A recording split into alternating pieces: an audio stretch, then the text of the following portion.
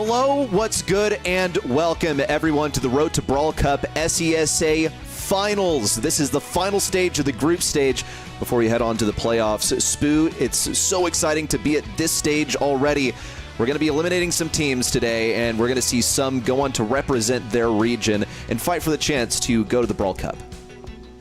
That's right. This is the last stage of the regional league. It's a pretty elongated format. So if you guys are new to the show, I understand. Most of my team didn't understand the format either when I was presenting it. But here's how we started off. So we had open qualifiers. It's a single elimination. Pretty simple. 16 teams were gathered from there, and that's 16 of the best teams. Now we went on to the regional leagues. That's where we were at. The past 2 days, we've had a non-stop battle in the group stage.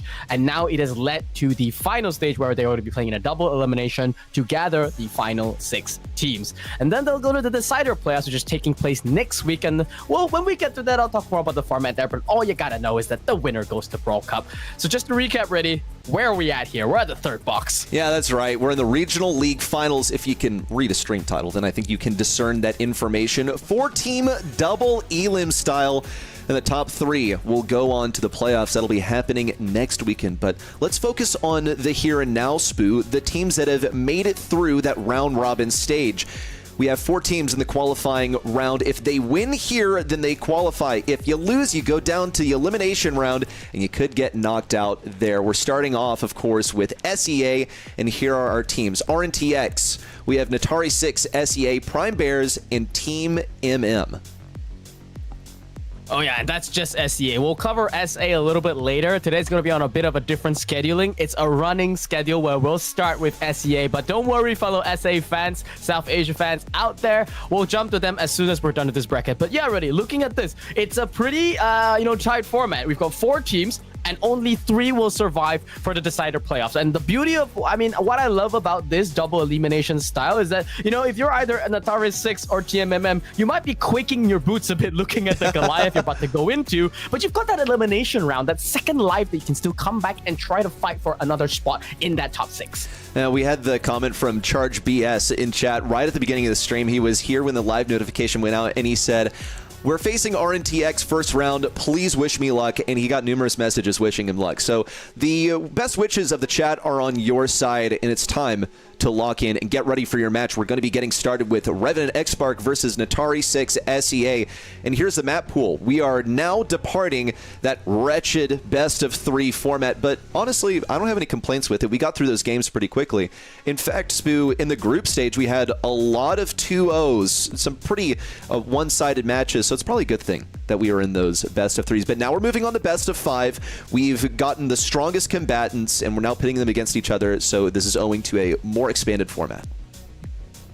Oh yeah, I prefer best of 5s. I think I've always been describing best of 5s as the gold standard, but in certain formats, best of 3 allows you a bit of advantages, for teams on their perspective. Instead of winning 2 sets, you only need, instead of winning 3 sets, you only need to win 2. So a lot of people consider that best of 3s are a lot more cheesable, so to speak. But now coming to best of 5, really, it comes down to, just consistency, and we'll find out basically if the better team will win today. Okay, well, may the best team win. If you win here, you go on to the next stage. You are qualified. We're getting started here on open business to kick things off. We'll find out in a moment who has that first selection between RNTX and Natari 6 SEA. Now, reflecting on just what we saw in the group stage, of course, these were the strongest teams from SEA. However, Revenant and Xark seriously walked through both of their opponents on those streamed matches, abusing BB, also the raw power that she boasts at the moment. They're going to have the wherewithal to go ahead and ban that one out. That indicates to me that Natari 6 SEA have the first selection because they're going with a pretty strong couple of last pick brawlers. M's, of course, would be strong at any point in the draft. Yep. I think the BB is still a great indicator of which side that these teams are going to be playing on. And looking at the PS and the M's, I think those are other 2 safe picks. I'd be quite surprised, honestly. Like, can you imagine, we're talking so much about BB being an indicator, and then Revenant and Xark comes out and is like, yeah, actually, we were first pick. We just weren't concerned. We weren't convinced that BB would have been that strong. But yeah, nah, that's not going to happen. How crazy we got would that Crow be? coming in. Yeah, we got the Bird coming in for Okay, Natari 60, I almost said that their logo was a bird, but it's actually more of a dragon now that I look at it. But yeah, they've got this dragon, and this bird, honestly, is slowly becoming, closer to a dragon, right? And given all the buffies, and it's completely understandable. But RNTX, they're going to lean back into just basically what has been oppressing BSC and the latest monthly finals, for example. So Spike has really, really become the flavor as one of the best anti-tanks. And beyond being an anti-tank, it's a really, really scary mid-range brawler, too. Yeah, so you have a good amount of range to your advantage, should be able to, fire around some obstacles that way if you really want. Also have Stick Around, that super that can block up a pretty good chunk of the map. You might be able to prevent some of the progression into mid and hold on to mid a little bit longer. Someone else gets killed on one of your lanes, it's fine. You can fall back and utilize the super pretty well. You'll be getting a bunch of damage, especially with Kenji getting up in your face. He's going to be using his ability to heal to soak up a little bit more damage, but the trade-off is that you're also going to be feeding some of those supers. I'm especially looking at Spike Super as one that you don't really want to be feeding. It's not like a win condition, it's not the end of the world, but it really doesn't help your team. It's a good matchup too. Like Kenji has always been good into these kind of squishy glass cannon type brawlers, especially because of the fact that you press a single button and you get so much of that health back. Thanks to that. Oh my gosh. I think it's about Hoso Maki healing. But here we got the double bird coming in again. Yellow bird, black bird together, pairing up here in Atari 6C. But you know how I feel about this, right? I know. It's got a 1-0 lose streak, and there's a reason why, and this is exactly why Revenant and Xark go for the immediate punish. No need to think about it any further. They know that they need an assassin to exploit this bow. They've already got a Mina, to be honest, that can deal pretty well with the mines, and so I don't expect the players on the caliber of Revenant and Xark tripping up any of those things by accident. So have to say, like, was this a wasted sort of side laner? Why did they go for the bow? I have to wonder. I think the idea here is to just go ahead and plop that super totem down, get a quick super for Crow or maybe like Kenji, because it is expanded now. That is one of the benefits of the Buffy. Also prevents something cheeky like, let's say, like a last pick barrier or something, like something with a lot of sustain, because you're able to get some pretty reliable damage onto that brawler if he wants to stay at mid, of course. That's just the concept, but you see Lamine is actually playing on the lane this time, so it's a good call out by you, Spoo. It is Crow taking more of the mid role on this map. We'll see Revenant and Xark sacrifice one of their brawlers in this attempt at mid. Looks to be good with Sergeant cleaning up on the right side, now circling over to the left to attempt to eliminate Bo. We see he's also earned his hypercharge, now going for the spawn camp versus an Atari 6 SEA. And even the jump from Crow was not enough to keep him safe from the smacking hands of this animated pile of clothes. Oh my god, that was a triple kill from that animated pile of clothes, just rocking the humble outfit on top of that, unofficially, of course. But wow, Sergeant, I mean, he just probably made the call to the rest of the team, right? Like, just wait for that gadget before going in a second time aggressively. Now, once again, exploiting that super to the fullest. Now he's low HP. He knows he's going to die. Just trying to get that next super online. Don't want to waste that hypercharge. Now he knows there's nowhere to go. He's going to go down there to Yogurt, but it is all about the point control. 77% now. It's tightly in Revenant and Xark's hands, and with this hypercharge from Sergeant, they should be able to get a retake. Now going aggressive, jumping to the backline. Beautifully dodged there from Sergeant, but Milo Hito makes a big jump into the back. Gets nothing, actually, and it's just Revenant and Xark completely dominating this game.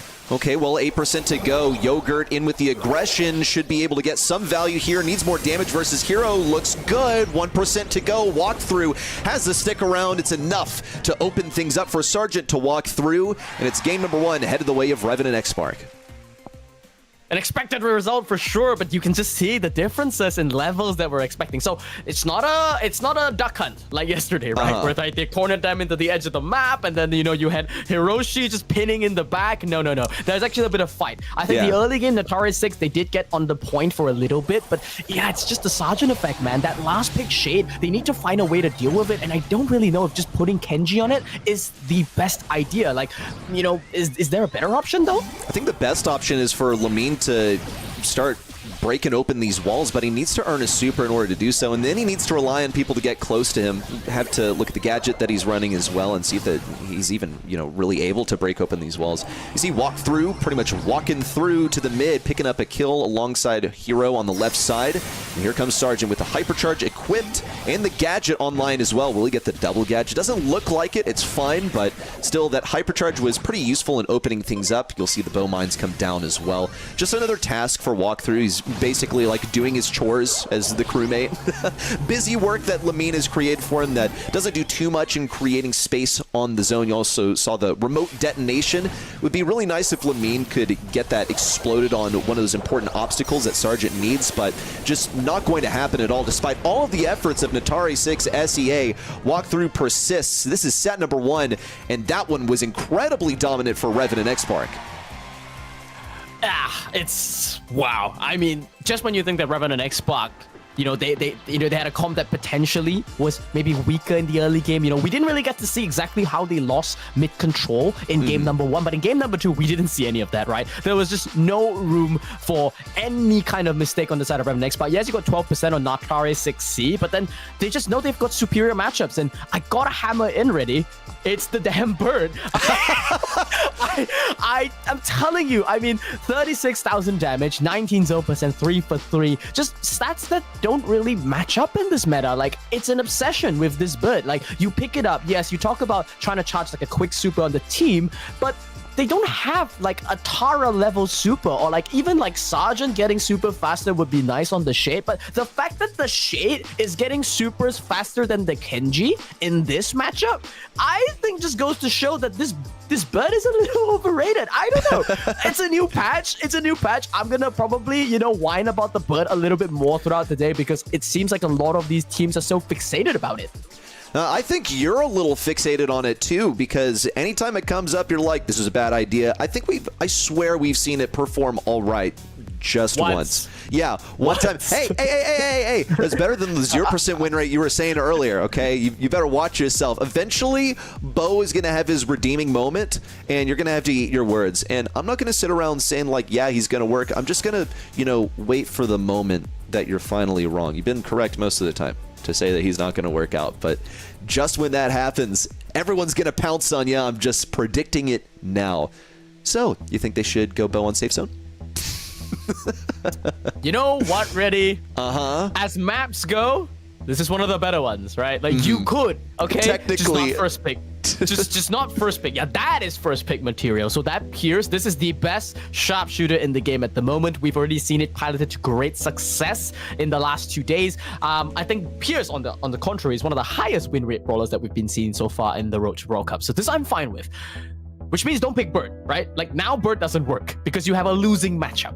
Essentially, it's plain and simple. You go long range versus long range. The best matchup for a bow, honestly, is just one of those odd, like, it's bow versus mid range, and then it needs to be an open lane, and then, you know, that's the kind of situation that maybe you can consider it. Here they're gonna go for Angela. Okay, I don't mind this. This is a very conservative choice. They will suffer a little bit in safe damage department, but that's why they've got the other 2 picks.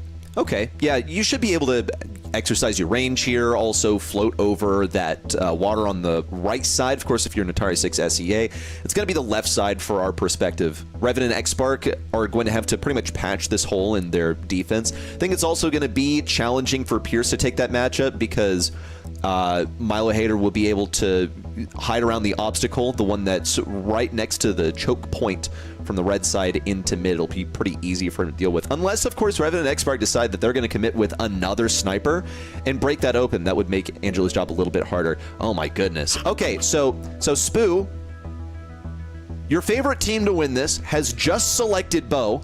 Are they listening? Sergeant, get out of my chat now.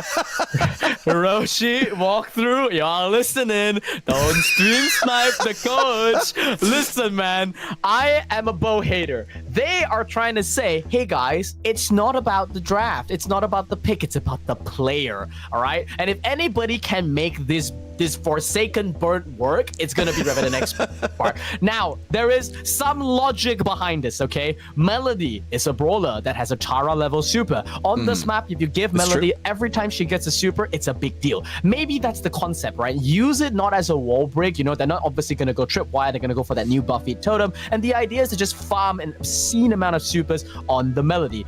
The other idea is just, I'm Sergeant Clash. I'll do whatever I want to do. It's my region. I dominate. You know? Hey, and another concern of mine, you bring up the Melody. I feel like the Kaze could be pretty prone to feeding this. You talked about her as like a Tara level threat once she has the super. I gotta agree there. Hypercharge is even more fearsome since she'll be able to easily get to the other side. She'll have a ridiculous amount of damage. Now, Spoo, I have a strong feeling that they are listening to what you're saying. This seems like something that they would do. Pick the bow just to show you that you're wrong. But if not, that's cool too. I think that Bo, with his mines, should be able to get some pretty meaty damage onto the safe. There was a point at which Bo was meta on Heist, pretty much because his Hypercharge dealt so much damage and because he could get past that shield. Yeah, first aggression going to come out from Sergeant. He's going to be trading it out there and taking that early fall there. But wow, walkthrough just 3-tapping, 4-tapping, double kill there with Sergeant's help there. And that's already going to be Revenant, but as you mentioned, the mines going to be on the safe. If he chooses to use Tripwire, then that indeed is going to be 6,000 damage. And I think it is Tripwire because I'm not seeing him drop a totem so far. No, and it would be pretty easy to drop one around the right side, right? It would get a lot of supercharge for both him and Walkthrough. But yeah, seems that the meta is to detonate those mines. Sometimes, though, your opponent will just do it for you. Though, we'll see Yogurt actually rewarded with a kill with his aggression on the Bo. It's one of the drawbacks of Bo is that he just has nothing to offer in close range. We'll see the huge distraction from Hero as he moves in on the back lines. Now, walking across that safe, counterclockwise to maximize the damage. He's earned his Hypercharge along the way. It spells defeat for Natari 6 SEA if Revenant Xark can get the prime conditions for Melody to use her Hypercharge.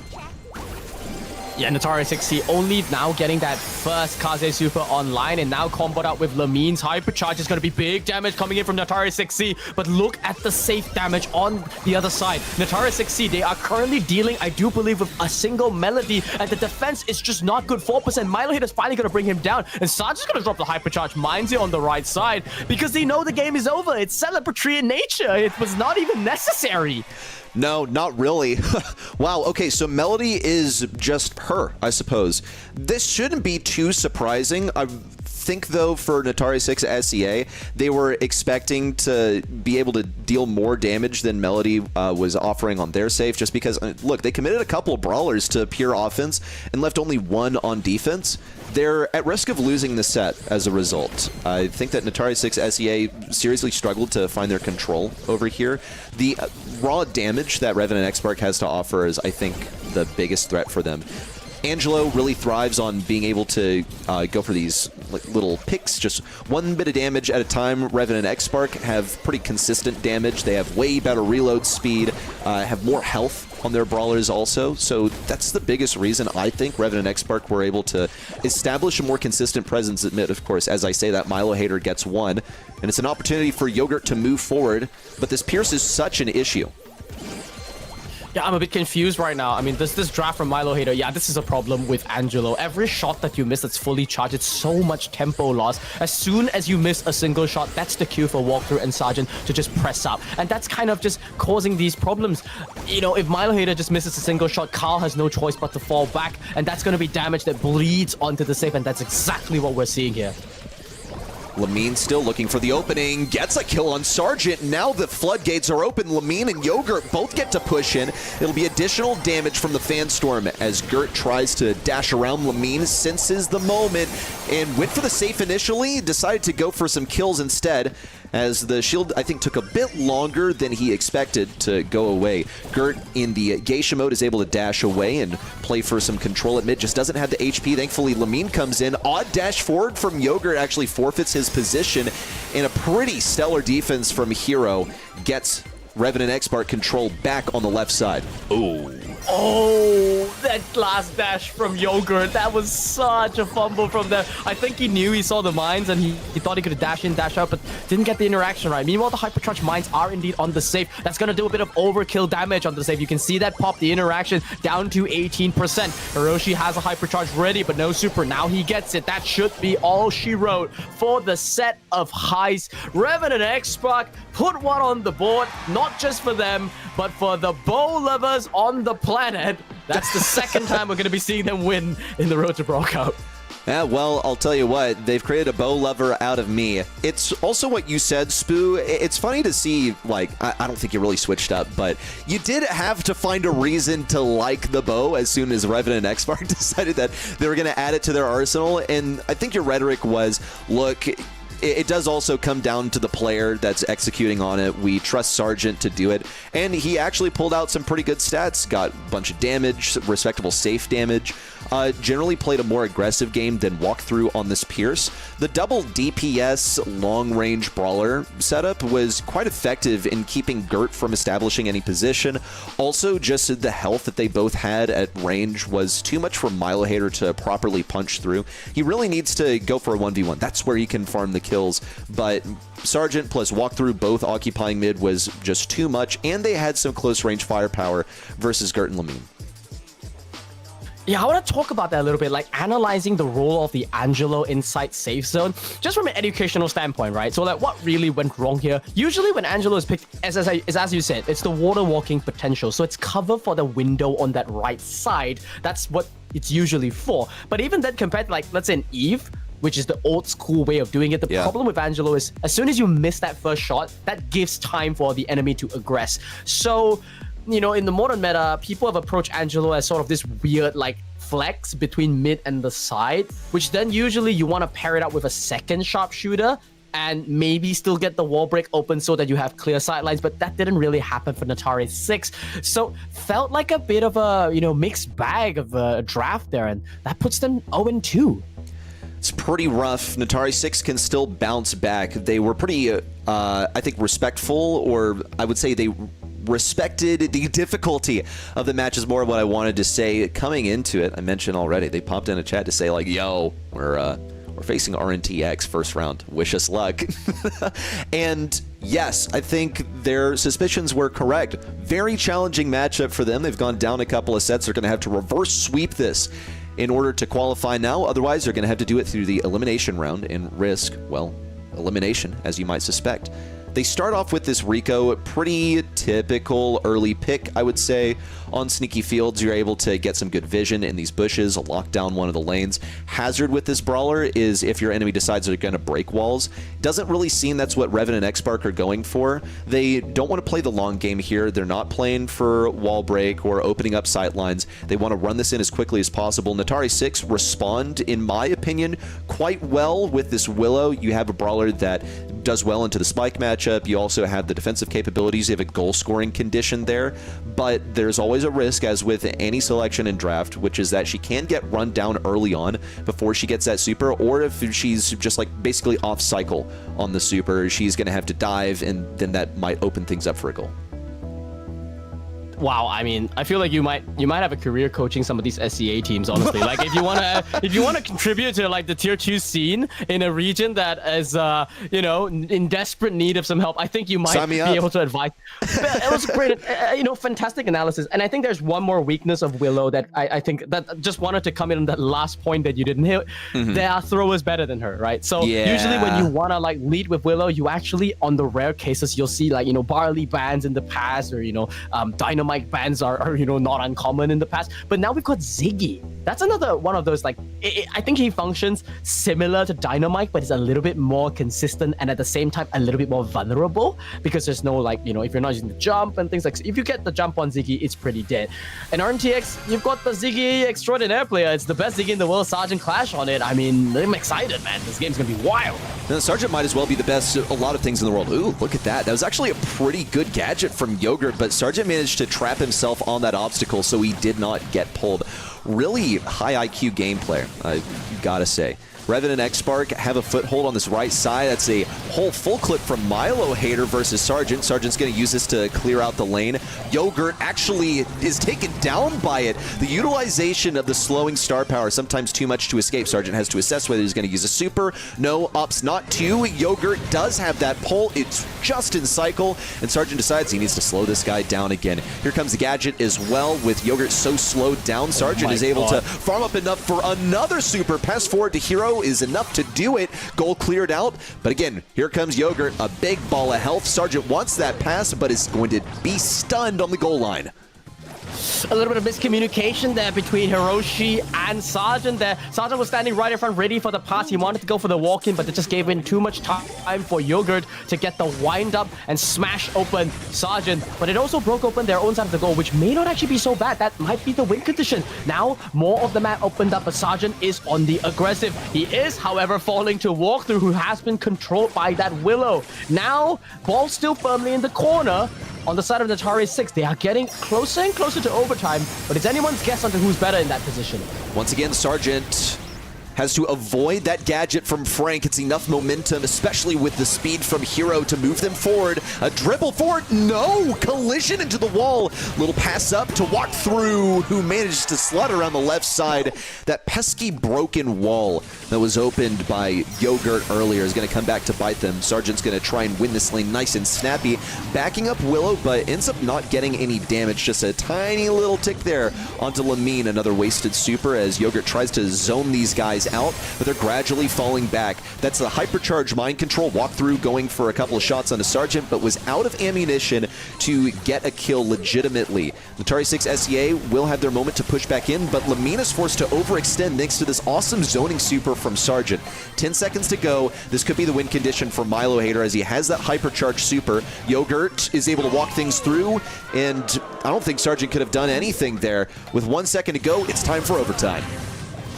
As we head into speed, that's going to start things off. Sergeant, though, gets immediately melted by Milo Hater, the strongest brawler on the side of Natari 6. Meanwhile, though, Yogurt is being lasered down by Max, but not that much of a damage output. That said, though, Hiroshi's been landing so many taps, just keeping the pressure on Natari 6. Bought time for Sergeant to come back. We see Milo Hater go up with a strafe. Not going to connect. Sergeant now gets a hypercharge super, chucks it across the field. Hiroshi's going to go down. Now, Sergeant has got an open goal. Nice and easy. Slots it in. Total domination from Revenant Xark. Hey, I gotta say though, Natari 6 SEA did manage to get a goal along the way, so it just took them a while to move forward. I think that's the struggle. You're facing against a Max that is usually going to initiate, and then you have to respond a lot of the time. So they had to win a battle and move up several times. So you have several interactions that you have to win consecutively in order to move up to Revenant Xark's side. They finally were able to do it, and even then, it was like by the breadth of what? A single missed Ziggy attack and then some? It wasn't possible for Sergeant to defend that. He just didn't have the DPS. Getting started here on match point, Revenant Xark have the early advance into mid. You'll see the kill there from Sergeant and Hiroshi in combination. Sergeant now with the super forward, and the best efforts of Yogurt are enough to break open some walls and get some rudimentary defense, but not enough to shut down this 3-strong charge from Revenant Xark. Oh my god, that's like trying to go for some kind of like kamikaze play. You pull the pen on the grenade, you stand there thinking it's gonna save you, and then like it just doesn't do anything. You've opened your entire goal, now you get melted by this hypercharge. Yes, Sergeant is going down, you've got the mind control Hiroshi. That should be a successful defense at the very least. No, Hiroshi comes back, now just has to dodge this Frank stun. Use the phase shifter at the perfect timing there to dodge the damage, but not the stun. It's a desperate defense from Natari 6, but they survive for now. Okay, Revenant Xark, what do they have in their toolkit now? They have some utility on walkthrough. That's a missed gadget from Yogurt, just out of range. Yogurt now moving forward has to decide, am I going to break open every single wall? It would be so good for walkthrough and Hero. He has to decide not to do that, just practice some restraint. But the chip damage is getting too much to deal with. 3 hypercharges out. Milo Hater remains alive. Ball gets pocketed on the left side. Lamine does his worst, but it's still not enough. No one responding. Not a single person in sight. Walkthrough gets to pass it in and secure Revenant Xark a flawless match all the way through to the qualifying moment. It was a promising attempt there from Natari 6, but at the end of the day, it is Revenant Xark that they are going up against. And looking back at some of these replays here, I mean, man, it's just team wipe after team wipe after team wipe. Like Revenant Xark, they're playing this control comp, but it's got like some elements of tempo inside because they've, got this max selection as well.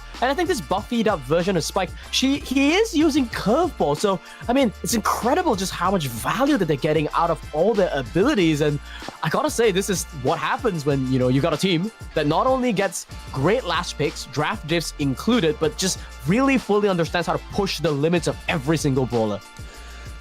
Revenant X Spark are through. All they had to do was show up, win one match, dust their hands off, and say, okay, see you next weekend. We'll be back on Saturday. Natari 6 SEA, different story here. They fought so hard to get to this stage. They're taken down in just 3 sets, and now they only have one best of 5 standing between them and elimination. The same goes for their opponent that they will meet in that elimination round, which, well, Spoo, we have to find another team to qualify, and we have to find a worthy opponent for Natari 6 SEA. Yep. That match is going to be coming up real shortly. You good? I am good. Yes, sorry. I just saw something from the admins, but yes, I am completely good. I have the wonders of running a 2-man show with admins in the back. This is how it is. You got I'm hosting, I'm running production. Spoo is caster number 2, and he's running all of the admin work. That's just how it is, folks. Clearly, we have some preparation to do for our second match. It's Prime Bears versus MM. You are watching the Road to Brawl Cup. Sesa, we'll see you after a quick break.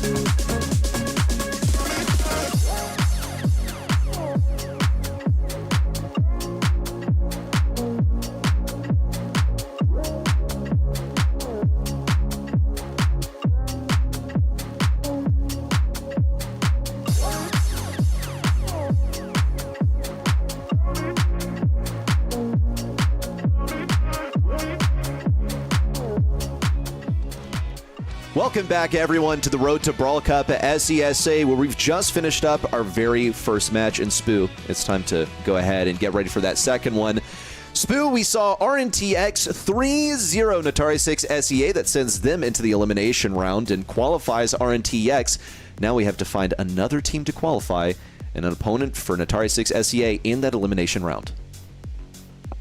And I get to watch my favorite Brawl Stars player of all time. X9J. That is right. It's my boy X9J that used to be retired. He kind of still is. And this is a team of people who are playing probably from a military camp somewhere in the country. Probably not supposed to be doing that. Nah, I'm kidding, guys. It's the weekend. They're allowed to play on the weekends. Like they get to go home and stuff. Like we don't run a concentration camp or whatever. It's just a national service, okay? But yeah, on qualifiers, fun fact, so Prime, they had to play on weekdays, so they were playing on their phones, and it was actually quite a competitive qualification. They did drop sets. So compared to I want to bring it back for a moment. Compared to RNTX, where they have been, just so dominant, and we've just been gushing about how, crazy strong that they've been.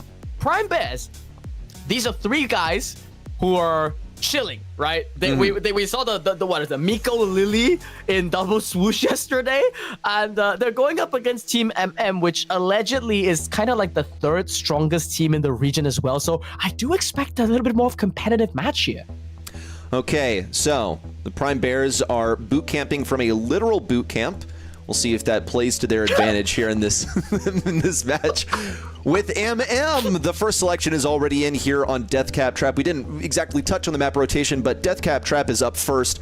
After that, we'll head to Goldarm Gulch, then Sneaky Fields, and if MM are able to muster the might, maybe that's what MM stands for, to head on to set 4, then we'll go to Safe Zone, and then Open Business to follow. First selection of the Crow. Let's talk about how this interacts with the bans as well, Spoo. It should be a nice controlled selection. Prime Bears going in with the 8-bit is an interesting one. Should have a lot more survivability in close range. Immediately, just going double down, right? Double anti-tank. Oh my god, I'm gonna gush about X9J all day. He loves the 8-bit. I just want to put it out there. Like, this guy was an 8-bit, one-trick pony for the longest time, and you'll notice that there's a lot of good places on this map that he can like put down that turret to, and Deathcap Trap is a bit of a weird map, right? Like, if you see on this right lane, there's this kind of like just a 3-long wall that's just hanging out of the bush, and that's where like you will be playing defensively because you want to prevent brawlers like Mina, brawlers like Mortis. What they'll do is they'll just dive into your bush from your right lane, from your perspective, and if they get in there, the game is basically over. It's kind of like getting the win in double swoosh on the offensive lane. You take control of the enemy bush, it becomes so difficult for your mid to play.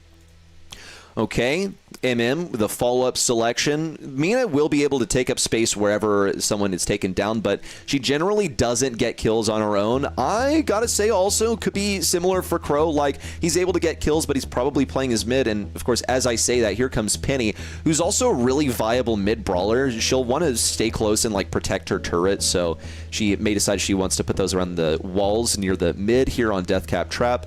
Prime Bears now have a moment to go for some anti-turret. There's always the possibility of a thrower. It's going to be a bit of a struggle to play into a movement brawler like Mina, so there are other ways to do it if you really wanted to go for something aggressive. Yeah, here you go. With the Kenji selection from Prime Bears, that should also be able to be just fine pretty much in the Mina matchup. You had the movement to catch up with here. You also have the heal to survive for, to be honest, pretty weak first couple of attacks. So just a note there. Might also be pretty effective in dealing with Penny as you're able to get in close range. You just have to be mindful of that salty barrel. Yeah, that's like the one thing. I mean, okay, two things, right? In Penny's kit that helps her survive against tanks. The other is I think they call it Master Blaster star power, the one where you put down the cannon and has a bit of knockback. So that's some protection that he's gonna have up against Prime. But this is what I talked about. So when you're up against burst damage based brawlers, Kenji's just so good. It's not like Trunk, whereby you have to preemptively pop in and get the heal. You literally take a buttload of damage and then you don't care. You just pop the button and the healing's there. So this is the position that I was talking about. Look at how, because Prime is inside this bush, Team MM basically only have half the map to play. There's no way they can come back on that left lane, and that's such a big chunk of map control that they're losing. Okay, left side still occupied by this Kenji. Prime Bears gradually moving their way into mid, especially with the force of Kenji at the top on the right side. Sigma Miko tries to push in, will deal some damage to Killer 34, but ends up feeding that super to X9J. Really needs a plugged-in star power this time because he needs to avoid the turret from Penny, which is swiftly dealt with on the left lane. There's a lane switch also from Penny, now taking to the right side, and then getting the position replaced by Sigma Miko. I guess a way of stretching out your lanes once you don't have 3 members, but it didn't really feel like a targeted decision, more of a team comm that said, hey, let me have it. And so far, it's actually worked out. Sigma Miko has moved Prime Bears back into their spawn and is dealing some serious damage to Prime, trying to cut off from the bottom. Snacks have a kill onto Killer and also gets a kill onto the right side in combination with Crow. It's looking pretty solid from MM. They've got total mid control back, and X9J is now going to be eating so many of these barrels. Okay, Whoa. Sigma Miko's even going to be able to come in there and get a kill thanks to that turret. But we've got Prime trying to disrupt the flow of chi inside the mid, successfully doing so for time being. Bought some time for Killer to run up this right lane, but he's still leaning up against a Miko. Gets the mute out, but still got hit by that 4K. X9J is back with a Hypercharge Super of his own, but the gems are all tied up. Jay just wants to TP back with the cheat cartridge, and that he will accomplish. But MM still have plenty of time to count it to 10 gems themselves. A kill on Limited would be pretty useful. Same could go onto Crow. 5 seconds left. MM now need a kill onto Jay or onto Prime, but Jay is simply too far away. That latent jump from Crow is not going to cut it. Game number 1 goes the way of Prime Bears. Ah, that's such a pity, such a pity. Team MM, they had an opportunity when you know, I think they rushed it a little bit. They were a bit nervous about the fact that the 11th gem may have spawned, but I don't think they were keeping track of the exact timer because they were gathering in the mid in anticipation for gems to spawn. But a fresh gem basically had just spawned, so they're just wasting time and eating shots from the 2 long-range brawlers, and that little bit loss of tempo put it enough time for Prime to collect that last gem so safely and then just retreat. I think MM definitely had a comeback in the game, but they just, you know, that little bit of tier 1, tier 2 gap, that is it. It's like exact precise timings like this will punish you.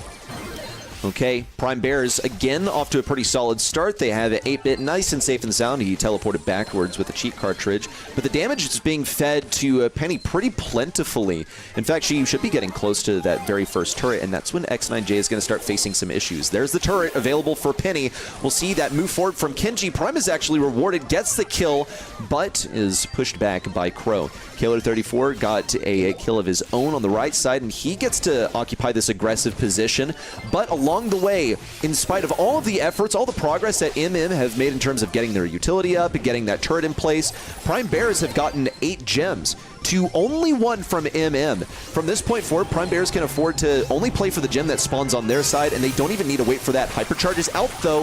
It's enough of an opportunity for Crow to move forward and get a kill. Make it double! In fact, and a bit of damage onto Jay, but not enough to send him down. It is enough to interrupt the countdown. Pretty high value play there, but we now see split gem carrying coming out from the side of MM. They are extremely behind in the gems, and see, Killer 34 is not even necessarily rushing it. Okay, taking his time, now picking up that 10th gem. I think he could have maybe waited for X9J to get it, but it's a minor difference. At the end of the day, if Sigma Miko cannot bring either of these brawlers down, that's going to be a set loss for them. And yeah, I think that's exactly what's going to happen. Now 3 seconds left. You know, it's just chilling. We're going to watch Prime Bears celebrate inside the base. Game 2, most certainly a much cleaner execution of Prime Bears comp, and with that, they're going to get set number 1. Pretty solid here from Prime Bears so far. I got to give credit where credit is due. MM did make good use of that hypercharged penny turret. Once it was up, it was a lot to deal with for Prime Bears, particularly X9J, where he got nuked by the hypercharged penny turret while he was in spawn. The interaction there is pretty much if Jay doesn't have his turret up, or it's, you know, not far away enough from it, Penny's cannon, and Penny manages to take down, or she has her cannon up, then it's like impossible for you to play into that. You can't get any control. Then you have to rely on Prime to swipe it in there with his dashing slashes, or for Killer 34 to somehow make it behind. Thankfully, the aggression from Prime was usually enough to keep that Penny turret not a problem, basically, to keep her out of position from putting it in, or just plain and simple eliminating it himself. So Prime Bears, they identified the problem that was presented by MM's composition. They dealt with it with pretty much aggression and really solid gameplay. Spoo, I want to echo something that you said. This is the tier 1 difference, basically, just a little bit better. Yeah, I'm really, I can feel it. I can feel the hunger from MM. I can see them, like, you know, Crow making these high-risk plays. He knows he's going to go down. Yeah. Cycles out that second hypercharge. Wanted to get, if he landed directly on the 8-bit, I think it's a 10k. So it's like everything comes back, and it is enough to bring it down. Could happen, but that's still, like, it's ambitious, right? But what we're lacking is, so you got the ambition, you got the strategy down, but the tactics is this micro, you know, decisions that they're making, whether it's a lane swap that's at the bad timing, or what I mentioned, like, you know, waiting in the gem mine when you don't have to, right? Those are things that differentiate the tier 2 and tier 1 level, because at tier 1, you make a single mistake and your opponent just carries that advantage to a tremendous degree. And in this case, I think wow. They're still gonna have plenty of chances to come back though. We've still got 2 more sets at the bare minimum. And hey guys, I changed the map pool. You guys were asking for more Hudson and more knockout and other stuff, another map. So I got Gold Arm Gouge for you. If you guys notice, what we also did with the map pool is basically the first semi-final and the second semi-final match, they have the same map pool, it's just inverted. So we will be able to see all 5 maps of that best of 5. And Gold Arm Gouge, it's a sharpshooter map, and my boy X9J is definitely gonna go straight for the best sharpshooter in the game. Is he a lifeguard or a piss guard? What is he? Whoa, I think he might be a, well, I don't know, because Buzz is the lifeguard, right? Doug is the guy who serves snacks, and then I guess you have, no, I feel like his role is not really clear. He's like a police guard, basically. He's the P police. Yeah, I don't know, maybe, I don't know. Unclear. He specializes in one specific thing. Damn, the market's that bad, huh? We need to create new jobs in this economy, and we've got a piss guard now working at stations. I guess that adds up. Okay. Well, so we got the piss guard on one side. Team MM gonna respond with this Charlie Gus setup. Going in between the Gus and the Charlie, it's a bit of like a both, right? You're trying to get the second best sharpshooter arguably in the game at the moment, and then on the other hand, you want to have some coverage for tanks, but at the same time, Charlie's really good at dealing with this Pierce in the first place. So long as he doesn't have bubbles on the ground, you can basically use those spiders to just block out a lot of those shots. But they're not deterred. They're gonna double down, go in on the Brock, and I think they should be hard committing to this full map open strategy. Yeah, I think so. You need to be able to outrange that Charlie. And yes, the spiders are going to be a problem, but that's kind of fine.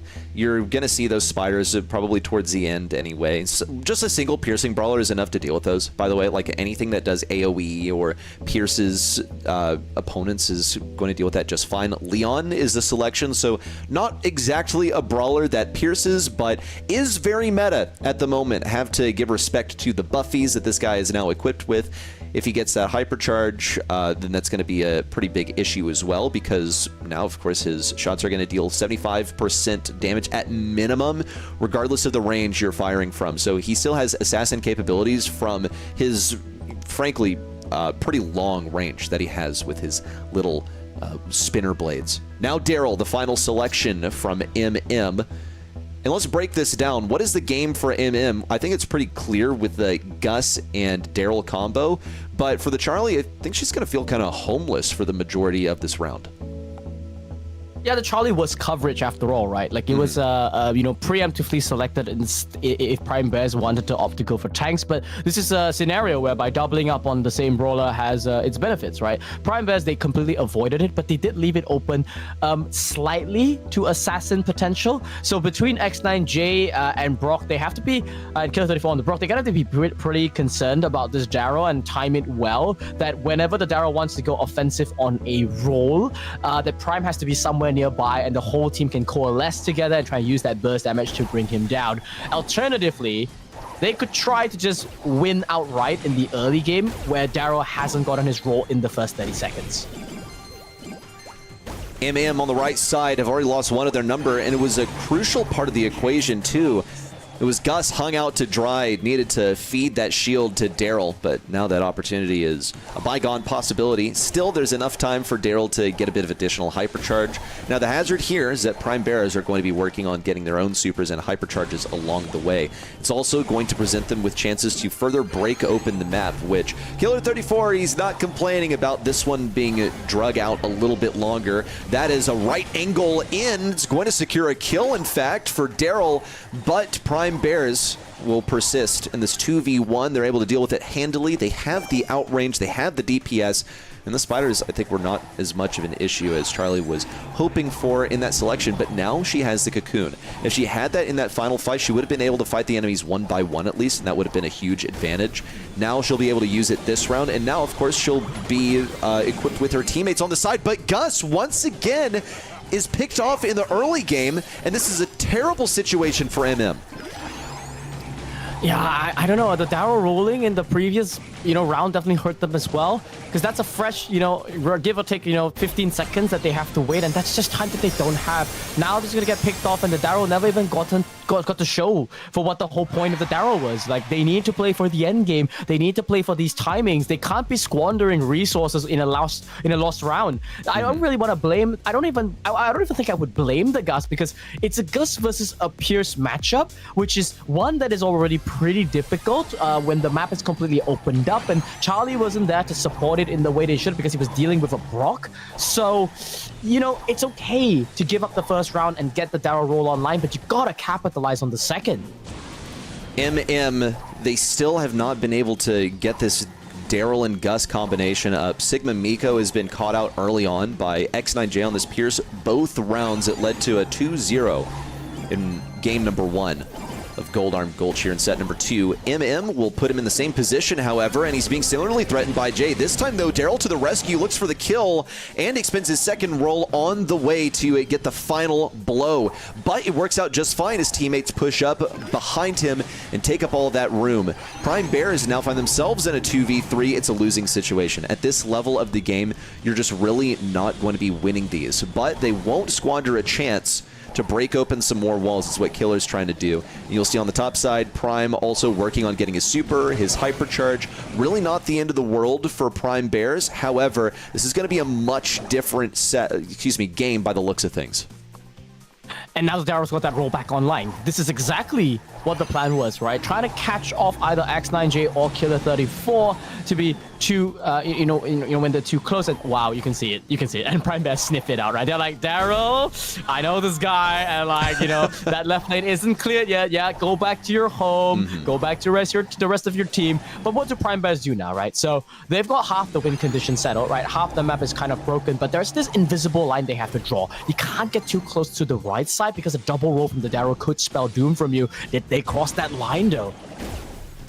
They're daring to cross into mid any second. Here comes a hypercharge from Killer 34, breaks open a bunch of bushes, but nothing else. But the super from Jay, and of course Killer 34 joining in is enough to send Charlie packing.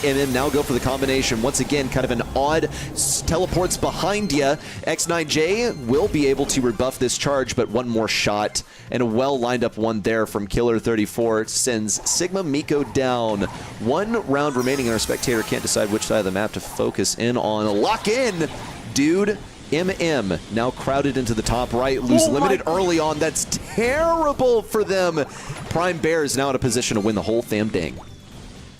I mean, this is the heat-seeking missile strategy, you know, from like 2021. The whole point of Leon, you know, a lot of the times you take Invisi-Heal on the Leon, but something that a lot of people don't know is that if you run the Leon with speed trails, which is I think what Prime is on, you super from the base and you can reach the enemy side immediately, and there's just no time to react. Here you can see it again. Hypercharged Leon on the hunt, goes in, puts limited so low, and then now he just gets caught by the rocket rain. He's just completely, you know, it's something you don't usually think about because it's not possible unless he ran that star power. But wow, I mean, it's a gamble play, don't get me wrong, but okay. Killer 34, 8-1 there. That's pretty ridiculous. As a Brock also, you're not here as the DPS brawler, you're not here as the assassin, but this guy has lethal aim. The number of rockets that I saw impacting opponents on where I was like, oh my gosh, that was crazy. Numbered, I think, more than I could count on one hand. And Killer was taking credit for most of the kills there. Of course, it was a team effort. Prime was creating a bunch of pressure. I think his KD would lead you to believe otherwise. He wasn't usually finishing off the kills. He was creating the pressure. He's putting down that lollipop, getting the invis for Prime Bears, and allowing them to strike when it was least expected. Particularly a impressive hypercharge from Brock. That one caught my attention. Yep, I think he did it more than once as well. Like, Rock and Rain getting kills is rare, right? Because the pattern of the rockets is predictable, because usually you don't get hit by more than one, right? But as you said, it wasn't just his effort. He did get the last hit several times, and it was great pinches from his teammates that also enabled that. This is a scary team. I mean, I almost want to say that Prime Bears just might give Revenant and Xark a run for their money in the decided playoffs. That's a pretty big one. Yeah, Prime Bears looked pretty convincing in the group stage. Now they're looking like they're going to be able to make it through without really any serious opposition. Have to shout out, of course, MM for showing up today and giving their best shot, and also getting some pretty extensive gem grab games. But Knockout, that one was gone in a flash. And they need to get the draft on point here. They're going to be first selecting Crow, not a bad pick here, really solid. Got buffies, nothing to complain about there. Prime Bears, however, will already be equipping themselves with some anti-tank stuff, and of course Mina to crank up the momentum. We saw Max utilized earlier by RNTX to get themselves to the enemy side. That is how they accelerated things in set number 3. It's how they were able to sweep through at 2-0. Prime Bears have a different way of doing it. They have the movement brawler, but they're going to put an exclamation point on this comp with, I think, something that has better survivability towards the end. They have their mid, so they're just looking for a solid lane now, and you can tell that MM is really hoping that they don't face the Mortis specifically, because it's banned, it's good, and they picked one of the best counters to it, which is Sandy. It's a pretty decent matchup into Mina, I believe, on this map as well. It's pretty disruptive. If you get Sweet Dreams hit in between a Mina combo, that can really lock her up a little bit. And in general, this map, I think Sandy with the Root Sands is just one of the best way to get vision control when you're not... Yeah, when you're not playing on like mass vision gears, which generally if you have to take vision gear in any circumstance, like especially when you take, like in this map, you want to like go speed damage, and that's like the most greedy thing you can do. Whenever you got opportunities like Sandy to go with Root Sands and just open that up for your team, I think it's a little better. This Frank though, I think it intrigues me, because usually when you go Frank, you're trying to pivot towards somewhere between a wall break comp, or at least have that flexibility. But the modern equivalent of Frank also can just play as a mid-range. You have to be a bit more disciplined to supers, but with irresistible attraction and the just hypercharge in general, you can run people down. This Prime Bears comp though, this last pick Ruffs, I don't know if it's sufficient. I'm a bit worried about the damage department for them. I am also concerned. I think I was questioning some of the damage from Revenant and Xark earlier, and in the end, it wound up being pretty fine. So Prime Bears, I think they're going to be playing pretty hard for control here. I think Colonel Revs can also get some pretty respectable damage in there, so I'm looking out for that as well. Though another thought of mine here from Prime Bears is that they're absolutely going to have to play for control, because I don't really see how that Colonel Refs is going to be that useful unless they hold on to those streets for a long time. Yeah, I don't know if they want to play long game even. Like in a complete wall break game for Prime Bears, it's only the Otis and the Ruffs that kind of really benefit. I guess that's sufficient, because on the side of MM, they've only got one Crow that can excel in the early game, and come on, guys. Like, come on. We didn't even get to see it. Come on. Yeah, you'll have to excuse the delay there. We were dealing with an issue with the spectating device, but Prime Bears find themselves up 1 goal, only 30 seconds into the game. They've got some serious momentum here. Look at the way that Killer also plays around the windmill on the right side. Limited also trying to get to this ball. Looks to be fine. The assistance from both Jay and Killer to clear that one out. Jay gets the kill on a Sandy. Was it really necessary? I mean, I guess it staggers the respawns even better. And here comes the hypercharged super from Prime. It's going to go to Killer most likely. It'll be able to throw everyone up in the air, and he also has the super. Yeah, just went for it. Okay, a little push on a Sigma Miko. Suck him in. Looks for the chain on the super, but a pass will work just fine anyway. Tons of damage from Crow, but it's still not enough to push back Killer 34, and that's game number 1. Match point coming in. It's their favorite mode, I know. Like, I remember from X9J and Prime, they did mention before that Sneaky Fields is one of the SCA, I mean, the top SCA team back then, like the X-Revenant and the X-KDS of last year. It was one of their favorite maps to play up against, the top East Asian teams, for example, because it's just so, like high risk, right? It's a gambler's type of map. And with these guys, they are, pretty much the definition of gamblers. Like, they're not afraid. They'll run inside the mid. They'll make this kind of high risk plays. They understand, like X9J, just hyper aggressive here. He's only got 1,000 health, but he's still going to stay up because he's just so protected around these bushes. And that's really the difference in experience with these teams. The experience is really showing. Prime Bears are playing. Oh my goodness, what a snipe. No! That is the difference in experience. I think it's on full display right there. MM just not thinking to cover that sight line going into the goal, and Prime Bears sensing that this is just a freebie, a gimme even. Ball passed backwards. They don't want to get swept all the way back and then have the ball in the clutches of MM. Oh my goodness, that was almost pretty serious from Limited. It would have only been a more expeditious goal is all, because they still had the control in the end. That is also the power of the Sandy Super. You have just immense control. As a result, MM were able to move forward too. Another cycled one wouldn't hurt. I don't know how close that Sandy is to it, but he's trying to get his next one online as quickly as possible. That's huge from Killer. They won't be able to get the ball in the goal. Of course, it's cornered, and I don't think this is where they want it either. They're having to wait for their teammate to respawn. Hero should be bringing that ball up any second now. I mean, it's a big pity that I guess they didn't expect Killer to just pop off, I guess. And indeed he did. He's going to continue his assault there onto Sigma Miko. The bubble, they're just blocking out all of that damage. Pinch there comes in from Prime. But X9J, the ball! It was shifted over to the mid and to the Sandy and now into their goal. Disaster for Prime Bears. They no longer have a complete clean streak. Team MM are going to get one on the board, but it was... Wow, that was like basically the equivalent of an own goal? Yeah, it was. It really was. And I'm going to do y'all a favor and not make you watch it again, but you saw Otis aiming the Hypercharge Super towards an opponent when he had an open goal, just a lapse in the team comms. Probably Prime Bears on their victory lap, basically, knowing that they are very close to winning. You know, they've had such a clean streak so far, and maybe lacking on the team comms. Now they're at risk of falling with the Sigma Miko walking it through. Prime Bears are down 1 goal, and this is their match point right here. They could be dragged into a set 4. The last map is always the hardest to win in any game. The pressure is on. X9J going to be eating the stun. The Sandy Super is queued up. There we go. Pass over the limit and then bang! Team MM are not going down without a fight.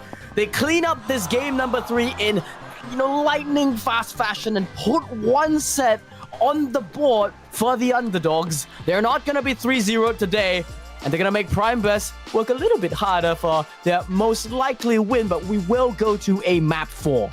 I am excited for MM here, but this was Prime Bears completely throwing away the set. That was also pretty sick right there. You saw Jay dribbled it back and then went for the super.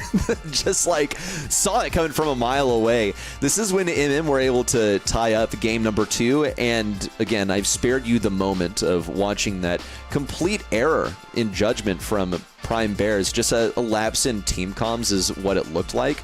And MM were able to get this set victory as a result. Really nice teamwork there from MM. I think they absolutely deserved that final game, but Prime Bears had it. That really, really hurts to watch. And if they don't secure this in the end, that is going to come back to haunt them. If this happened, it's like, say, a LAN or something like that, I guarantee you X9J would be thinking about that for years. Well, I mean, he's got some experience in that regard, right? Yeah, I mean, he's been through that. Yeah. Bad call from Sergeant, jumping in with 9 gems, almost going to a set 5 against Noble. So if anyone can reset from this kind of blunders, it should be them, right? Yeah. I mean, I don't know so much about Prime and Killer 34, but I know X9J for sure. He's going to be like, guys, just chill, guys. Just chill. Yeah, I mean, we gave them a free map. Yeah, we were crushing them for 90% of the way. And yeah, look at the map, guys. It's safe zone. You know what I'm good at in safe zone? Long range stuff. I'm literally gonna gap them, guys. It's all me. I'm gonna tap out of the VC and I'm gonna start playing Taylor Swift songs and we're gonna win. What is this with this guy and Taylor Swift? It better be the old stuff. That's the only Taylor Swift that I've listened to. I've been listening to this new stuff from T Swizzle or whatever people are calling her these days. Okay, let's focus on Brawl Stars. Spike and Bell, the rebuttal from Prime Bears here on Safe Zone. And Sigma Miko has selected the Crow first. I think just like solid brawlers all around. 4-5 turn is ready to move for MM. and they're going to have to be wise about what they choose at mid, considering they are facing a Bell. I think it's unusual to see Bell selected this early on in a draft these days. Even last year, I would have called this highly irregular, basically. Should be able to beat Brock in the, like, 1v1 brawler matchup. However, Brock will outdo her on the raw DPS. You have the super, you have the ability to break walls and open things up for your teammates, and of course, just the rockets impacting the safe. You're dealing, like, what, 4% with each shot, and then you even have Incendiary on top of that, which is just a passive for Brock as of, I guess, a year ago. Oh no. I gotta say it. I have to say it. I have to Speak say it. your Please truth. punish them. Just punish them now. Go any assassin and it's game over. Go BB! Let's go! Oh my gosh. There's no damage on the side of Team MM. They have to land Crow. Like, Crow's gotta hit. So, okay, so at least they've got a Crow, right? So, slowing Toxin. Does that still exist? Chat? Is that still a thing? I don't know if it exists post Buffies, right? I can't really remember. But slowing Toxin plus Rocket Fuel plus bow landing every arrow in the game, is that enough to stop the BB? This is the battering Probably ram not. strategy. It's like a one push. If they break into the safe zone, I mean the safe of Team MM a single time, that's gonna be so much pain coming in. And knowing X9J and Prime, like, you can already see, right? The plan is this: having the Bell and the Spike just stabilize the mid. It's okay to keep throwing Killer 34 into the enemy base. It's fine if he dies. Repeated pushes is the way to go. Here we go. Wall break is out, and this Killer 34, the movement is at large. He's already gonna get to the safe, just holding on. Okay, didn't get there. Didn't get to swing the bat, so no life steal for him. But that conceptually is how the game is gonna play out. It is going to be made a little turbulent for him because, of course, that healing ability is going to be impacted by Crow. He's creating consistent DPS. Another risk is that he's feeding Hypercharge and Super to MM, and Sigma Miko is well aware. Despite being marked up, he also will be getting that Hypercharge. It's a free crack on the safe, and Bo has also gotten some pretty solid damage on there so far with the mines. You see, in spite of Brock hitting every single rocket, Killer can still march forward. He's practically invulnerable. Sigma Miko has to be on this matchup. And yeah, Prime's gonna go aggressive as well on site on the safe. He's gonna throw the super a little bit too far. I don't think I agree with that. Wanted to use it more to enable X9J to get these shots.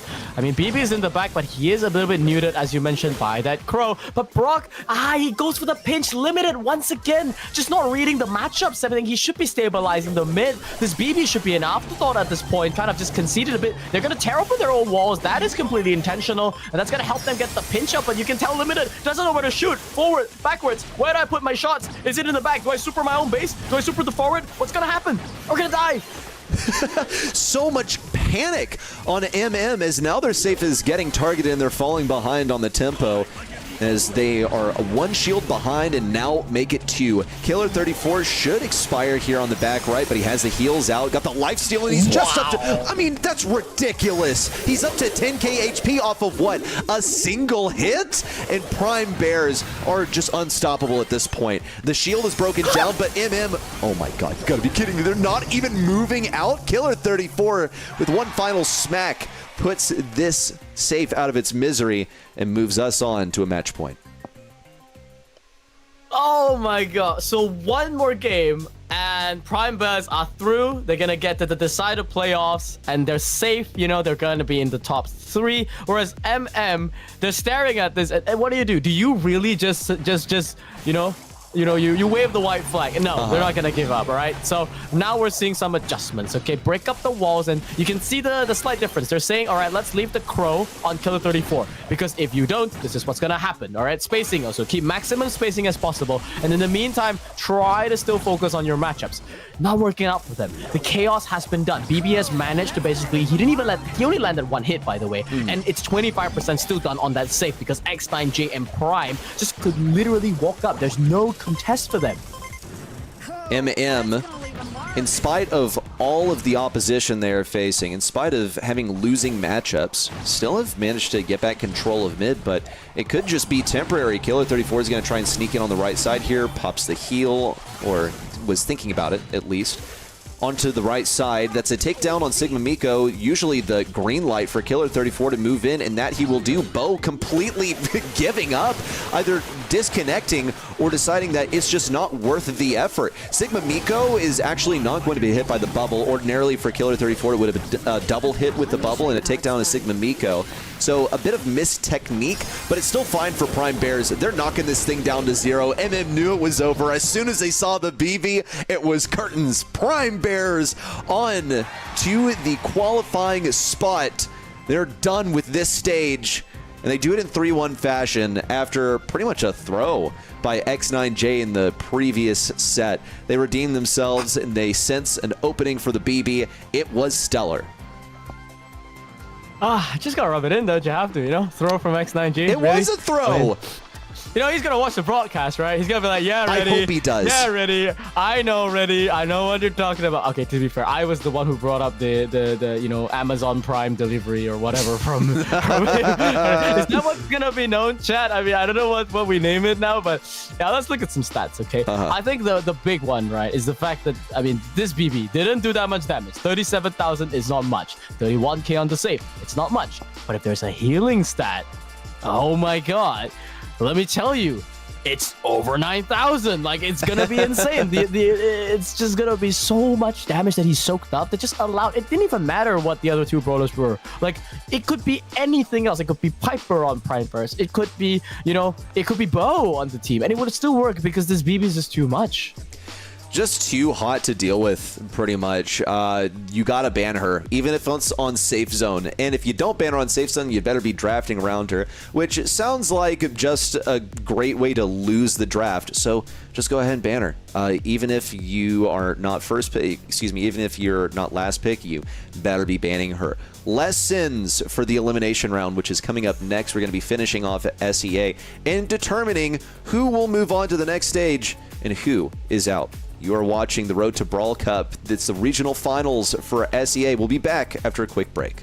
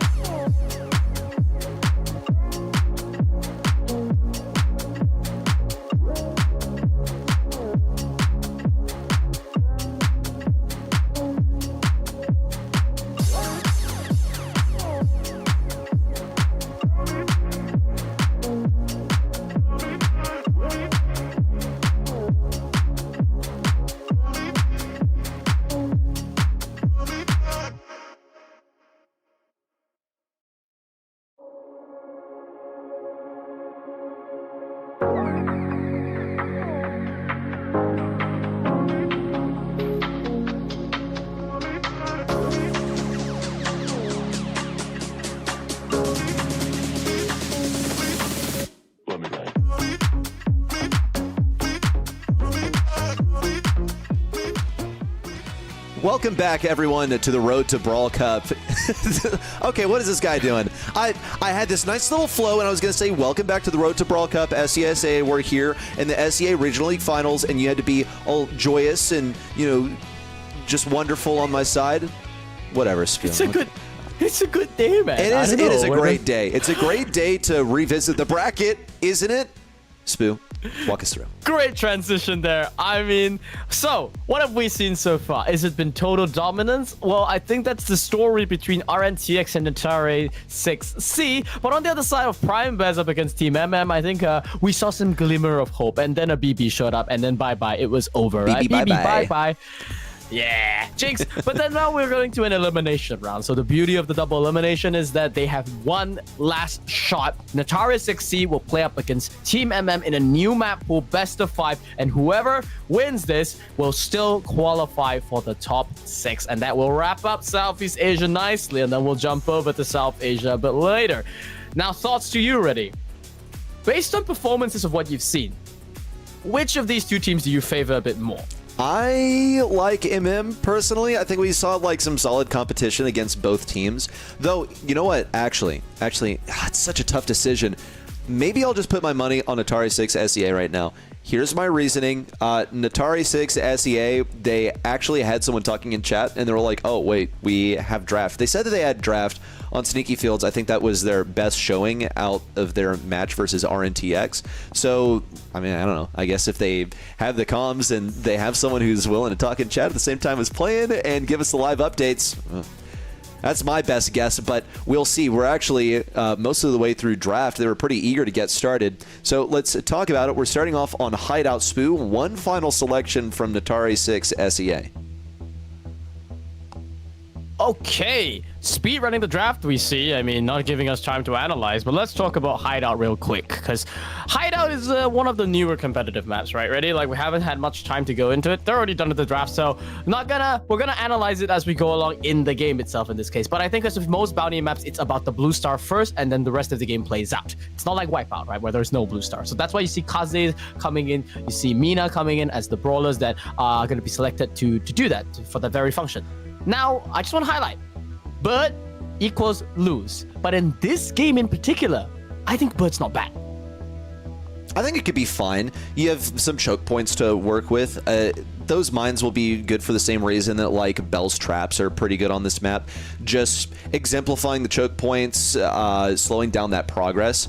Also, it'll be difficult for, say, Gus to push any one of those lanes. Like, anyone who doesn't have movement, Limited should be just fine, pretty much. Also, it's going to, I think, muddy up the team comms, because now teams have to be keeping track of not just one, but two sets of mines. Because you had the standard ones and you also had the hypercharged ones. I think Yogurt should be getting those pretty handily. We'll see. Yeah, he is running Super Totem. And it also is quite useful for getting that supercharge for your teammates. Sigma Miko should also be able to get these. It would be easy for Gus to get rid of them, but he's more focused on Milo Hater. Gets the kill with Kookie Popper, but MM still are trailing by a single star. They need to stay in this position if they can. 2 to 3 in stars. MM is behind, but they've got a magic hand on Sigma Miko that can fire anytime. You see the first set of mines going to be going out there. It's just a little bit, it's just used defensively for the time being. Limited should be able to easily clean it up there. Otherwise, it's going to cause some anxiety for me. And indeed, the magic hand comes out there. Goes for the biggest target there on the Pam. And Limited was able to clean it up quite easily. Now 5 to 3. But Limited's not done. Gets another kill there onto Yogurt. Pops the bubble. He's got the Gus shield behind him as well. But out of shots, they need to make a quick tactical retreat. And I think, honestly, there's no real point to fight here anymore. I mean, Pam turret's there as well. They've got the defensive gene pool at the ready. Max pull, bang, hits Lamine. Insult to injury. This Gus is going to run down the bow as well. And Milo Hitter is caught between literally 3 MM brawlers. And here he comes trying to dash away, went for the dodges, may have even been better off walking straight out of there. It's 13 stars for MM. This Pam is just not going to be the brawler to save the day. Lamine, though, does body block, but still gets hit by that piercing shot from Limited. On the right side, however, Milo Hater will pick up 1 kill. 6-star differential. It's going to take a kill onto both Limited and Sigma Miko to make up this deficit, but it's still not going to happen. MM takes game number 1. In a very convincing fashion, I might add. I mean, you can see the stars, maybe it's only a 9-star gap. Only a 9-star gap? Yeah, that was like a massive gap. Yeah. LOL. But it's mostly return kills, right? Like every single time Natari 6 try and go in, it's always a gene pool that you know, cleans up afterwards, or it's a Mina that's running you down, and that's something that they have to take care of in the second game. I still don't fully understand the concept behind them. Like, if they were going for this literal just defensive strategy, I mean, they've got to time these Pam turrets and these bow totems a little bit better, because Magic Hand is the win condition that they should be concerned about. That's the initial kill. It's going to be a blue star granted to Natari 6 SEA as well. Puts them in the lead. So now how do they fare on defense? We've seen them on defense once, and they pretty quickly handed over the lead to MM. Just took a cookie popper and then another kill to follow that. Sigma Miko has not had too tough of a time hitting these pulls either. He's been given some pretty ready value. Has the super already. Onto Milo Hater. Was that intentional? That was pretty messy right there. Now Milo Hater has gotten behind, encircling all of MM. Limited stays on offense in spite of his lack of health. And I just have to question some of the decision making there. Sigma Miko was just not the brawler to place as the anchor for the team. And Natari 6 SEA were taking advantage of MM not retreating. So this defense has looked wonderful for them, but I'm scratching my head at some of the positioning decisions from MM. Yeah, just getting caught really. And now that with this 9-star deficit, it's not a single Magic Hand is going to make a difference. We see a big Hypercharge Phantom going to go down unlimited. And a bit of a panic super there from the Gus. It's not well coordinated. I don't even think he was at risk of dying there. Now we see the big Pam super going to be coming down here, just going to be giving additional shielding to the entirety of Natari 6. Even if you get the pull there, there's no damage. Yeah, pull it in. Did the 4K connect? Okay, it took literally the kitchen sink just to bring down a single brawler, and it was just a Pam. They still need 7 more stars to come back, so they literally need to get every single kill on the right, plus the blue star if they want to win. And that's exactly what, yeah, Milo Hater's like, peace, my team, I'm out. You can all die, and it won't matter. Natari 6 SEA fire back. They have the defense to get it done. And we have a tied up set, which we have not seen any of those so far. This is only match number 3 for the day, but I've kind of grown to expect just confident one-sided matches after everything that we saw in the group stage. So Natari 6 SEA may just be the worthy opponent for MM. Both teams fighting for their lives. Loser goes home with nothing, and the winner qualifies for the next round. It's only set number 1. The story has not been written for either of these teams, but yeah, at the moment, it's the similar start there to game number 2. Okay, more like game number 1. So Blue Star in the hands of Natari 6, it went to Milo Hater, but that early game tempo that MM got allowed them to get position, and then they managed to run down a single brawler. Now, can Natari 6 make up for the difference? Because whichever team is always on the aggressive plays at a slight disadvantage. There's a bit of a defense advantage because you can retreat gradually across the map and peel. Whereas Natari 6, like, they really just wanted to play a pure defense comp. They don't really have good offensive capability on this team. Excellent pull there from Sigma Miko. Again, Lamine finds himself staring down the barrel of the entire enemy team. Just the coordination has been awesome when it comes to the majority of these gene pulls. I only saw one that looked kind of suspect. Natari 6 SEA have to go on offense. Last time they found themselves on offense, it did not go well. MM continued to stack up the stars. And I have to wonder for Natari 6 SEA, how do they plan on achieving this? Milo Hater has the blue star. It's really the only useful thing that they have earned so far. No utility, no nothing besides that.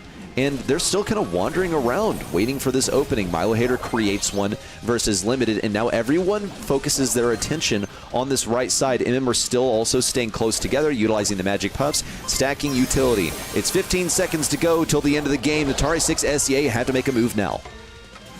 And it's going to start off badly, just going into a meat grinder. Honestly, the gene pool is going to be coming out. That Sigma Miko just pops the hypercharge for the stats. They're celebrating in the back. That hypercharge could be fireworks for all we needed. Yeah, Milo Hater is going to get a single kill, but Limited is in the corner of the map, tucked away nice and safe. The yellow bird cannot deal the damage that's necessary, and Natari is going to drop the first set. Team MM, they take this one 1-0.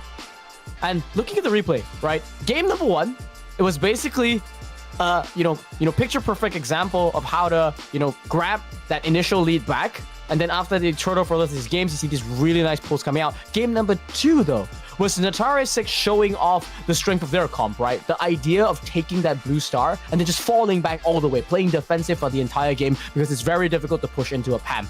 But then game number 3, the early game. And then from there, it was just a very, very simple defense from MM. They knew what to do, though this was after a couple of kills, in fact. Once they had gotten those 2, it was hopeless. Bo wasn't going to get it done. And look, we see the ideas here. Pam, the defense brawler, and she did pretty well when she found herself on defense, but you just lose that lead once, particularly early game is when it hurt the most, and it's cooked. You just have no moves from that point forward. It leads us into dueling Beetles with leading by 1 so far. Spoo, how many Crow first picks do you think we have seen today? Because it seems to be first selection in, I would say, 50% of drafts. I think when it's not banned, it's always in consideration, and I agree. I give it more than 50% at this point. I don't even think it's necessarily just the overtuned state that the brawler is in. It's also the fact that it's slipping through the bans. So unlike, a certain BB that hasn't been banned, FYI. There we go. It's gonna show up here. Yeah, unlike the certain BB that's always banned, and that's why we don't see it. Crow is in this weird spot now whereby it's great as a flex pick, but not oppressive, right? It's a strong brawler and a strong stat, and that's why these teams are just gravitating it towards it. I think the Blackbird is definitely the better bird of the 2 that got buffies. But BB though, they allowed this BB to go through. They could have gotten it first pick themselves, but they decided to prioritize Crow above it. I'm not entirely sure whether that's something that they had in mind. Okay. And moving on, we see the Bow make an appearance on Atari 6 SEA. We saw the Bow already on Hot Zone.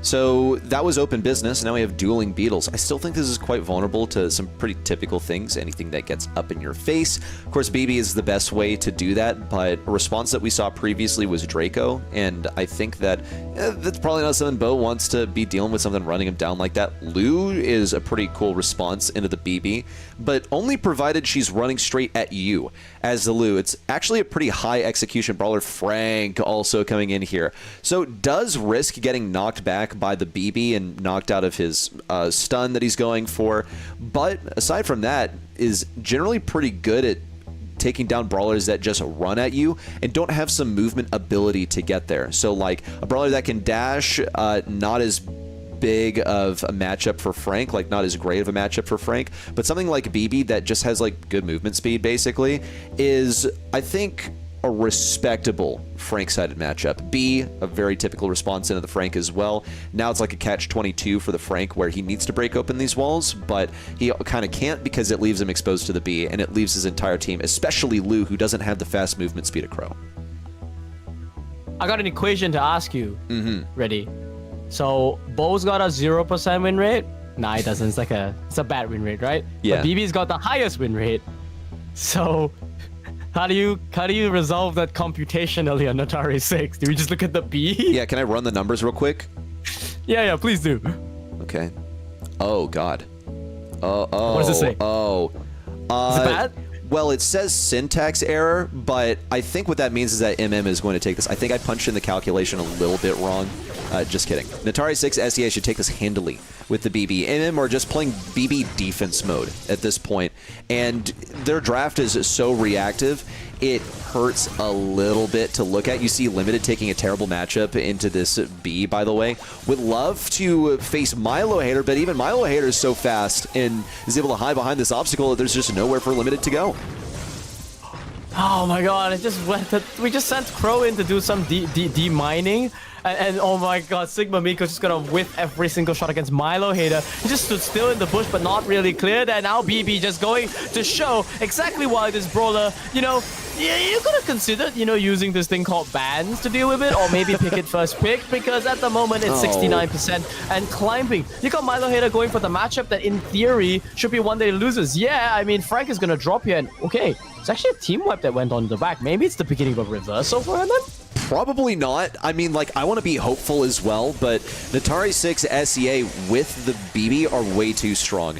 Milo Hater has that HP. He does get frozen, in fact, but he was pushing in solo. Looks like a bit of a spawn trap. Natari 6 SEA, I think I'm siding with you a little bit, might be in a terrible situation now. Limited has that stun that he needs. Here are the hypercharge mines down from Yogurt, and no explosion to follow. Sigma Miko, also with all of his HP, is definitely a formidable force when it comes to defending against a BB, but Limited seems to have the memory of a goldfish. He rushes back into the mines. It's fine because he taps up Yogurt like it was no issue at all, but now he's the one remaining brawler. Milo Hater just needs to move in here, is dodging a lot of the freezes, opts to just tank it to the face. Natari 6 SEA have position once again. Yeah, it's another 10% left, but it's going to be a mad scramble towards the end. Sigma Miko ran in there, forgot about the mines once again, but neither team on the point. Now we finally got one. Milo Hater still at large. It's going to come down to the wire here. Milo Hater just runs in. He's frozen, but the damage is not enough. He's brought down 92% to 97. Sigma Miko gets back on the point, and I don't believe I'm saying this. Natari 6C, even though they've got the BB, the most broken thing on the planet, Team MM find a way to edge it out in the end. Perfect, imperfect use of the CC. A bunch of mines went off, not enough to make the difference there. And okay, we've got a game on our hands. I guess we do, but why is BB throwing herself so helplessly at MM is what I want to know. Natari 6 SEA have the methods for dealing with BB. We'll see how Milo Hater does this. He's getting a lot less healing because he was tapped up by the Crow. Now opts to take the mid matchup, get a couple of smacks on Crow. It's good. Now he is in cycle. Sigma Miko also applying the pressure to Yogurt and Lamine.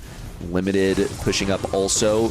I gotta say, Limited has been doing an excellent job of hitting these shots. Oh, just as I say that, walks right into a bow mine. That was placed before his feet, and he knew that he could back away from it. Milo Hater is going to be offered a pretty handy matchup at mid as well. Will expire thanks to the effects of the Crow Poison. So that is nice for MM. We'll see the hypercharges come out as well. Natari 6 SEA creating a more difficult entry into mid, but MM aren't really focusing on that anyway. They don't need to come through behind these walls. They don't need that as a position just yet. Limited will also take up residence over here. Ooh, some nice shots from B. I have to add that as well. The Natari 6 SEA, with all the pandemonium going on, will fall to this hypercharge from Crow.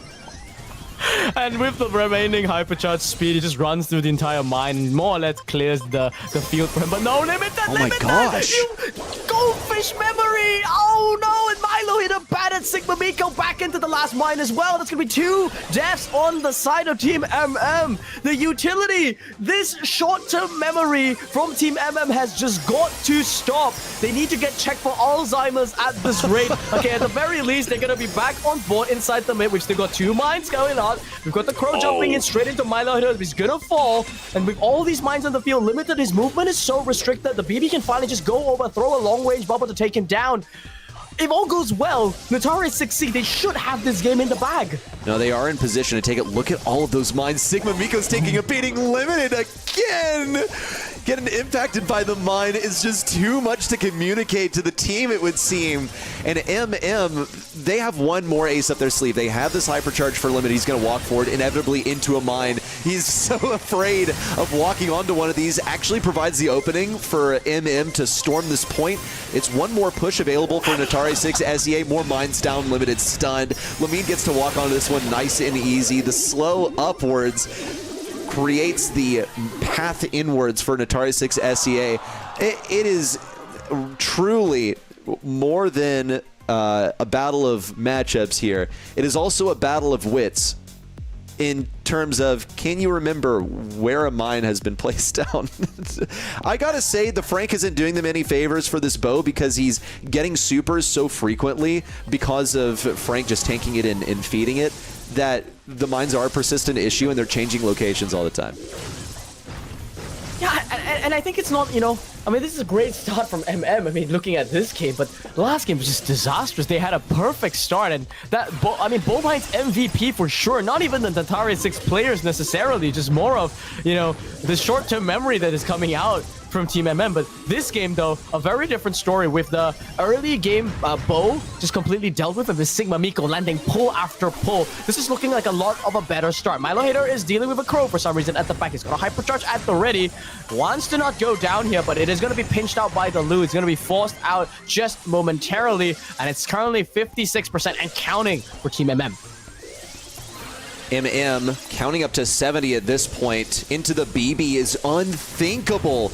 How do you have the strongest brawler in the game and lose with it? Well, you just get countered. And MM, they seem to be finding their stride. Limited is not going to be eliminated by mine. Oh, and he knows where this one is. Oh my goodness. The character arc is, I'm just on the edge of my seat. MM have done it. And they count up to 100 with only 12% captured by Natari 6 SEA. I'm out of breath. What a development. 0 deaths to Bo Mines. Not a problem at all. I'm here for it, man. I'm here to watch the improvement of players in real time. Like, let's go through the story, right? So, game 1, it's the story of the big bad BB, and despite all odds, they make this amazing comeback, 100 to 97%. Then game number 2 is this like Alzheimer's fest where they just can't seem to remember where the mines are. Like you can tell that they're communicating, right? They're like, be careful, there's a mine, and then they're like, I have to strafe because if I dodge this way, the bee's gonna hit me. And then game number 3, Sigma Miko's like, guys, it's not relevant anymore. No more big bad BB. I'm gonna land every single irresistible attraction. I just need you guys to pinch with me one time, guys. One time you pinch with me, I will deal with the BB. Stop talking about mines. Never gonna get hit again. We're not gonna put that matchup happening ever again. Well, let's look at the stats, man. Like, wow. Yeah, it's pretty serious right there. I would like to point out that Limited did have the lowest KD in the lobby, but the value that he provided was in terms of CC. He's not here to get kills. That is the job of Crow and Frank.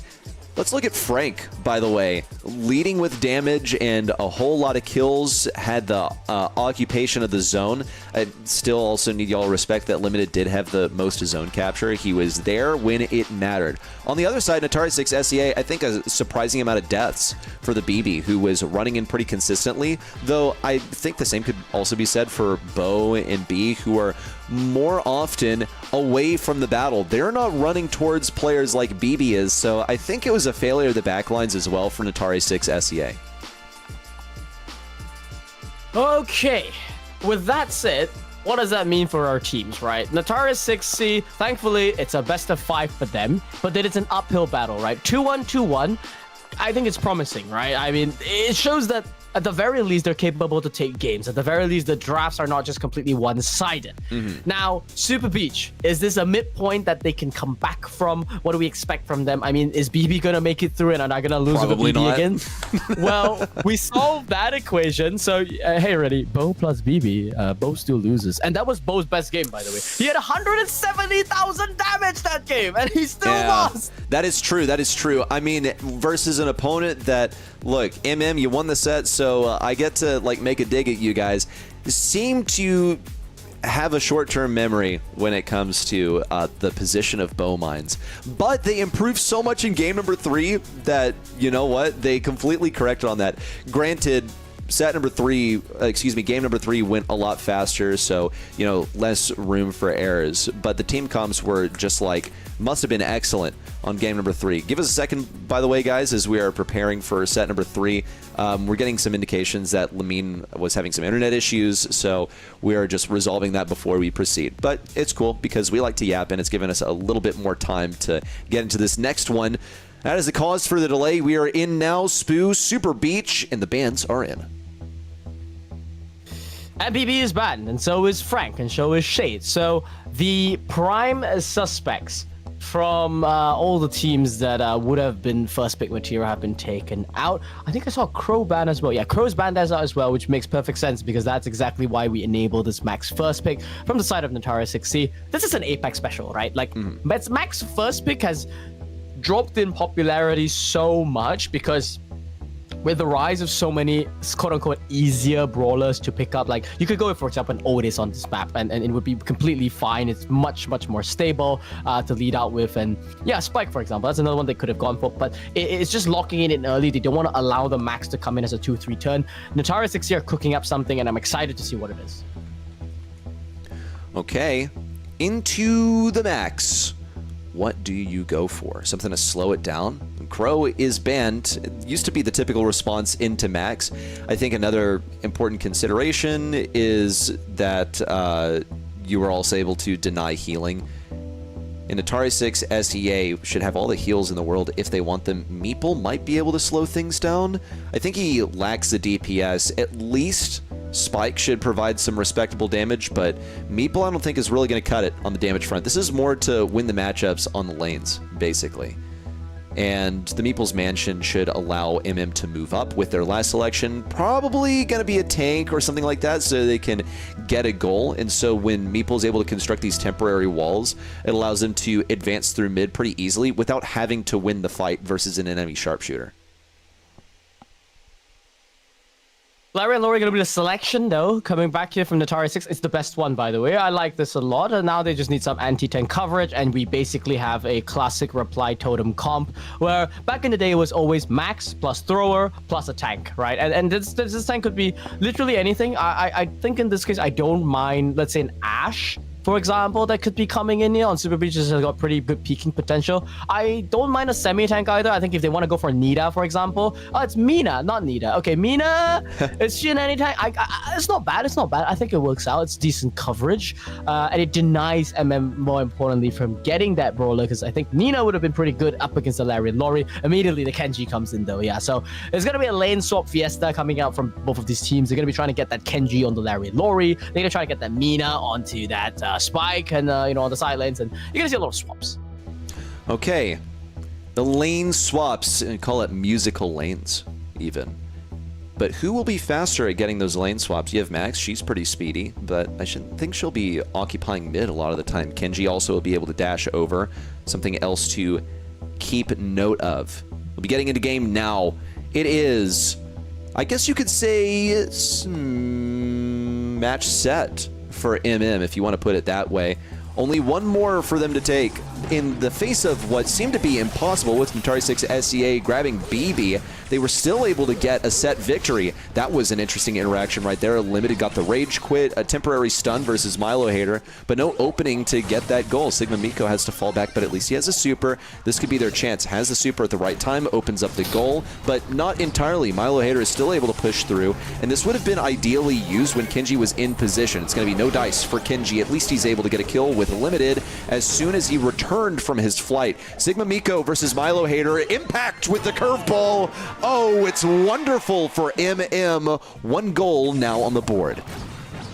I don't even know if that was dodgeable, to be honest. He didn't have the phase shifter, and positioning-wise, that's such a constrained position. I don't think he would have done any better there. It was honestly a bit more suspect from Yogurt there to just, dive past that with no bump up against the Mina, but there, now a Milo Hater on the speed, and then throws the ball to the other side and comes back to deal with the Kenji. Just so much hesitation that's coming from Natari 6. Now Limited's gonna get an easy kill there with the super pass, though. Not gonna connect there. Yogurt respawned in time. He's considering cornering the ball. From a moment, he's got a super. Yogurt's gonna have to make a decision quickly about this ball. Opts to airball the super, I think, instead. And okay, I mean, lots of mechanical mistakes coming out from Natari 6. Oh gosh, and an attempt at a dribble forward is going to maybe convert onto a goal for MM. A walk through could be enough. No, ends up impacting the side of the goal instead onto an obstacle. That's a definite blunder, but MM knew that they had to get the ball out of their hands. Kenji was not going to survive for really a moment longer, but a different angle could have spelled a very different story. Kenji still staying alive in this matchup versus Yogurt. Pretty serious damage. That's an excellent super. Oh, it's so beautiful. And with the goal opened up, MM slide this one on through and advance on to match point. One more is all it's gonna take for them to make it to the decider playoffs, where they will get another chance at their hands, to get to the Brawl Cup. Their journey may not end today, but on the other side, though, Natari 6, this is not looking good for them. They opened with this max selection. I was a bit excited at the very least to see what they could have pulled out, and instead, because it's a Mina selection at the end, I don't know if that's the one thing that's really hurting them. I'm looking at these sidelines, like Max is losing mid to this Meepo. Yeah, gets slammed by the gadget, and now with a kill, could be a goal. Yep, complete team wipe from them. Sigma Miko wouldn't even need the super to get it in. There was just not a single member left. one goal away from going on to the next stage in Natari 6 SEA, 1 game away from elimination. Kenji is such a monster. Chained those supers together, got 1 kill. Yogur on low HP gets another. Could this be it? The Protesto's out and the goal is there. advanced through the qualifying round in a rapid 3-0 sweep. Oh man, I mean, it was promising. The first 2 sets that we had were close, don't get me wrong. But this was nothing like that. I don't know if it's power creep that I really want to, call it, because we do have a Meepo, we do have a Kenji. It just feels more like Natari 6. This is the most lost I've ever seen them. Like, they just didn't know where to go. They didn't know what to do with their brawlers. They weren't decisive about whether to swap, whether to fall back, which matchup that they wanted to go for. I mean, in theory, it's just trying to get the Larry and Lori stably on the spike, win that out slowly. Mid lane, Max against Meepo, tough matchup, but you're supposed to hold as long as you can. Meepo versus Kenji, that's a skill-based one as well. And if that's the case, then they lost on skill. 1-7 KD on the Mina, just completely obliterated by the Kenji. Have to wonder if it's just exhaustion setting in for Natari 6 SEA, because in the past couple of sets they got a game win. Now here in set number 3, they got walked all over, and yes, the stats just don't look good at all. Yogur over here with a 1-7 KD. I think the Kenji was a wonderful matchup for it, and the way that Kenji played it was even better. 8-5 on the KD, like, we can look at those numbers, but the individual plays, I showed you guys the replays a second ago, and you saw he was pretty reliably winning the Mina matchup. Even when he's on low HP, he gets to go temporarily invincible, he has the heal, just so much stuff in his toolkit to stay alive and win the 1v1. Yeah, and with that, it's going to be a 3-0. I'm a bit sad, right? I mean, I wanted to see more out of Natari 6C. I feel that all things considered, yeah, look at this scoreline again, 2-1, 2-1, and some of those were a bit of, it felt like a giveaway. Like, I think in Dueling Beatles, for example, you had the BB. You had it. You even had the last pick. It was a last pick B selection that came in. They had the choice. They had the flexibility of the last pick as well. I mean, I don't know what else they could have gone. I'm not saying the B was a bad selection, you know. Bo is not the most reliable of wall breaks, for example, so I may not have interpreted that comp as a comp that you need to go for the B. But then they saw this Frank and they're like, yeah, I need some like massive damage here to do for Frank. But you could have gone a tank, maybe. You could have gone something else. There's a lot of things you could have done. Either way, it comes down to this bracket. We've got 3 qualified teams. RNTX, Prime Bears, and Team MM are going to move on to the decider playoffs. Wow, and to think that the match between Prime Bears and Team MM was closer than the one between Team MM and Natari 6 SEA. That is only in terms of sets, by the way. Natari 6 SEA did get a couple of game wins in there, and the match between Prime Bears and Team MM only won 2 games as well, so you could say it was just as close. If, of course, you're discounting the fact that those individual sets, the draft was more competitive, and it felt like it was just kind of thrown away by Prime Bears in that one set that they lost. Hopefully, we don't see any mistakes from them like that. And the next stage, RNTX made it through flawlessly, and Team MM did so in the elimination round. So we got to say goodbye to Natari 6 SEA. And hello again to Team MM as they keep themselves alive headed into the next stage. Folks, that is a wrap for the Road to Brawl Cup SEA stage. We're going to see you next in this region in the playoffs, but the action is not yet done for the day because we still have South Asia to cover, and it's going to take us a bit to get those guys ready because this show went actually pretty quickly, Spill. Yep. I do believe it's going to take we are wildly ahead of schedule, so we're wrangling some teams and we'll get those matches ready. I do believe that we should have them in give or take 10 minutes. So we'll run through so much more stuff. Let's recap the format real quick. But yeah, folks, I mean, if you guys just tuned in, we just wrapped up the SEA region. We'll be jumping over to the South Asia region later and looking at this format. Yeah, this is the regional league finals that we are in. So I have designed this format with a lot of space that teams can redeem themselves. So that's why you're seeing, the group stage format. That's why you're seeing so many open qualifiers. So 4 different open qualifiers. So if you lose at every single stage, you can still, play the next and the next and the next. And, round robins are a rare format that we don't use to see Brawl because, eliminations are always, a little bit more high stakes, a bit faster. But I think round robin, the beauty of it is that you get second chances, right? It's not just 1 game or 2 game and you're out. And so now same thing with double elimination. I'm giving these teams yet another chance. And Team they claim that for Southeast Asia. We'll jump over to South Asia in a bit.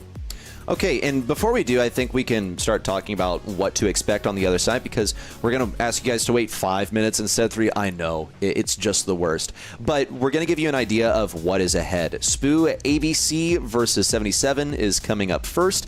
Then we'll see Overthrow versus Not Etoile. ABC and Overthrow were the leaders from their groups. They won every single one. And 77 versus Not Etoile both took second place. Of course, that is the format. The top 2 teams advance onto this stage. So we're looking at ABC and Overthrow as the front runners, the ones most likely to go ahead and qualify in that first round. Elimination round, I'm curious what you think, Spoo. If things go as expected, do you think 77 or Not Etoile is making it through? I'll be real with you, no clue. I think based on what we saw yesterday, both these teams seem pretty evenly matched, right? I mean, it's a big region. South Asia consists of a very long list of countries, and as a result, I'm not familiar with all the players. I know the players on Overthrow, I know the players on ABC, and that's why they're the front runners. They've always been showing up. But between 77 and Not Etoile, I think I saw them a little bit in the previous years. Some of the players, like Noob Avengers and things like that, but I don't know the whole roster. So on that alone, I'm going to have to say it's going to be up to fate. It's going to be the better team that wins. Well, okay. That is what to expect on the other side of this break, folks. We are going to be coming back in just a few with the remainder of the Road to Brawl Cup SESA with the South Asian portion. So thank you for waiting for us, and we'll see you on the other side.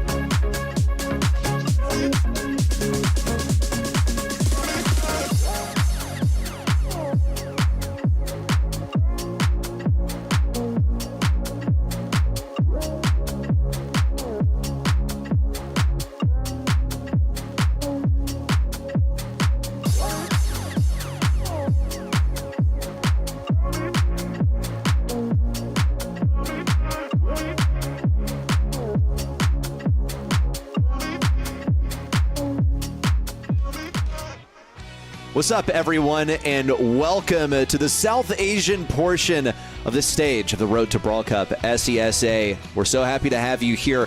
Let's get on to the Indian sub-region of SESA because we call it South Asia, but I think the majority of it is India, though we've got, other countries in South Asia also here, and we're so proud to and happy to have them here.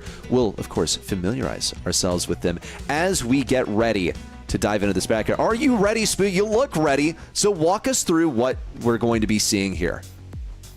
All right, so we said this just now, but for those of you who are just tuning in, the way it's going to work is this is a double elimination format, but if you win a single round, you're already in top 3 and you're qualified for the side of playoffs. So ABC goes up against 77. You said it earlier that ABC has been a Goliath. I believe this team, Captain Yash and Ash King, were somewhere around 2nd place last year in the Road to Brawl Cup. So that's the reason why they're so strong. And on the other side, I got Overthrow going up against Natari 12. Overthrow yesterday, we briefly got to see their strength.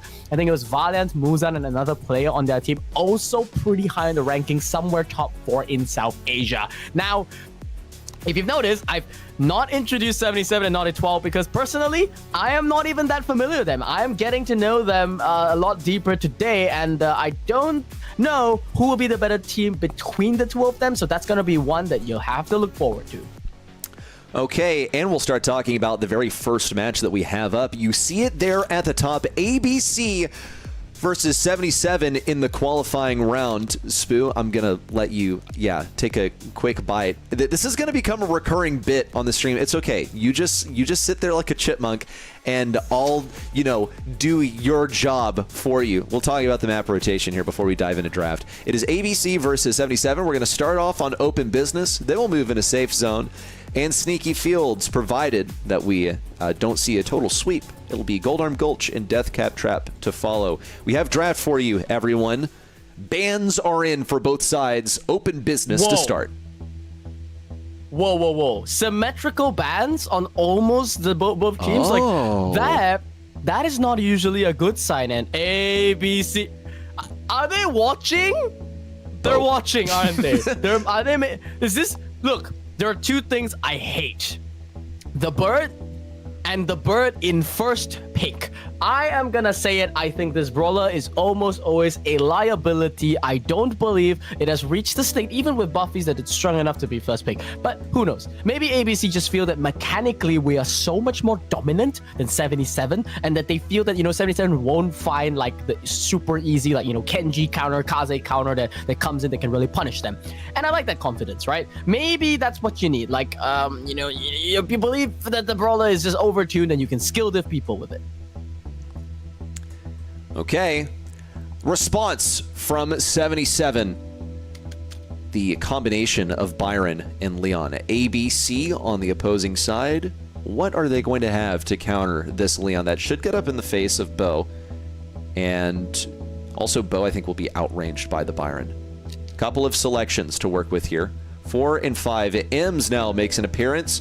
That's a pretty solid control right there versus any sort of mid-range stuff. I think might be decent versus Leon as he's trying to get his super. But once he has it, it's going to be quite different. It's problematic, to say the least. Now you got two buffies brawlers on the side of ABC, and they're going to add in a third, right? No, not a third. So they're going to add in the support for it. So Gray is usually paired up with like big, strong tanks. Like tanks that you can continuously just dive into the mid and get that sustain. I think Ems is going to have a similar position in the draft. If he goes for the friend zoner gadget, like there's no like Poco or noise cancelling that can come in here for 77. Actually, to be honest, is Poco that bad here? Wait, is that the math? Have I discovered the secret best pick here? Well, okay, Poco is very good in this map, but when you're facing an Ems, you don't generally want to play Poco because the stuff that he synergizes with aren't very good into the Ems, and then also you're going to be outranged by the Ems. Like on the 1v1, it's going to be pretty rough. That's what we have here. Draft is complete. The final selection is Barley. Going to get TP'd on by that Gray. Can get hooked and then have walls broken in front of him. Also, Bo will be able to break walls. I'm not really seeing the math here. Like, it should be good versus the Ems, but aside from that, it's going to be quite a challenge. Yep. I think Gray's going to have a pretty tough decision here to make. He could go for the easy wall break, grab the Grand Piano online, but that does cripple the Brawler in a big way. Well, Gray is just not the same without Walking Cane. But on the other hand, you have that semi-reliable wall break in the form of this Walking Cane. And yeah, I mean, if he get landed a single time, I think even if you hit things like Lollipop Drop, it still will pull through and break the wall. I think that's the opposite. Yeah, if it does not survive the hit, then the wall break does not happen. And so that's something that Aliza is going to have to think about throughout this game. They want to make sure that they break up as much of the map as possible in a balanced ways, try to open up the map for the Bow and the Gray, but at the same time, don't completely open the map and neuter the M's. Okay, well, we'll be waiting to get into game here. Looks like we are having a problem spectating, so just bear with us as we work on resolving that. But I think we can make some speculation as to what exactly is going to happen here. With the Gray specifically getting positioning in, and the Barley being able to fire over the walls pretty easily. Yep. I think that Leon is a strange factor here. I think that's something that we haven't gotten a chance to discuss, really. This Leon, in the early game, we've seen Prime do it, whether he decides to go for this, healing star power or the speed. In both cases, just massive value that you can get. It's almost always going to be an instant kill. And assuming that this Leon doesn't run headfirst into the M's and gets friend zoned to oblivion, if he's up against a Gray or a Bow, it should be a pretty easy kill. And that's pretty alarming, for the side of ABC. If you start letting this Leon cycle those supers, then it's absolutely going to be a problem. But all right, we're finally going to jump into the game. Sorry for that, folks. So we've got some mines coming down inside the mid. Seems like dimensional doors are already online, and Captain Rocks is going to be up as predicted, right? The cycling is beginning to happen. We see the big hypercharge coming out there from the Leon, trying to get, mid control back inside, but boom, bang, just too much damage. It's going to come in there, and ABC gonna get game number 1, and just pay some attention to the way the map looks really there. I think they broke up the enemy side, so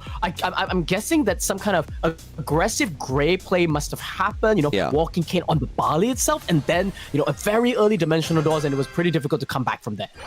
Okay, ABC, they've been able to hit the Gray hooks. It looks like we'll see. Of course, Barley lurking over towards the left and now shifting over to the right versus the M's, but that lane swap has actually cost him a lot of control because you can't attack when you're behind a wall while you're in transit. It overall was okay, like they swapped pretty swiftly, but it has cost him so much control. They haven't been able to step on the point. We'll see Post do his best also at nailing some of these shots. Actually managed to back up Alu quite a bit. You see Captain Rocks also taking a beating versus this Barley. It's the ideal matchup for the Barley. And Eliza is so focused on his matchup that he doesn't even need to swap lanes. But the mid has suffered as a result of the diminishing pressure on the individual lanes. There's at least a setup where Alu's able to move in. It's going to be a bunch of damage for Post. Yeah, new to hit him with the booster shots immediately. Captain Rocks around the right side also is able to fire around this wall. Retake looks really solid for ABC. A lot of it, I think, owes to the persistent pressure of Captain Rocks as well as the positioning of the TP for Eliza.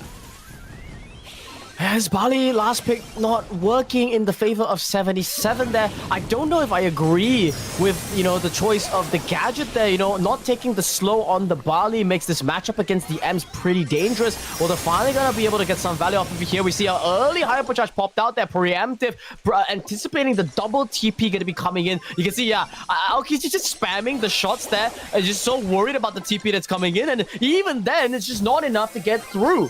Big damage that's going to be coming in there from the side of ABC. This M's Captain Rocks with the hypercharge is just going absolutely ham here. The dot damage is going to allow the damage to go through. Aliza just comes back in with yet another place on the point.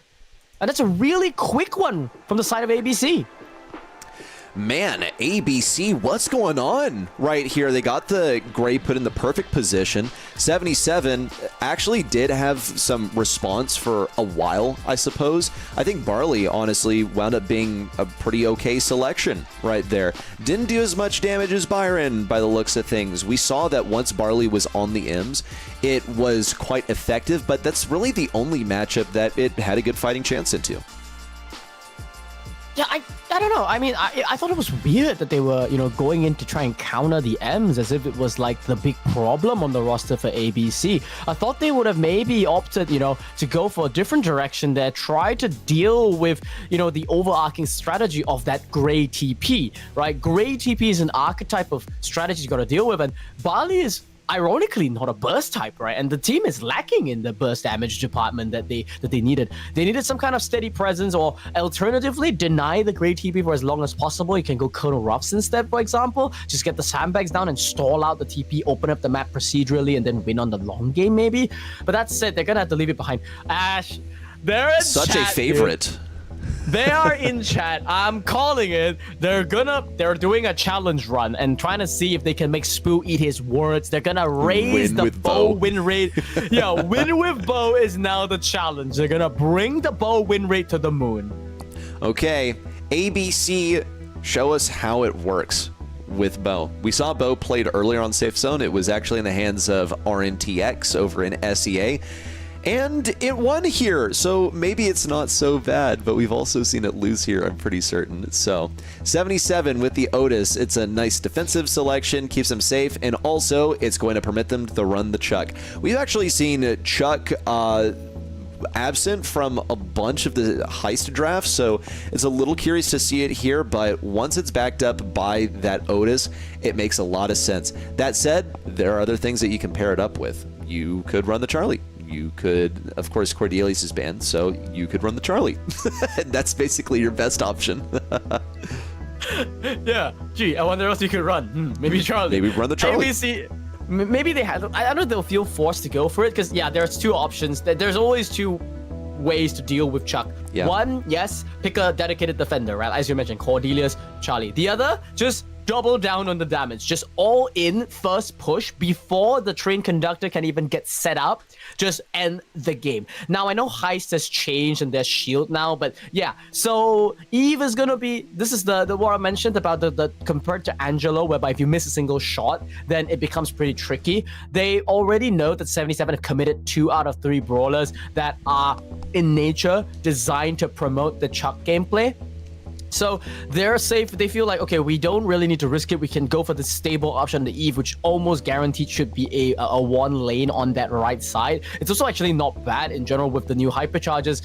You can actually rack up a pretty sizable push. Yeah, and it's going to force the response there from HMA, from 77, not HMA, from 77 there with the Penny. Yeah, that's one way to shred through those Eve projectiles.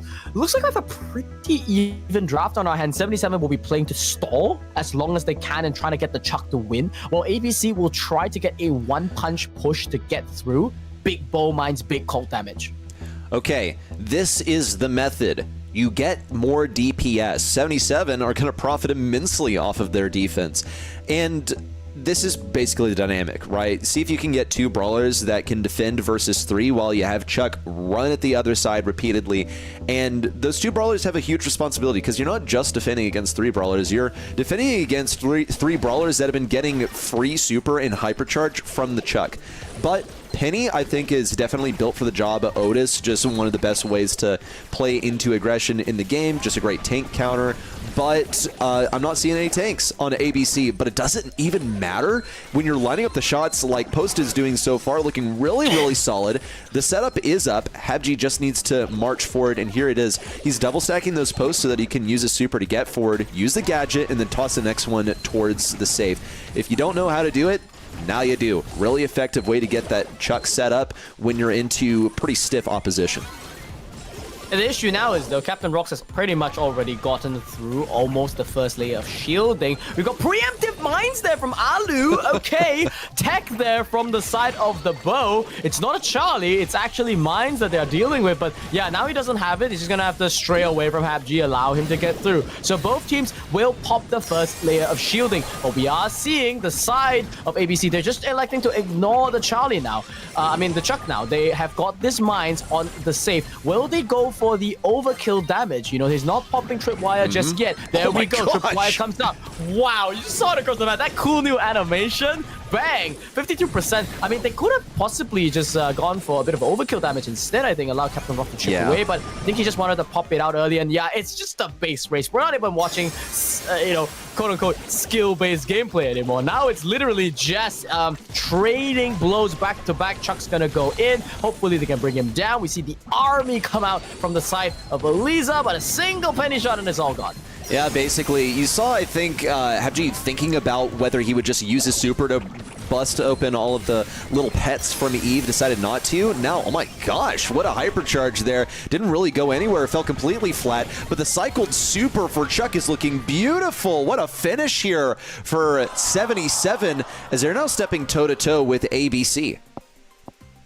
They ran out of time. Like, the Chuck is like there's a literal timeline. Yeah. And I mean, like a health bar, and it looks like a train station. I mean, it's a train track, and Chuck is like choo-choo, and the closer it gets, it's just over, right? Like, that's the way that you gotta interpret these Chuck comps. Now, we're gonna look at how it feels like to be the oppressive Chuck. The problem that ABC have to deal with on the side of Captain Rock, I want to see a better early game. I want to see more aggression. Yeah, pinches come out on post 77. Just bring him down first and then get Captain Rock on the safe. If he goes down here, that could be a major damage dealer gone. Yeah, okay, he goes down. At the very least, Eve is through, but that's not the ideal damage dealer. So that's a bit of a lost opportunity there. Okay, we see Habji recovering the station as well. And 77 in position to grab this one back. By the way, of course, we are watching the perspective of 77 this time. Just wanted to make sure you were all aware. ABC attempting to push in. They have this bow super, and this is actually a pretty rare opportunity that they've had. Chuck, of course, is still going for that enemy side, but ABC are just thrashing this safe. Okay, I mean, on the side of Habji, he is doing a fairly decent job. There's Silver Bullet there going to be committed from Captain Rocks to just bring down the last player. Habji is going to be trading out here. Alu's got a hypercharge, so that should amount for at least another layer of shielding broken through from the side of 77. He's going to be throwing it onto the safe. Now, whether he pops it immediately is up to him. Could opt the... Yep, he goes for it. Pops the tripwire. Bang, goes through. Actually, not full damage, I think, was done there for whatever reason. And now Captain Roxy just whiffed the last super. They can't seem to keep up with this Chuck. And with the last layer of shielding left, it seems inevitable. Like, ABC only have one more push to succeed. It has to work, otherwise this game is over. They're not even defending the Chuck. Okay, the Chuck has broken through. Now 25% has to come in. 6% remaining. A cycled super looks wonderful for 77. That's going to be game and set for 77. No flawless trip through for you, ABC. I think, Spoo, we're in for a pretty competitive match. I mean, it's like, did they forget? Because in the past 3 high sets that we've seen, Chuck was banned.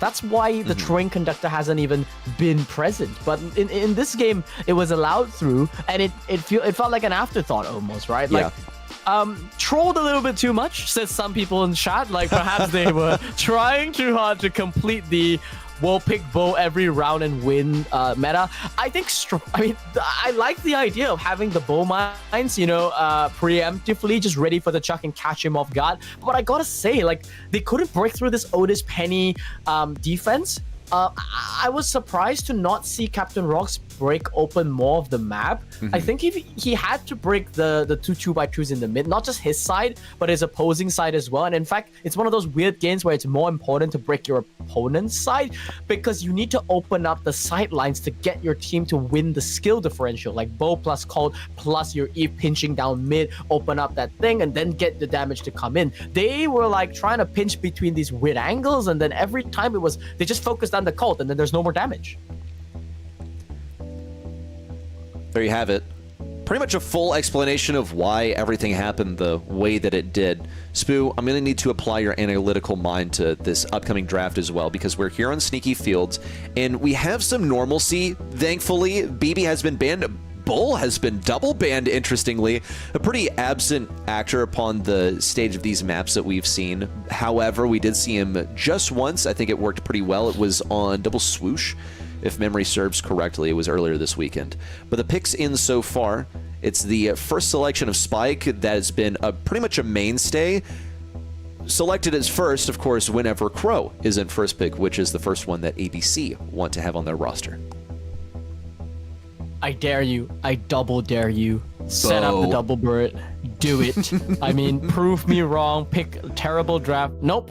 They're going back to legitimate comps. They're saving it for last. I like it, okay? They're saving it for last, right? I mean, they're down by one set. They realize that the rope is run dry. You can't really mess around anymore. And I like this, right? So, I mean, not really too much to analyze here. Both teams are just basically on sneaky fields. Either you pick a tank, right? That's why there's so many tanks that are banned. Either you pick a tank or you pick a brawler that's good into tanks but not terrible into control. Control is like a thing that comes in maybe last pick, so ABC have the option, for example, to flex into, like what Revenant did, like a Juju or a Willow or a Ziggy in the last selection, but it has to come in last. Now, 77, they're gonna actually get the jump on that. They go on the Willow first. This is one of the more forgivable throwers that you can pick in any stage because it's not terrible into tanks, basically. So they lead out with it. They like it. It gives coverage against control, and then last pick now they just need to find either a tank of their own or another anti-tank.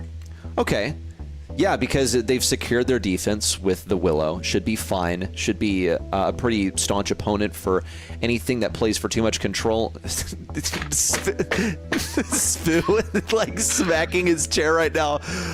He's everywhere! Like, yes, you'll have control in mid, but I feel like Spike is already built for that. ABC, all they need now is something really aggressive, like a Kenji could do this job. I think Mortis could do it. Shade is the method. Now, Shade isn't going to have a great matchup into the Willow. Just want to throw that out there because Willow will still be able to hit him through walls. But I think it's still a better matchup for the Shade in general. Also, these walls are going to break. So what's the big idea? Are ABC going to try mechanic diff them here? I don't think so. For a few things, right? I don't think Bo can be considered a consistent enough wall break. That's fair. That's the first thing. I mean, it's tough. And in this case, if he's not running tripwire, you don't really have that much of a choice. He's running the totem, so he wants to give his team like basically super fast charged supers. Once again, I don't get the hype. There's no big super on the team that they should be playing for, but I guess maybe the bird versus bird matchup, someone's done the math and Bo's is really strong at the moment. I'm not seeing that though. I'm seeing Captain Rocks at the moment dominate the mid. I'm seeing Alu put so much pressure on Aokiji on the left. It's a great amount of pressure that he's getting. He's, I think, almost like, 2 more slaps on the super. And Nemo on the right, Willow, this is the downside. It takes quite a while to gradually chip away and secure that mid control. So 77, they got to stall a little bit longer, try and get this Willow in position before they can do anything.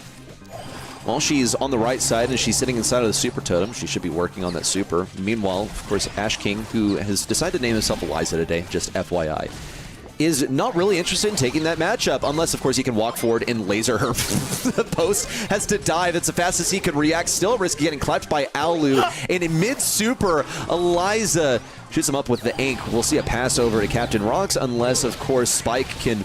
Nope, doesn't look like Spike was even focused on the other lane. Just lasered in on the individual lane matchup. This is the risk of Willow, and in general, when you play throwers, like, as soon as you miss a single shot, the anxiety kicks in. You're thinking to yourself, wait, I don't have vision here, I don't know where this guy is hiding. In this case, look at it. He just, like, it's gonna be the same shot on Eliza, just trying to keep him back for the majority of this, and, you know, eventually he's gonna mistime a single shot. Eliza's gonna sneak into the mid. And on the other side, though, Alu has already got a super. The win condition is online. He's holding on to it. He's tanking a lot of damage from that super from the Spike, though. Hypercharge online, an early one. They want to make some kind of a push here, but it's not really happening. And instead, Alu is the one that's going to be going into the back, and a big double slap on the back. Almost got a double kill, but was brought down by the Spike just in the nick of time. ABC have cornered the ball. They're just going to be focused on defense now, but there are still goal-scoring conditions for 77. You have the hypercharge super for Havji, of course, unless he gets completely flanked by Ash King. Now Post, of course, is at risk of the same thing happening to him. Dives, Eliza opts to circle around from the right side and go for the pinch. Over to Spike, another kill, dropping like flies at the moment, just losing the individual matchups and even pushing in solo. Havji goes for the wall break on the left side. It would be much better if he'd gotten it over towards the ball to open up that goal. Really weird looking little GFX thing right there with the mind control, but it's whatever. ABC still get game number 1 after a pretty scrappy defense. Yeah, I was off the accident of the Willow there. I mean, definitely a mistake from him, right? Like you got snuck up on in Sneaky Fields, and you're the thrower, and you're the one thrower that doesn't need to run vision gear because you've got a dot on your opponent, so you shouldn't ever be in a spot where Eliza can run you down. Ash King Eliza, where Ash King can just run you down. But he got run down, and then, you know, I didn't even see Alu pop off. I thought it would be the Shade that's gonna be the one in charge here, but instead it just came down to Willow folding the lane. Now you see he's just, tucked away, safety play, just allow the mid to play his game. So Eliza is not having it, just gonna run through the mid and try and force the issue here, successfully doing so. Good pinch onto Kiji. Mines are gonna go out inside the mid and expose more of that bush. But yeah, Eliza makes the same play again, goes hyper aggressive on the right side, almost lasers down post 77, trades it out instead, but ball control remains steadfast in ABC, so no threat on the goal just yet. Lu went for some serious damage there onto Spike, but was not rewarded at all. Gotta commend the effort, at least ball positioned where 77 can actually corner it if they want. Looks like Havji is going to go on the excursion and is punished. Nope. Back into the hidey hole you go, into the choke point, and now inching forward towards it. Gets the kill on Ash King too. This ball will be passed forward. ABC have a moment, but oh goodness, that was pretty gross from Alu. Went for the super, but was shut down pretty much immediately by the explosion radius of Bo's attacks. Just, I guess, another reason that Shade just isn't all that here. Even though ABC have made it work so far, it's more damage from post. It's a ripe moment for this ball to cross the goal line. Habg gets it in, and 77 are actually in the running to get a game victory. 77 finally getting the first goal on the board, and some signs of life from them here. We've got hypercharges online there for Post 77. He could make an aggressive play if he wants to go for some mind control action. That hypercharge grants him a 100% immunity shield, so no damage can be done, no CC can be done to him, and it's a big threat. I mean, pass over to him and you can make some really easy cinematic goals happen. Alternatively, you can do the SK Gaming strategy, which is corner ball and then try to pray that Alu does not run the whole team down, which at the moment looks like it's halfway there. Eliza gets a nice positioning onto him. He's just trying to maintain tension as much as he can. They only have 15 seconds ready. Okay, here comes the hypercharge. Alu's doing his best to clear things out, has the hypercharge speed to pass this ball over to the left side. Captain Rocks, of course, mind control. That's going back in the corner. In ball jail, 77 will contest to ABC for this set. And this is as tight as we can get till we head to a double match point, folks. Someone's coming out of this next game with an advantage. Oh, this is spicy already. This is really spicy. If 77 take this one, that puts ABC in an upset position. And that's also going to make, presumably, not a 12 match later, completely something that's going to be really terrifying to deal with. But sure, that's it though. We still got a game number 3 on our hands. Don't want to get ahead of ourselves. Seems like some lane swaps going on here, and I've got a Spike in the mid. I've got Willow dealing with the Shade, and they traded out. Mine's going to be coming out. The timing, just a little bit too late there. Had no time to wait for the mines and then shoot the ball in. Could have been a goal. Didn't really happen. I'm in love with the concept, though. That was pretty cool. Now that's broken open for future use, by the way. So if Post wins on the lane, after a while he's going to be hanging onto a super pretty reliably. That could be a sight line for him, a chance to get a goal. We'll see the mind control, in fact. Eliza, a.k.a. Ash King, taking down his own teammate, opening things up. This Shade is still going to be an issue, and we'll see Spike go to defense to deal with it. And with the mid broken open also, it's much more tough for Ash King to be a persistent threat at mid. He can only offer any control on the left side. He'll be gradually working at getting forward once more, and the assistance of Captain Rocks at mid cannot be understated. It's in fact single-handedly Captain 77 back now with a hypercharge for Alu, 1-2 attacks, and Ash King just has to make this little journey over the ball to get it across the goal line and put up one goal for ABC. 77 looked like they could have gotten in the driver's seat, and now they find themselves possibly passengers to their own doom. Finally, we see the shade, the value that this brawler can bring to the table come online. Nice play there, diving to opt to go for the mid up against the bow instead of going for post 77. Doesn't want to get hit by that super. Now he is going to get mind control, so Captain Rocks is going to go down to Alu. His own teammate is going to die. The shade is back online though, and okay, immediately the super is like, yeah, for what you did to me, yeah, get back to spawn. That's where you belong. And where is the ball already? Is it cornered by one of our teams? It's not even on the screen at the moment, but that's only be 20 seconds more for the side of ABC to safely secure. Yeah, it's at the bottom left hand on the map. Yeah, we finally found the ball, guys. There's Waldo. We need the ball cam from BSC like 2021, 2022 for this one. It is an all-out set of destruction at ABC's goal line. No one from 77 even close. That'll be a game and set. ABC takes set number 2, and now they have a 2 versus 1 score over 77. One more set is all that they need to win the match. One more to restore balance among the 4 South Asian teams. I want to make a reference there. I can't seem to get that in time, but yeah. We predicted that ABC would win. And we predicted that 77 would probably, you know, squeak by a couple games, maybe keep it close, but we thought that it would be pretty one-sided. That's not what I see here. What I see is a promising team, up and coming from South Asia that honestly, I don't even recognize any of these guys. They were not players when I was playing, for sure, right? And I'm seeing names I've never seen before. They all have 77 in their name. I just realized that.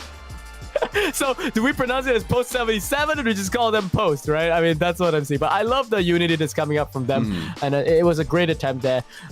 For once, I'm not actually blaming the bird here for the loss. I actually think this bird was fine. It was a great mid selection there to compete up against the Crow. Came down to minor gameplay differences and then the win conditions, right? The timing, Shade came online earlier than Willow came online, and that was a big problem for them. I was surprised to see you soften up against Big Bird, personally. to see you be sympathetic towards Bo. You know what? Maybe everyone is getting a little bit of character development in today. I have to say, you know, I still believe that there are places for Bo to operate. If it comes down to a mid, like, look at Sneaky Fields. You should have, like, opportunities to control it in the same way that you would, say, Open Business, another map that I think has pretty reliably been a solid Bo map for a good long time. Also saw some ideas with the Bo. Can't forget the mine breaking open the corner, but the timing was just off. If he had held on to it a little bit longer, actually a really good chance that he could have scored that with Shade respawning and rolling out from the spawn and tripping the mine. So, will we see more Bo? We've seen it basically every set. We're headed to Gold Arm Gulch next. I don't think it'll appear, but it would be hysterical if it did. Enough is enough, okay?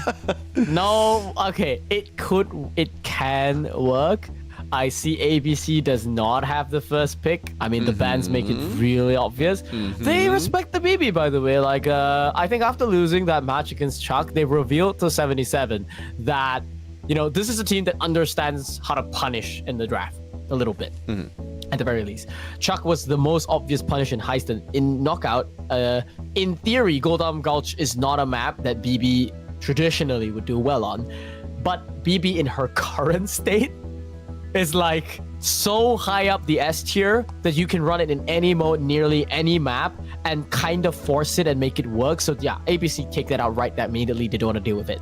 Crow is left open now, so is it Spike Crow being traded out between those teams? Nope. ABC, they want to go for some, wow, this is some South Asia theory. They really like Gray, and they like Gray as sort of the designated wall breaker better than Brock, because Gray is slightly less vulnerable to those assassin matchups. Yeah, he'll be able to jump away if he really needs. I say jump, but he TPs over. Also can create an opportunity for a teammate to get in there, but I think it's more going to be used as a method for escaping or for getting aggressive and getting a kill. Just Gray is a brawler that does so many different things. You have the hook that's really useful as well for breaking walls if necessary, pulling someone out of position, can even go for the long pull. It's a tech that you can use in tandem with the super to pull someone a much longer distance. But who is going to be punishing it? This is up to ABC to decide. If they're facing all sharpshooters, then they may opt to face choose all sharpshooters himself and just play a control game. Yeah, it's so interesting, right? Like, it's rare to see both teams go for basically identical strategies, but with just slightly different variations. Gotta say though, if they do commit to go wall break and go like sharpshooter, yeah, wow, I'm shocked. I mean, 77, they're basically playing old school comps here. Yeah. You got the Buffy spike, that's the only new thing, and that's the vulnerability to me because yeah, this is a new spike, but yeah, now you just get punished. No, I mean, if you shred open the entire map, it's easy pickings for the Nani and for the Grey and for the Bell. Like, what is the spike gonna do here? I mean, I think there is a world where maybe in the first round it's not that bad, but as time goes on, it becomes a liability, no? I think so. I'm curious to see. Oh, okay, yeah, and we also see the swaps as well from 77, just giving Post that Gus, I guess his preferred brawler. We're going to be getting into game momentarily, folks, and then we'll see how it all plays out. Once more, watching the perspective of ABC, who have been leading the series so far. We're getting into it right now. Grand Piano is selected there from Ash King, by the way. That's a pretty rare selection, but I think instead of the unreliable walking cane, he wanted to opt to go for a guaranteed wall break, and rightly so, because interestingly, HapG didn't take rocket fuel.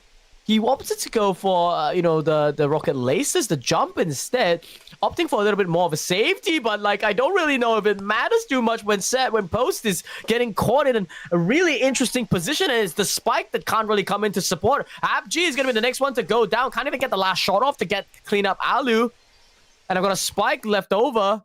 Didn't even need to focus on him, and yeah, he's going to seppuku inside the smoke. Honorable defeat there for him. Not wanting to, become a supercharged battery for ABC.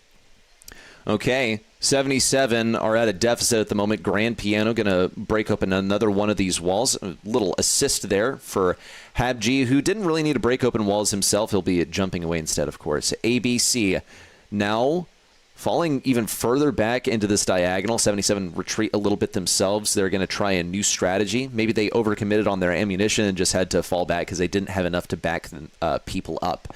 Another Grand Piano comes down, destroying another stronghold of control for 77 as they shift into more of an east versus west dynamic. That was quite a gadget from Alu to impact HapG. It's not going to get him that much closer to super, unfortunately, but here comes the Nanny super. HapG vaults over it, just goes careening into Post instead.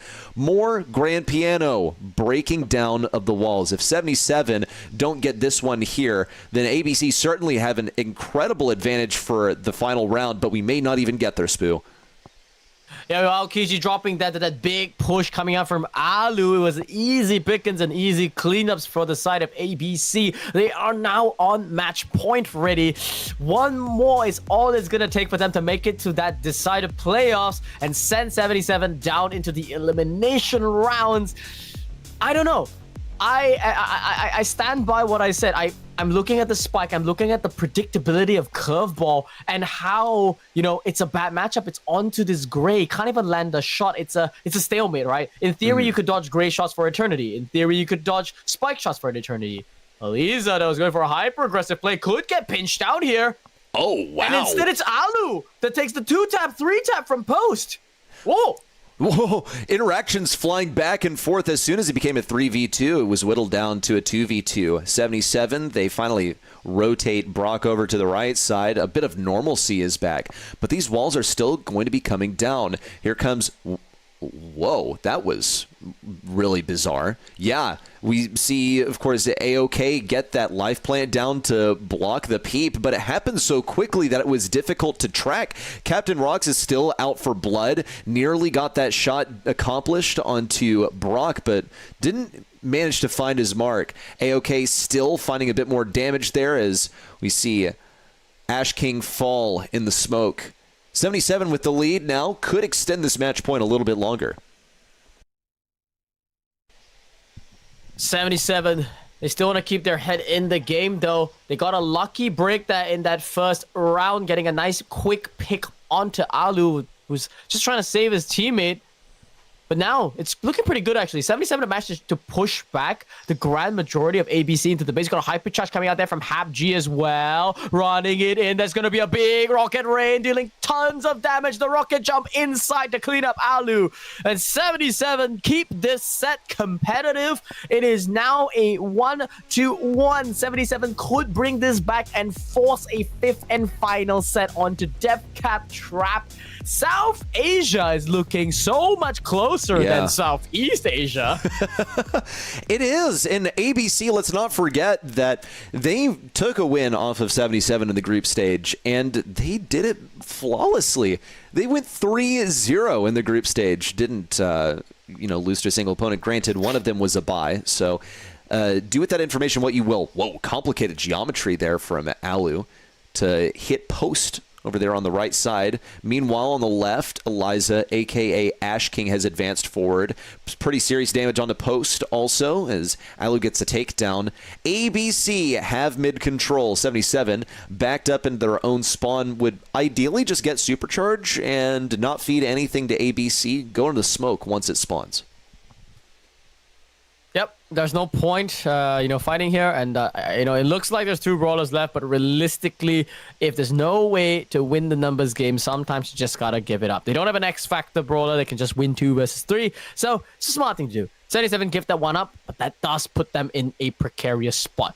One more round is all that it's gonna take for ABC to close this one out. That's why we see big plays coming out there from HapG. Gets the incendiary damage down in. Alu's gonna drop. Captain Rock seems to be next. 2-tap out there from post. Great shots connecting. 77. They coming through this round swinging. It's a gamble that they took. Trying to post up Brock on the aggressive lane, but not scouted out in time and managed to get the punish. Here comes the peep. It's out for blood. Is it going to catch Brock off guard? Oh, no! Missed entirely and actually circled around. That was a little tricky right there. We saw the collision on the return. 77 now have their Brock all the way backed up. Let's see if he can compete toe-to-toe with the Hypercharge Bell with all the speed in the world. Major damage on the post. That's going to be kill number 1. Ash King alive and healthy. We see Spike also has managed to hang on, but this is a 2v3. ABC is slated to win this. Win the match and qualify right here and now. Another kill on a HapG. It is Spike versus the world. We've seen this one many times before. We know how it goes, but Spike is definitely a fighter. Hypercharge out 1, 2, 3 shots. Still nothing to show for it. That's the moment right there. ABC takes it, and they've qualified to the next stage. Congratulations to ABC. We will see you guys next week inside the Decider playoffs and on the side of 77. We will see you very shortly once we find out your next opponent inside the lower bracket. They still have one more shot. They are not out just yet. But that's it, though. That is going to be our first winner inside this qualifying round. It's going to be ABC. ABC put on a pretty cool show today, though 77 were able to take some games off of them. In fact, let's look at the summary here. We saw ABC lead off with a game win, but just like that, 77 fired back with a 2-0 of their own. The following 2 sets both went 2-1. Very, very competitive here. I'm going to make the judgment based off of our second match that we have, our second qualifying match, whether 77 is slated to just go ahead and take that elimination round, because I was quite impressed by what they showed us today. Their drafts, their gameplay were pretty solid. Even here on Knockout, I feel like this was a more ABC-sided thing. Of course, the score agrees with me. But that final game, it's like 77 weren't even really there. Yep.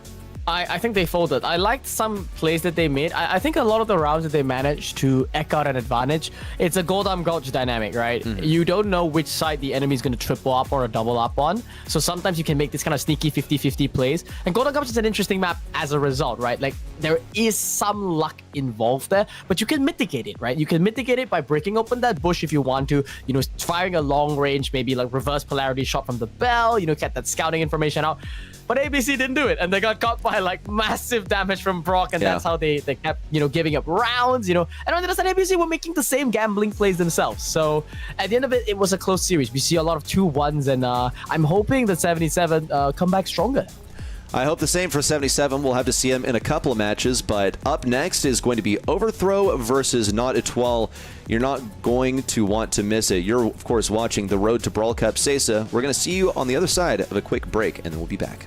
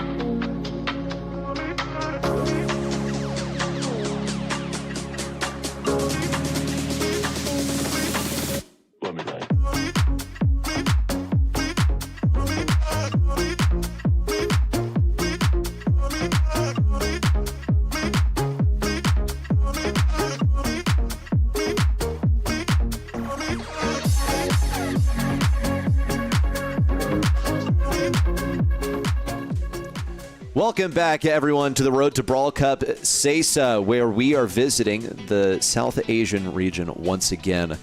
We finished up match one for the day. We saw ABC versus 77. It was 3-1 in favor of ABC. And now we're going to pay a visit to Overthrow versus Not Étoile. Not Étoile and Overthrow. Two teams that you guys may have gotten to catch if you tuned into the stream yesterday. I'm just going to assume that all of you guys here are familiar with them. Nah, don't worry. We barely got to see Overthrow at the very last second. But just revisiting the events of today, we have already completed the first of three matches. It's going to be ABC versus 77. It was a very, very close one, despite it only being a 3-1 scoreline. And instead, it's going to be Overthrow versus Not Étoile, as you mentioned next. These are going to be the maps that you're seeing. You're going to see some familiar ones, some different ones. Assuming we get to set 3, it's basically going to be the same map pool played out, just inverted. You know, we want to spice it up, right? Want to make sure that preparation is fair for both of these teams, that there's no bias to either team in terms of the map pool, but at the same time, for your viewing pleasure, we want to make sure that everybody gets to see a slightly different set of maps as well. So that's how I've designed this map pool, and that's something that has been done in the past. That said, though, different dynamics, because now you have to prepare for the first two maps first, and those are the ones that you will prioritize. You're always trying to aim for that glory, beautiful 3-0. Yeah. And I think that's exactly what Overthrow is going to be aiming for. I would expect as much from Overthrow, considering that is what they accomplished in every single one of their matches. A 2-0'd in the group stage, and look, it was a best of 3, but I think expanded to a best of 5, we should have the same expectations because they're such a stacked squad. Natari, of course, did manage to get a couple of victories of their own versus the other teams in the group, and that's why they're here. They made it through the top 2 in the group stage. We're going to see how they face off against Overthrow on Deathcap Trap, our very first match. We've already seen this once today. I believe it was Prime Bears going up against Team MM earlier on it. And there I talked about the importance of making sure that you keep the home base locked down. But there are other themes here that we also did explore. There are the importance of having a gem carrier, for example, that's well protected, right? So this is a map whereby, well, the general theme of gem grab in the modern era is that no longer are the days that you can just get away, for example, picking Gus as a stable gem carrier. It's considered one of the weaker ones because there's no escape mechanism. So 8-bit was a selection earlier for Prime Bears. Overthrow, they're not going to lead out with anything. They're just going to go very solid, very stable comp to Ruffs. This has great defensive potential on the right. Whether you run sandbags, you run rocket, supply, what's the thing called? That thing with a lot of rockets. Whether you run that second gadget, regardless, it runs very well into all kinds of matchups.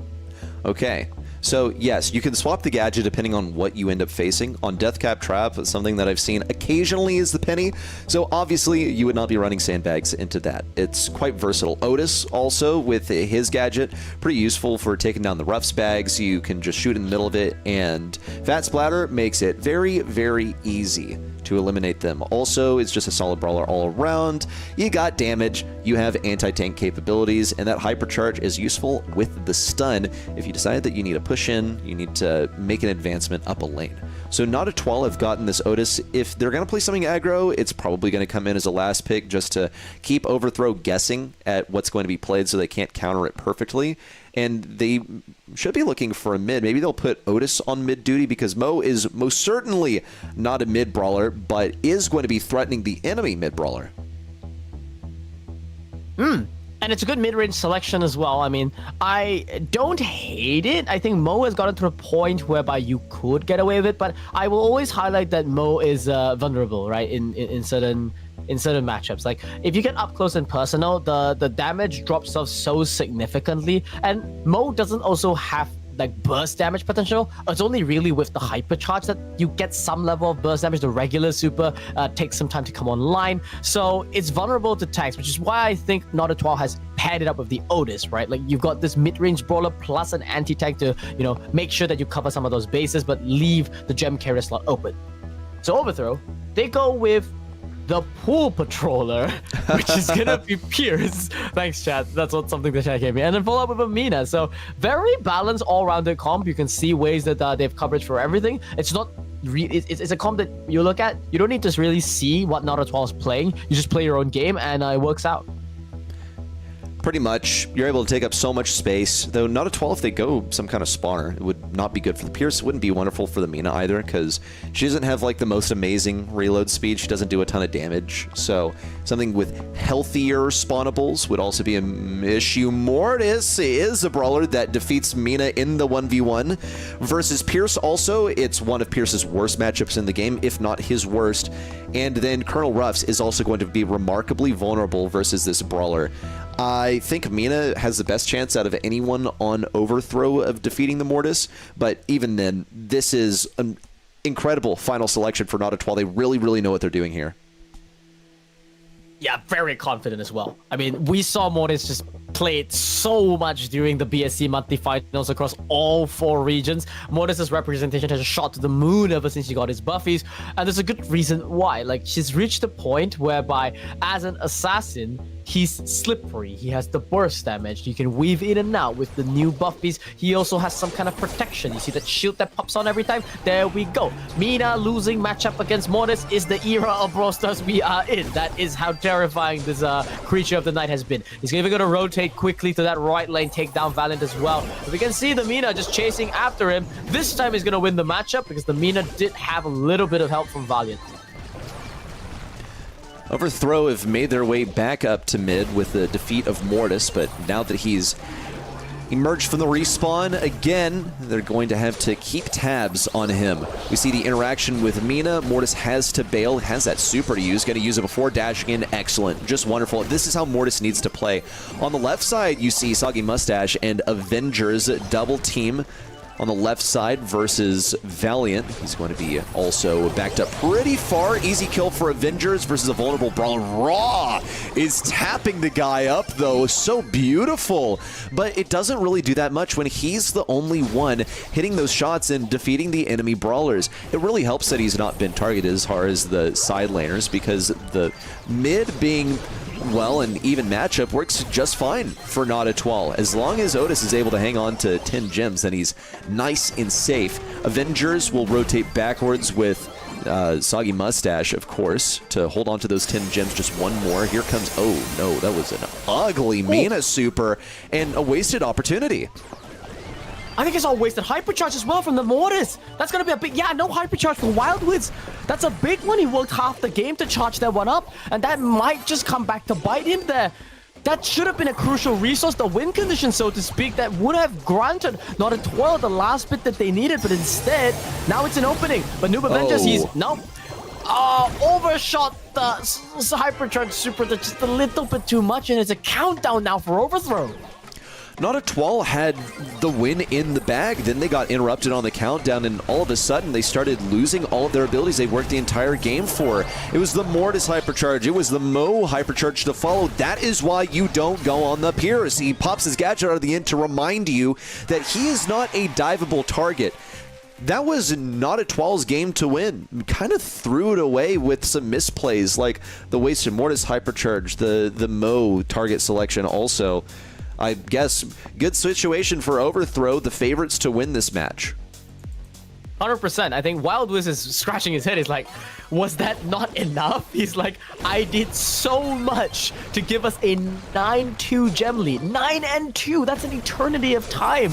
And now, you know, he seems to be demoralized going into this game number 2. I think he's about to be taken down here by the Mina by the looks of it. That was a matchup he won in game number 1. Now squandered going into this game number 2. We've got Raw just collecting up gems. It's already 4-1. Overthrow still assuming the same position. You see on the left side, Chamar, pretty respectable damage versus the Mortis. Had to use the super, though. Ideally would use that if Mortis is pressing you, but wanted to take up additional space also, of course. Soggy Mustache has had some difficulties getting in here. With Chamar having to withdraw, it's made a lot easier for him to take up space, but look at Raw. He's a damage machine, pumping it out. Soggy Mustache nearly got the jump on him, but that bit of shield from Raw with the gadget has been super essential. Oh, with a beam to the left side, and a takedown on Mortis. There should be a retake of mid. You see the walls broken open. Whoa, what a shot from Soggy Mustache. It's kind of a throw. Also, Valiant opened the walls for that to happen to begin with. Now Chamar won't be able to play aggro anymore, but with the way that Raw's been playing, it should be fine for them to swap. Yeah, they've got plenty of time as well. They had 9-4 in gems, just mean that they could play passively, just wait it out, let that last gem spawn on their side and grab it, and there shouldn't be a way for Natari to get it. It's in a bit of a weird spot, okay? Wildwoods commits there onto the Mina, a little bit too close. That pushback by Raw, same interaction. This is why Pierce is so high up the tier list. He's basically got his own inbuilt way to deal with assassins. Avengers has his super, but no way to fight the Mina. Surprisingly, Mina being the most resilient brawler on Overthrow basically makes this a done deal for Natari. It'll take a miracle, and it's not coming anytime soon. Overthrow, they steal game number 1, and they close out game number 2 in a convincing fashion. Overthrow were not without errors. I got to say the same for Natari. Some crucial mistakes made there. That was a pretty costly one for Chamar, but thankfully Natari responded with a wasted Mortis super also. Or excuse me, a wasted Mortis hypercharge. I think Natari had winning moments in game number 1, but Overthrow simply played better in game number 2. Like Natari, it's like they lost all of the wind. The wind was taken out of their sails, is what I mean to say. Now, Overthrow, in terms of just the damage that they pumped out, I'm looking at Raw, man. He was doing a phenomenal job of taking things at mid. I do want to point out that Valiant kind of got him killed by breaking open a wall that was immediately taken advantage of by Soggy Mustache. So some errors in there, some room for correction that can happen between now and the final stages of the playoffs. But for now, that'll do. It should be a win for them over Natari if they can keep up this performance. You know, not the cleanest, but it was sufficient, right? And I think big comeback that Wild was 6-7 on the KD here. Unfortunate for him because, I mean, hey, I was making a joke there. He genuinely did so well in game number 1. Half of the, fine, we'll get it out, right? Half of the deaths, right, were in game number 2, right? Game number 1, he was doing so well. I mean, every single time that he went in, there was a good trade. There was, you know, good supercharge that was being done. Oh my God, is that a dunk ban? Is that a dunk ban? Well, didn't Overthrow try to use this already? They went Gray Doug late in the draft, and if Overthrow have final selection, I could see it happen. I mean, look, either way you spin it, 4-5 turn could be the last selection, could make it work, but Doug is going to be a more comfortable final selection. And judging by what Overthrow picked, yeah, it's not a 12 first pick. No funny business desired. Yeah, but to commit a whole ban? I mean, okay. I mean, why ban Doug instead of banning Gray, right? If you're that concerned, or are you saying basically, that like Doug comps in general, yeah, like, or Janet? No. Oh my, you're right. You know what? Fine, I will bow down and I will say that it's a valid ban, especially because they're first pick, right? But what's the consequence? What's not banned as a result? I'm looking through and I don't see Konichi Whack banned out. Maybe. She is open for play. If anyone wants to play a Byron and wants to play a BB with it, you could definitely do that. It could happen for either side also. I'm just looking at the 2-3 turn RT. Interesting move from Overthrow. A very defensive brawler that'll be able to split top from bottom half and also work on a hypercharge along the way. Outranges the Spike, at least at the range that Spike's going to be doing serious damage, so can farm some super off of Spike, but generally relies on going to round number 3 to make effective use of a hypercharge. He just has to earn it first, basically. It's a hard shot to hit. Like, yes, it goes fast, but it's a really small projectile. Yeah, Natari don't seem that interested in, you know, entertaining this BB idea that we have. Instead, they go for Brock and signals that the wall break, you know. I mean, if they go Bo, I will throw up, by the way. I'll physically throw up in my mouth if they actually go for it. Because it'll become an identical comp to what that was done in the previous games and stuff like that. And once again, I'll hammer down on how it doesn't really work out, and Nani's going to come in, it's going to be GG for them, but it's a different circumstance. So now they control, yeah, so Nani on their side, there we go, there's a sharpshooter I like to see. This makes a lot of sense. You got your anti-tank cover, you got wall breaks coming, and you got your win condition, the guy who's going to land the taps and make it happen.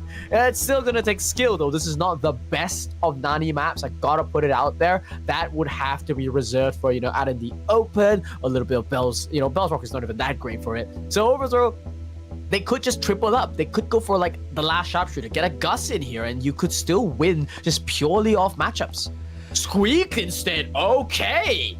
Okay, so let's make sense of the Squeak, because none of my Squeak alarms are really going off. The only thing that I see him truly operating with is HP, basically. That's the only thing that really sticks out to me. Okay, I guess you can make some utilization of the super once everyone gets closed in, but I'm not really seeing the methodology. The Brock should be breaking open walls. At least you can get control. Hold up, is that wind up? Is that wind up that I'm seeing, or is that residue? You gotta be joking. Is this guy trying to snipe him? Yep.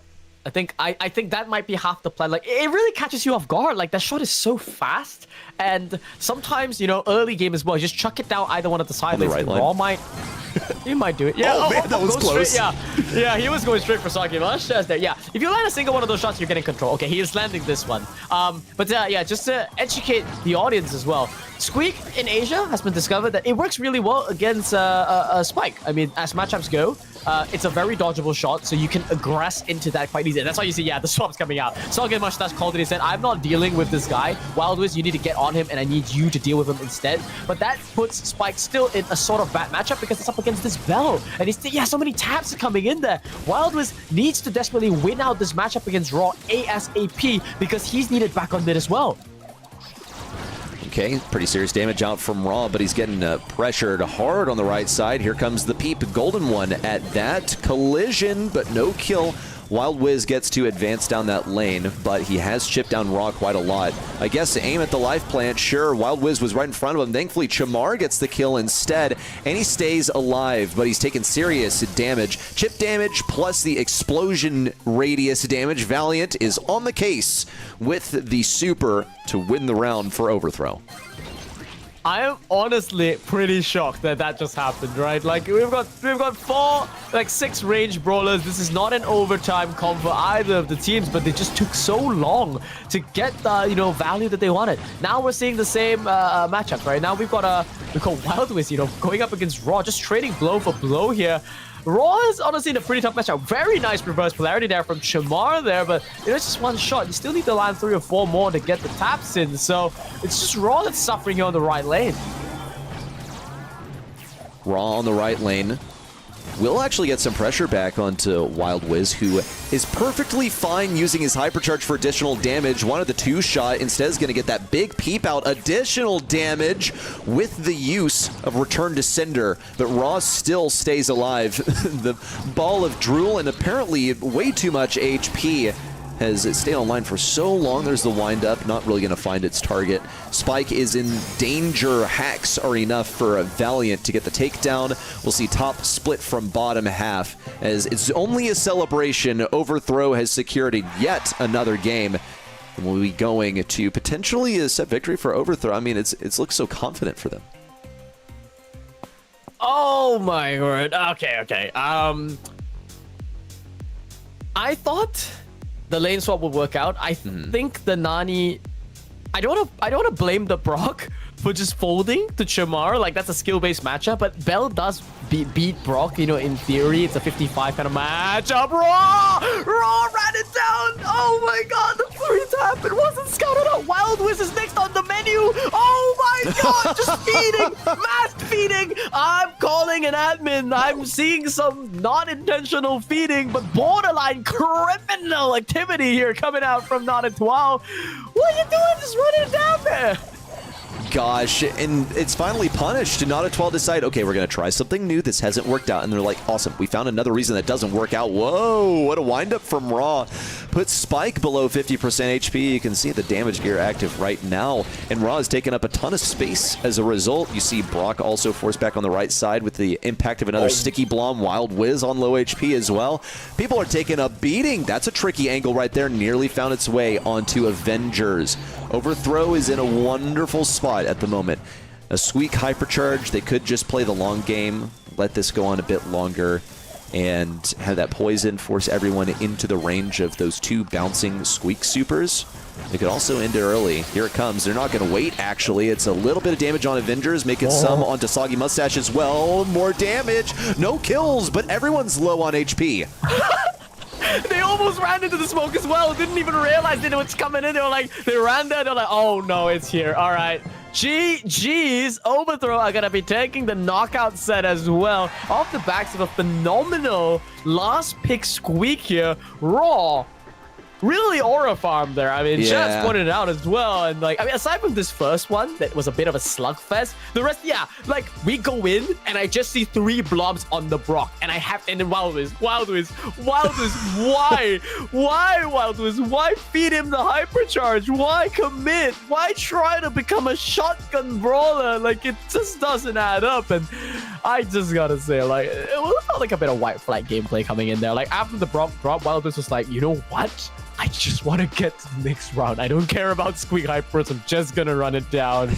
So yeah, I mean, symmetrical stats, asymmetrical. Sorry, you know, whatever kill the side Overthrow has will be on the side of the death on not a 12. It's a 2-0-2-0, but feels close, but doesn't seem that close.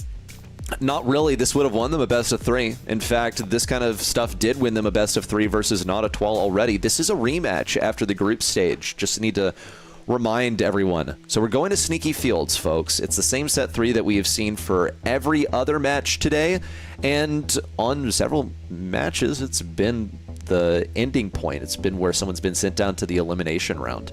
So, Overthrow, what do you have for us? Ban the BB. Ban the M, same idea was echoed by Not a 12, and you have the Spike ban. Solid bans for first selections, but Not a 12 might be advised to select a Crow here. It's been a popular first pick, and we'll see if they break the mold.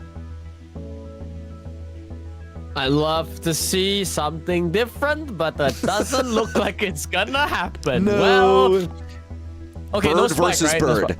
Bird versus Bird. Bird for the word. Overthrow. Run it back. 3 birds in a row. I mean, as I said, I am a bow hater, but in this case, in this map, I don't mind it. It's already one matchup shown up against the other bird. I just want to see it, you know, have a like if you're gonna go to totem, I really want to see get value from it, right? Like there has to be some kind of proper super, but nah, Overthrow, nah, they're not messing around. They don't want to risk it. And at this point, yeah, for some reason, picking bow is now considered a risk. I managed to sell that idea across. So Overthrow, this is like super solid, by the way. Whenever you pick Ruffs, it's so solid as a selection. Like it literally gives you everything in some senses, right? Like it was only slightly vulnerable to assassins in fast-paced comps, but in theory, it gives you great buffs, it gives you a win condition, open map, everything. Like and Overthrow seem to really like it. It would appear so. Yes, the wall break I think should be decently helpful in some areas. Oh, okay, maybe they don't want to. Maybe they want to break open the goal. The wall break will help out a lot into this alley because she is the queen of the bushes. Anything in this game that jumps, that goes airborne of its own accord, is really strong already. Then making it do damage as well is super strong. So Allie in the bushes, not only is she going to get just like crazy damage, but yes, she jumps with her main attack. She does about the same damage. She's going to be doing just like bonus damage. It's the way her main attack works. She does like a crap ton of damage. Into the Tara. Well, it's not going to happen. Pair it up with the Tara. So ideally, Overthrow, break open these bushes. Not a Twal are going to make it an absolute nightmare to be inside them. I don't know if I'm totally on board with Tara, though. Honestly, I've seen Tara played here on Sneaky Fields many a time, and it doesn't exactly always work. It just comes down to what your lane matchup is, basically. And Overthrow, look, the draft is their oyster at the moment. They still can pick up a Hank, sure, break open everything, make use of the walls. Allie won't be able to take you down effectively. Let's see how it works. This is a redux of the 2025 World Finals types of comps here, where Hank is just absolutely terrific, and you know, Tara, Ali, these are all flavorful brawlers. But yeah, I'm seeing a little bit of every team that we saw at the World Finals there. I'm seeing some humble Ali here. I'm seeing some Team Heretics losing to Hank action going on. I'm seeing a little bit of, you know, Ruff's Crazy Raccoon style here. So I think they're just playing, you know, very, very safe. Someone in chat pointed out that Overthrow have this perception that they are the skill diff team here. Like they are the stronger team mechanically. And so there's no need to diff the draft too hard. Get them an easy 50-50. And this seems like a 50-50 draft, and they feel they will win by skill.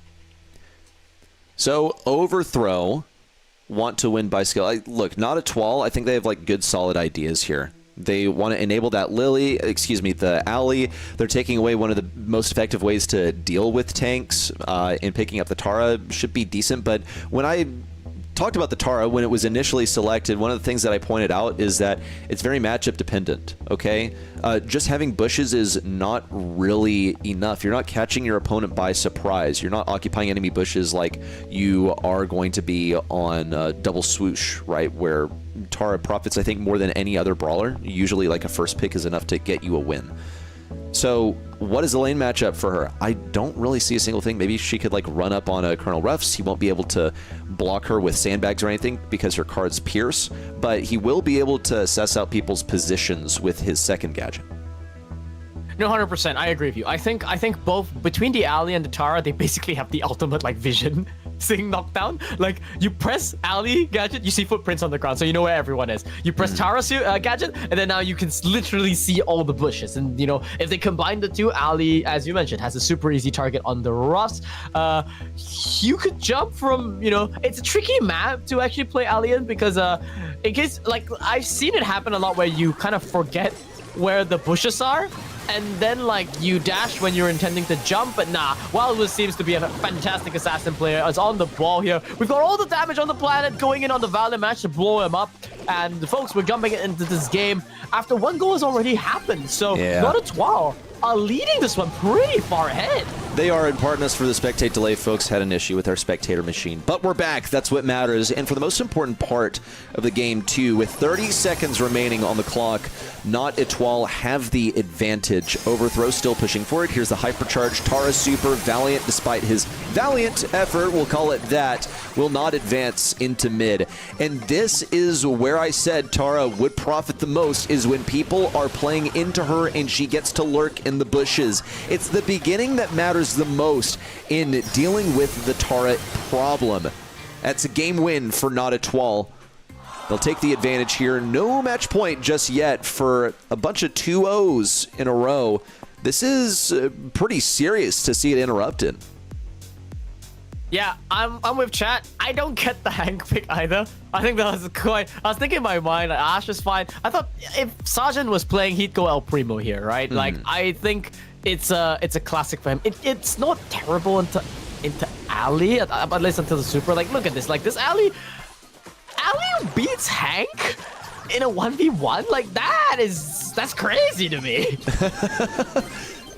She just has that much damage. I think she gets additional damage like that's scaled to the opponent that she's attacking. Yeah. So that helps out a lot. She's pretty unique in having that ability as an assassin. Only Colette is able to do something similar. We'll see this mid victory for Overthrow, a combination of different interactions that have led them here, particularly at mid on the left lane. You'll also see a lane switch with Wild Wiz now pursuing the right side. All raged up once again on top of Raw. Doesn't seem that opportunity is going to be provided very easily. Overthrow still find themselves locked in place, honestly. They only have 2 brawlers to deal with in front of them, and still they're unwilling to commit. Gonna see those shades out. Now Raw taken down by that latent poison of Soggy Mustache. How are Overthrow going to deal with this? They've got a solid defense, but even when they have a 3v2, they are uncommitting on the offense. I think they're about to get wiped as well. Wild Wiz is going to be going in there with the Super, gets 1 kill. Couldn't really chain off there, unfortunately. Couldn't get that double that he needed to.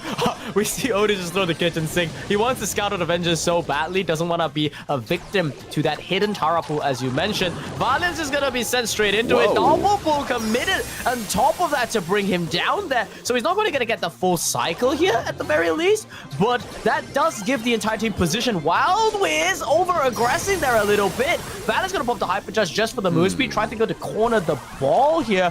And in the backlines, I think Tomorrow fell down to Soggy Mustache here. Okay, just trades all around as the map gradually opens up.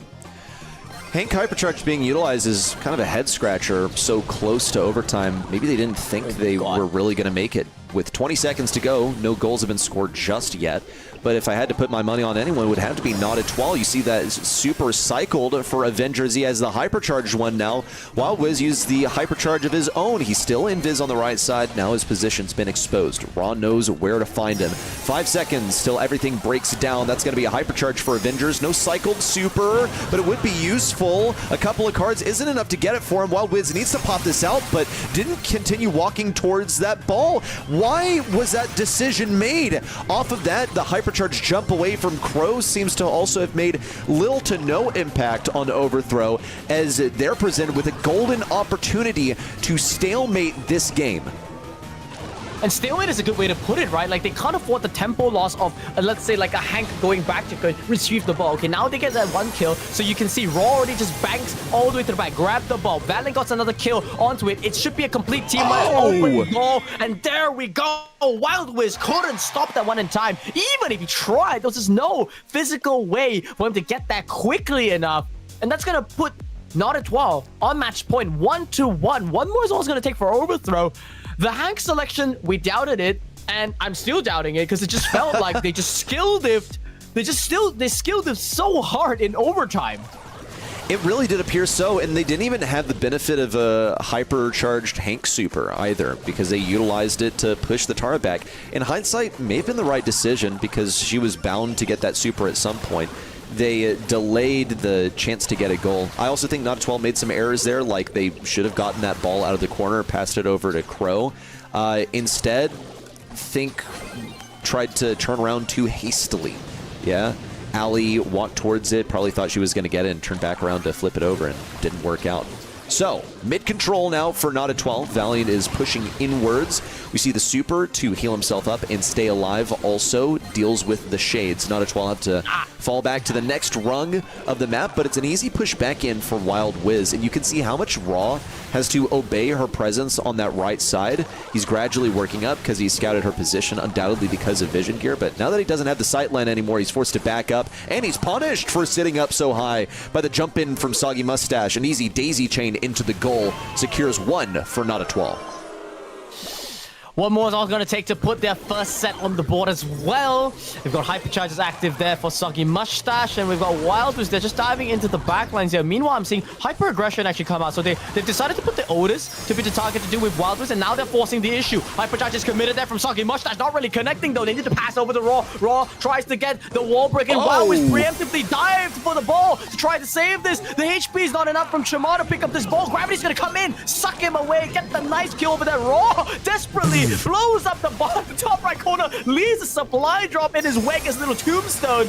But Soggy Mustache just picked up the ball, cornered it in yet another one of the 100 corners of this map. Now going aggressive on the Hank as well. It's going to be a non-stop engagement here. It's going to be a mad dash for the ball. Raw's trying to bounce shots. Avengers goes down once again. Not 12. They're not cycling the depth really well, but it's starting to look really dicey for them. That left side is the ideal place for Not 12 to pocket this ball, but first they have to possess it. Wild Wiz forward, but got stunned by the hypercharge Hank super. Now it's wide open. Walk down that clock just a little bit, my friend. We're headed to OT. Not 12 scores a goal. They stay alive and go to set 4. If it's one for Overthrow, they win the match and they qualify now. All the walls have broken down. Wild Wiz deep in enemy territory. It's pass over to Avengers. Hypercharge available. Wants to get to. He's so hungry right now for additional utility. Might just have to settle for Valiant right now. With his procession over the left side, got taken down by Raw. Here's the hypercharge. Wild Wiz needs to make it happen solo. No, eliminated. So many abilities wasted, and Overthrow can walk it down the field again. And it's terrifying. You're going to 2 brawlers that are buffed up by that Ruffs. It's Hypercharge, so Wild Wiz pops up immediately. Noob Avengers is already going to be going down. Not 12. They only have a single range brawler on the team. That's going to be the Crow. I don't think it's going to be enough. Valiant with the Hypercharge as well follows it in. And there we go. Overthrow gets the touchdown. They will secure the 3-0, only dropping a single game to Not 12 in this Brawl Ball set. They are your second team going to the Decider playoffs. Let's run it back ready through these replays. Oh gosh, yeah, that was pretty nice looking there from Overthrow. Not 12 got game number 1, but we have the highlights from Overthrow bringing it back in the end. This was insane. We saw Not 12 explode out of their position prior to overtime, and then they just couldn't do anything with it. There seemed to be no coordination, and look at the stats here. You see Soggy Mustache got really good control. This was 3 games, yes, but 20 kills is insane by basically any measure. Topped out the damage for the team. Avengers and Wild Wiz, I think, had the most struggle because once the walls were broken open by Raw, they didn't have anywhere to go. They really needed those bushes to survive. Also, once the walls were open, that Tara hypercharge, the Ali hypercharge seemed to mean basically nothing. I felt like Not 12 were pretty much guaranteed to walk the ball in towards the end of game number 3 once I saw Avengers get that hypercharged super. But all that he did was pull in a Hank and not even get the kill. He walked over and was eliminated by Raw, who comes out with the most impressive stats in the lobby, I suppose. 14 on his team, held on for so long, and basically skill diffed this composition. Yeah, no better way to summarize it. I mean, you can look at the damage, you can look at the goals, but at the end of the day, it's the 3-0 that matters on the side of Overthrow. They are the second team that's going to be going into the decider playoffs. It was expected, to say the least, but yeah, I think Not 12, they kept it close. And you said you wanted my take on whether it was between Not 12 and 77, who's going to come out on top. I think Not 12 have the drafting edge a little bit. Like, I like the comps that came out from them. All 3 of them, I think, were okay. But the choke factor, that's what I'm concerned with for them, right? Like, the gem grab, they had this big 9-2 lead. And then somehow, just one bad purple button into another bad purple button into a bad set, and then you fold the next 2 games, and then you go into a bad draft, and then yeah, like that's exactly why, you know, these are such your brutal levels of play that we expect in competitive. But yeah, I think against 77 they might have a chance if they could just forget about this game, remember the good moments, and just go in with a bit more confidence. Yeah, and they've also had a break. Not 12 are going to be coming into this next match off the backs of a loss, but at least they're warmed up. At least they've gotten some Brawl stars, and it was a pretty close Brawl Ball set, all things considered. They had the draft on point, so let's keep those neurons firing, folks. We're only going to take a quick break before we head into this third and final match. Who will qualify? The final team from South Asia. Find out in just 2.5 minutes.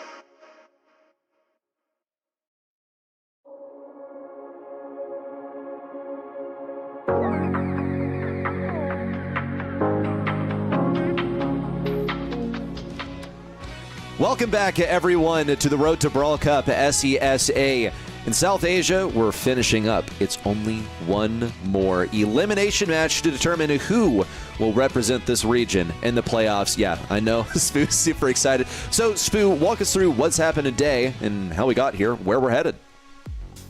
Speed run this stuff. ABC 3-1-77. It looked close, but it was not actually close. They just lost to a Chuck. Meanwhile, on the other side, Overthrow versus Not a 12. It was actually close. Should have probably been a 3-1, but Not a 12 could not get the touchdown. They had a great comp, great execution, but just couldn't bring it together. So Overthrow and ABC, they are qualified, done and dusted. They can take a break, go on holiday for a week. We'll see them next week. But we're in the elimination round now. 77 goes up against Not a 12. They are now officially playing for RTBC Tournament Life. One of these two teams will go to the decider playoffs, and the other will be free next weekend to go on dates. Just, don't be in a hurry to get a girlfriend. I hear that's a huge nerf in Brawl Stars. So, just throwing it out there, guys. We have it. 77, Not a 12. Let's talk about it. Spoo, here are the maps. We have Hideout, then Dueling Beetles, then Super Beach, as our first three maps will be going over to Bell's Rock and Bridge Too Far if we make it that far. The furthest we've gone is set number 4, but I think we've sensed the individual strengths of both of these teams, Spoo, where we see one's better at draft, one has more ice, basically, versus their opponents. I think 77 kept their heads cool more, Not a 12. Even in situations where they had a better draft, still were taken down simply because they made mistakes, basically. Made too many mistakes. Everyone gets to make a few mistakes, but as the level continues to increase, the tolerance gets lower and lower. So let's talk draft. We're going to Hideout. Set number 1. Bans have yet to come in, but any preliminary thoughts? All right, so you gotta ban BB. Sure. You gotta ban Pierce. Mm-hmm. What about the bird? Which one? The father. The father. Yeah. The father. The yellow one. Okay. So the yellow one. No need to ban it. But okay. It seems like they took half our advice. they banned the wrong bird. They banned the black one. The one is fine though. I think. Yeah. I actually think it's okay. Wow. Both teams are. It feels like they prepped this match. The bans feel a lot more intentional. I can't predict what they're going for, but Not a 12 at the very least. You can tell they're banning out Byron, banning out Gray. So they're basically saying that we're kind of half banning the BB and leaving it in because we believe that in an open map like Hideout, that if you take out the Byron, the BB just folds. The BB doesn't have enough. And then we're going to take the best sharpshooter on the map, and that's going to be Pierce to lead the draft. It's leaving wide open. We're going to bait 77 to see if they want to go for BB, and they're not. They're going to go for Leon instead. I think very logical so far. Okay. Yeah, nothing too surprising just yet. The BB is not banned. Just want to throw that one out there if anyone decides that they want to pick it. I'm sensing good reasons not to, naturally.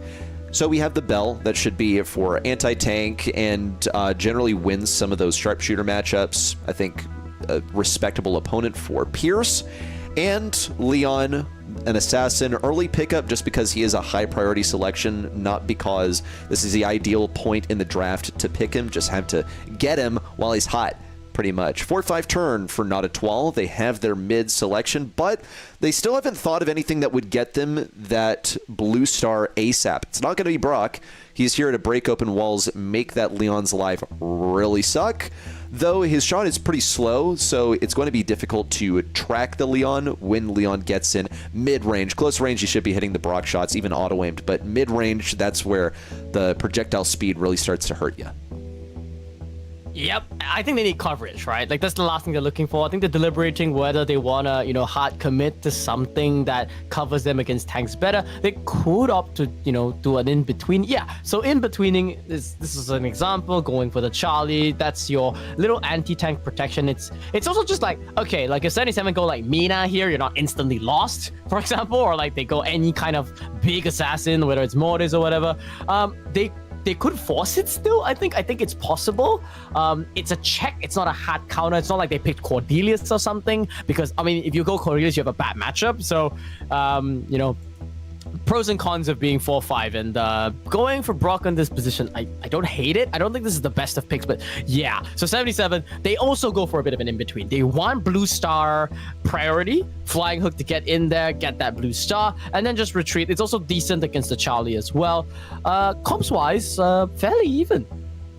I think so too. It's a really, really stable couple of compositions. Nothing super aggressive on one side. If I had to name any aggression, I would say 77, because they have an assassin, and then Carl gets to be a mobility brawler because you see he is running flying hook. Should be a threat in close range versus Pierce and Brock, if anything.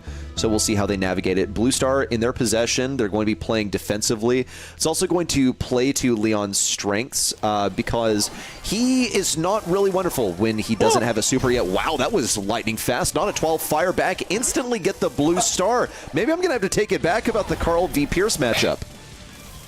It's a little bit of a little nuance with hideout. Like, it depends on the spawn. If you spawn on like the extreme, left side, you can't get to the mid fast enough. It also depends on the way, you work out with it. But yeah, Aokiji must have reached mid a little bit late and then just got picked off by the Pierce plus Wild Wiz. But, hold that thought. Not at all being pushed back now by the entire might of 77. Soggy Marsh just gonna get another pick off there on that right lane, but the left flank completely collapsed. We got the patrol coming in here. Can't catch either of them. Flying hook for one, and we've got smoke trails coming on the other. HapG's even gonna turn around. So greedy. Tried to get that second kill. Now back into the invisibility. It's the speed trails that he's running, so he doesn't have that amazing sustain from the Invisi heal, but got the assassination factor in play. A move forward from Carl, not going to be rewarded. A long-range super, too aggressive from Avengers, ends up getting him killed and didn't even put Carl in the cocoon. And even if it had, what would that have accomplished? That's quite the switch up from HapG, moved over to the left lane and left his clone to die on the right. Gonna see some interesting gameplay out of this Leon. I really do think so. Send in the clone as sort of an effigy and then hopefully getting close range as a result. The minefield on the right side is now being put to the test. Post has been littering this right side with one nest egg after the next. Hypercharge in from HapG. Gotta be one. Looking for two onto Avengers. No impact with... Oh, never mind. I take it back. Did manage to hit Avengers with the mark. Okay, not a 12. Has to catch up. They have a 7-star deficit to operate with right now. Yeah, and now they've got to get through this minefield, right? Like, there's just no way to have it done. Avengers, there's a mine in the mid as well. Wild Wiz is going to be trying to get through, but the bell bounces are good. 1 second left on the clock. It's a 13-4 victory. 77, early game did not go in their favor, right? Like, they wanted the count to get that star and extract out safely. But who knows? Maybe now they have done the math and we can't tell because it just happened so quickly. But whether that was a gameplay error, like he just like pressed it late, does he know that he needs to walk into it? Or yeah, so he's pressing the gadget and then bang. Okay, so I can tell you this is a gameplay mistake. You're supposed to use flank hook immediately and then walk in and no, HapG, no, not like this. The same start as game number 1. This is not what you wanted to see. Oh my god. All right, they're making it harder on their strategy, but I guess their tactics will make up for it. No, you can't keep getting away with it. They go for this blue star and then they get cold feet. They're like, oh, I don't really want to go for it. I don't know. HapG, you get it. And then by that time, mid is all the way exposed. Even a Brock is able to get a kill. Okay, we'll see Avengers getting tons of value with that yo-yo on the left side, hitting Carl and Leon at the same time. HapG about faces, goes for the right side and weaves through the rockets, but just gets a super. It's fine. Once he gets to full HP, should be able to aggress someone, ideally that Pierce, since he doesn't really have a way of getting away or providing any sort of CC.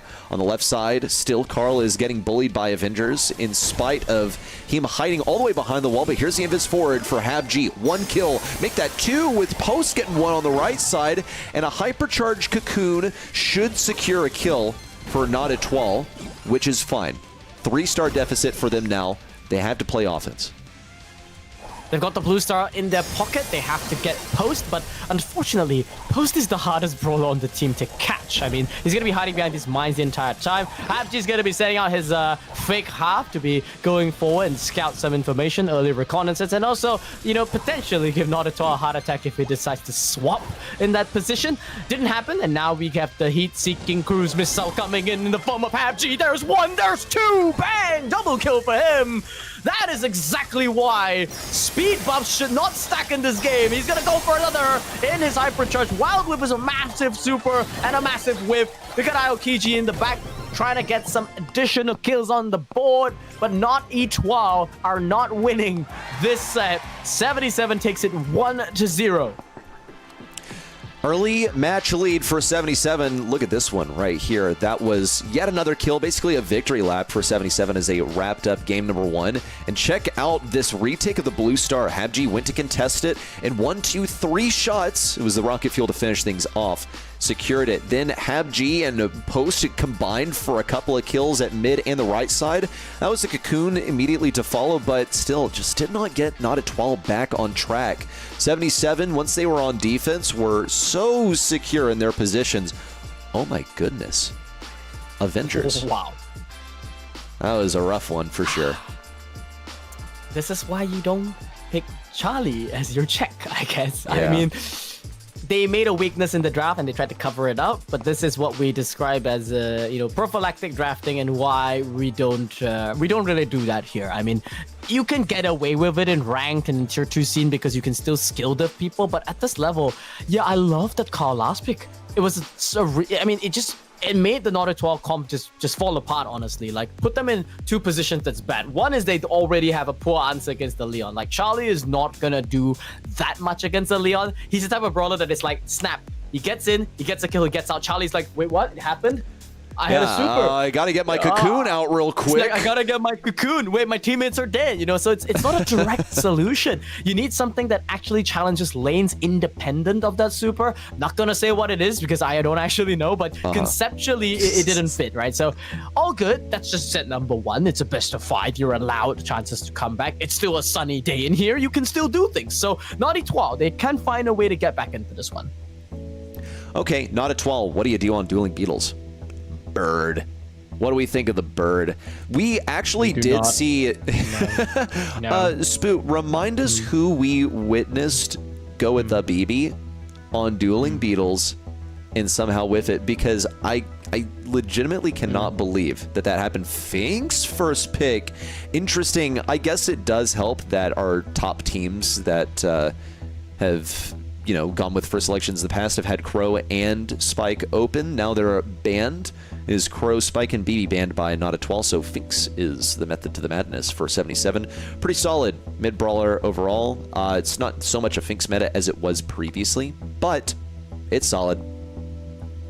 I like it. Yeah, like solid seems to be a good way to go. So if they want to go down the solid route and keep doing that, Ruffs is another brawler that definitely could come to mind for sure. Eventually a Rico could come into play. I've heard Rico is actually surprisingly good on Dueling Beetles now because the increased projectile speed has now allowed him to actually be competitive in the long range matchups as well. Previously it was theorized, like I picked Rico a bunch here. You see that little pocket, like the unbreakable wall in like your base, and then like that little triangle. If you are in mid position on Rico and you fire it down straight there with a super, you can grind someone against that wall and basically just destroy them. So yeah, I mean, I don't mind all that kind of stuff here, but on the side of Natari 12, we're seeing very different stuff. A very early Poco selection is going to be coming in, and they are borrowing from the BSC because this was their most picked brawler, I believe, in all of Hot Zone across the 4 monthly finals. He's been a good combination for any tank that wants to, continue existing for longer. That is the name of the game on Hot Zone in general. Just stay alive inside of the radius. Poco's doing a pretty good job of that, just in general. The response of Pierce should churn out a bunch of damage, but look at all these indestructibles. Look at all the walls around, and you will notice that Pierce is lacking in terms of places to play. So a wall breaker, I think, is required to make this work effectively. Natari 12, as their last selection, may decide that they want to go aggro and get up in their faces. Kenji. Okay. So something that I sensed may be in the cards for Natari 12 is like a Mortis or something to disrupt the backlines. That specifically to deal with the Pierce also could be effective. Pierce can, of course, blow you away, but Mortis has several dashes for a reason. Versus that, plus the Kenji, plus the Finks, may be too much to ask for, but you do have Poco with the heals, so you have to keep that in mind. It's still possible. Yep, not at all. They've shown it once, right? Wild Wiz did pilot the Mortis to a pretty disgusting degree in at least one of those games, and nah, he's not gonna go back into it. They're gonna opt to go for Meepo instead. This really strong controller, but I haven't really seen much success with it so far. I'm gonna be honest here. I can see the play here. Meepo's managed to block out the mid, get the team to run out. It's kind of like it's a bad Sprout, basically. Alternatively, we could see stun come into play here. It's a one way to deal with the Kenji, and given the fact that, as you mentioned, there are no, he's gonna take up the stun. So given the fact that there are no ways to break up terrain, he's just gonna be literally playing on the water, using his hypercharge, the super, and trying to just chip away, guaranteed damage. But they do lose in the range department, though. I mean, there's literally nothing that competes with Pierce here. We have a lot of pieces. We have a bunch of brawlers and no composition from Not a Twal, if you ask me. Poco is a support. He's meant to be supporting stuff. But what exactly is that going to be? Is he just going to be pretty much a sole operator at mid? You better pray that no one gets too close to him. HabG might even be advised to go for Soggy Mustache. Instead, he's going around the world. Already utilized his heal. Now, super time. Manages to slice Soggy Mustache just a little bit, but no kill, really. Forfeits some control for them, I believe. Post has been doing a good job of getting that damage in, but now he's expired. HabG leaves with a single kill. That would now drop this Not a Twal team down to 2 members. Still, though, not too much impact. So this is going to be a big pawn in the side of HabG. Is just gonna go in there, just get shredded by Wild Wiz. That stun. It's a minor pushback as well. I completely forgot about that. That really makes the Kenji's life very, very difficult. And if 77 cannot get any semblance of mid control, they won't be really extracting value from either of the other brawlers. But huge jump in there for the Kenji, getting a big slash there. We got a hypercharge super coming in there from the Meepo. Okay. What? What? I mean, you have all those walls that you want to fire through over there, so it makes a lot of sense, right? Yeah, it's plenty of walls. Are they gonna lose off that? Ready? No. Surely not. They do have ways out of their spawn. They still have Soggy Mustache's super. Avengers has been working on his hypercharge this whole time, so they should be fine. In fact, HabG getting as aggressive as he did has provided an opportunity for Not a Twal to go for the retake. Now, Soggy Mustache has a hypercharge. He'll be getting that super for free off of HabG. It's also the rage quit from Wild Wiz, but still gets taken down. A kill on the left side from Avengers will bring this control back for Not a Twal. And they have just enough time to lurk on this zone and get the capture. Not a Twal do take it. That was kind of hairy, though. I do side with you, Spoo. That looked so concerning that it may as well have been the game loser right there, because you saw it went from, what, maybe 12% capture to an entire 74 total? Yeah. It was a total tempo loss. Like, it's one thing to mess it up, then you run to the lane and you immediately die to the Pierce, and then Kenji runs over your Poco. Like, that's just not what you want to see. So HabG, this time, he changed up the matchups, I think. So he's going to be going onto the side of the Meepo. And wow, Post 77 gets Avengers down. But Soggy Mustache has already farmed out that first Poco super. It's just going to be Post dueling against Wild Wiz, but immediately that's an answer that the Meepo does come out on top. So Not a Twal right now. Yeah, there's the Meepo just abusing that unbreakable wall. That's what I want to see a little bit more of here. And then there's HabG that's going to be running into this Poco Otis comp, and it's just so difficult to break into the mid. Great dodges from Wild Wiz as he was aggressed from 2 different lanes at once. It's difficult for Finks to do much here solo. He'll look for the rotation over to mid. HabG is going to explode out of here, and then Finks will have to follow that. But oh goodness, looks like he faced an explosion in response. Totally shut down by the rage quit, and Soggy Mustache pushed in off of that. It just doesn't even seem possible for 77 to make it in here unless we saw a key error for Not a Twal. There again is the use of Meeple's super on the Indestructible. This time, Wild Wiz uses Hypercharge there instead of on legitimately nothing. That's way better for Not a Twal. A much more confident look, absent from those mistakes that we saw in game number 1. And Not a Twal had pretty much no horse in this race. Okay, not what that phrase means. They basically had no way of winning this, is what I mean to say. Unfortunate. To quote a friend, if only 77 had a wall break, as I mentioned, right? Like I talked about the roughs, I talked about the gray. There's so many different brawlers that you could use to just open the map and make the Piers actually viable, right? There's a lot of ways that you can go about it, but instead, for some reason, they're like, oh, they went Poco Otis, which Kenji is bad into. Let's go Kenji. Like, what? Like, I understand the idea. Okay, Kenji can get up in Poco's face, maybe. Gets them on the point. Keeps them from getting backed into their spawn. But you picked a couple of brawlers that are quite reliant on open areas. Yes? And then you do nothing to open the area, and it goes basically as you'd expect. Across an entire set, Finks was only able to accomplish a single kill. And for Kenji, sure, he definitely got up in the zone, but when he was there, it was a bunch of tomfoolery. 2 and 11 on the KD. It really, really hurts to see. At least Pierce is able to deal with walls kind of okay because, you know, he does what his name says he does. Once he has a super, as long as he can impact people with it, then it is a homing, piercing projectile headed their way. But for Not a 12, the meeple worked just fine. We were scratching our heads a little bit thinking like, is that going to be enough to shut down the aggression? But Rage Quit was more than enough. Every time Kenji was alive, he just could not push the meeple. He couldn't push within a radius of the meeple. So a hard shutdown. Yeah, really well punished from Naughty 12. That's what I'm saying about these two teams, right? Like, maybe on paper, 77 are playing a little bit better, right? I don't know. It feels like it's really going to come down to the draft on this. Like, so far, we're seeing 2-0, 2-0. We're going to head over to Super Beach, where thankfully BB was banned out. But that's going to allow Post 77 to snatch up the M's, which was the most atrocious brawler sometime 2 months ago during a certain icebreaker. Now, not so much, right? Now, post nerfs, it's something that you can still go with for the first pick. It's very viable here. You know, both of the gadgets are fantastic on this map. Gives you the coverage of the mid-range and the anti-tank, so it ticks all the boxes. Now, Naughty 12, they go with the Colt for selection.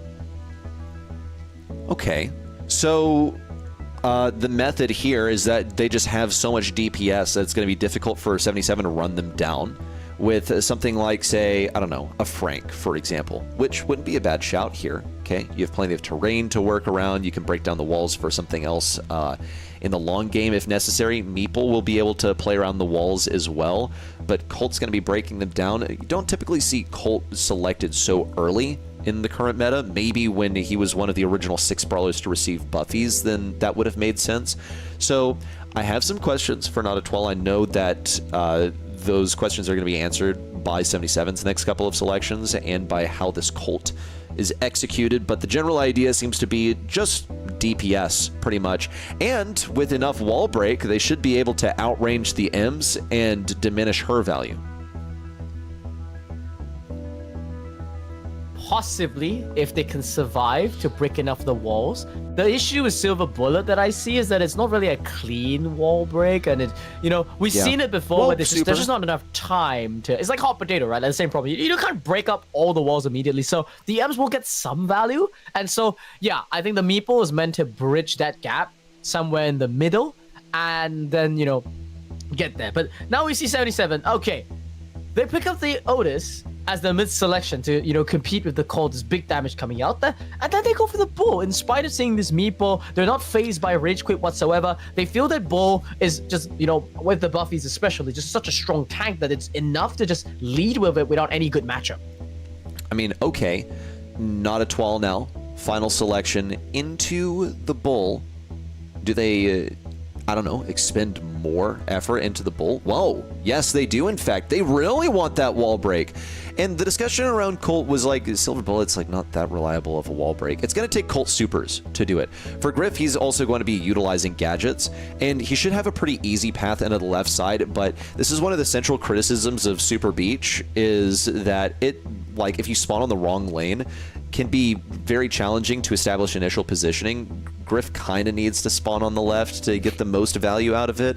It would be an irritating rotation for him to get over there if he spawns on the wrong side. Ems could also take full advantage of it. O's could take full advantage of it. So we'll see if they get lucky on their spawns. Otherwise, Griff, it's kind of fine for him to take up the right side. Not a 12 will have that initial wall break, but it's not really the one that they wanted, and they have to fall back as a result.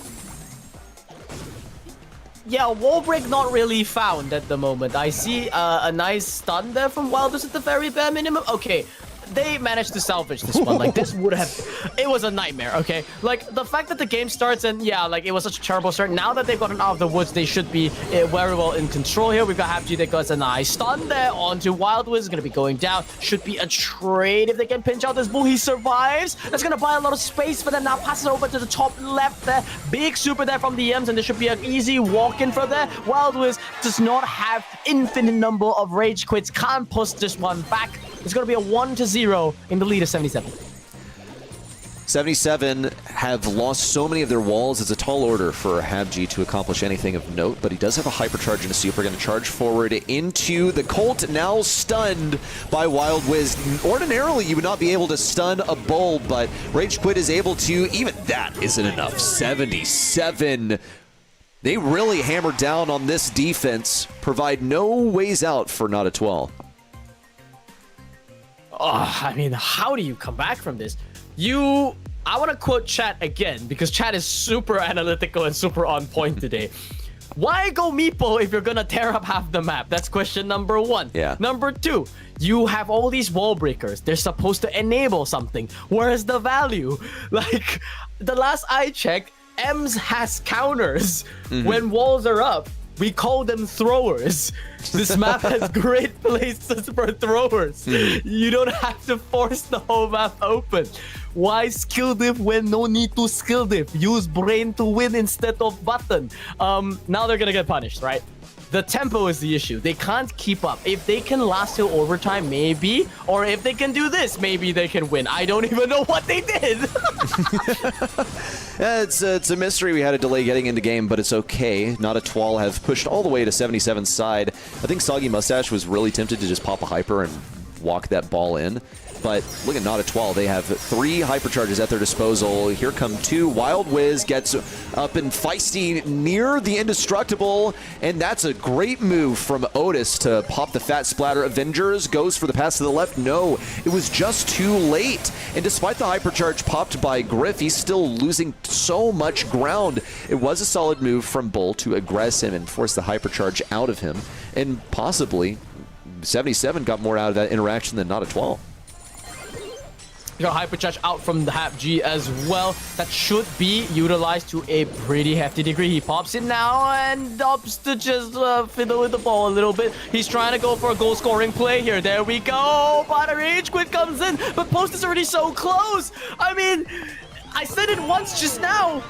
There's only so many rage quits you can have. It's not an immediate... It's not a get out of jail card, you know? It doesn't save you from immediate loss. Now I've got Ems with Hypercharge running in there. The invulnerability coming in clutch. No hype to save his life there, but the poison should tick him down. HapG passes it up to Aokiji. Should get this one in. And there we go. 77. Proving us right once again, making us sound more intelligent as casters than we really give myself credit for. And go 2-1 in sets. One more is all it takes for them. 77, let's watch some replays of this. They cleaned out the goals several times, and look at their stats too. Not too remarkable, really unremarkable you might even say, but the strat here for 77 was to play the objective. Not a Twal, on the other hand, they were focused on that damage. That's where the Griff is getting his DPS. That's where Colt is executing as well.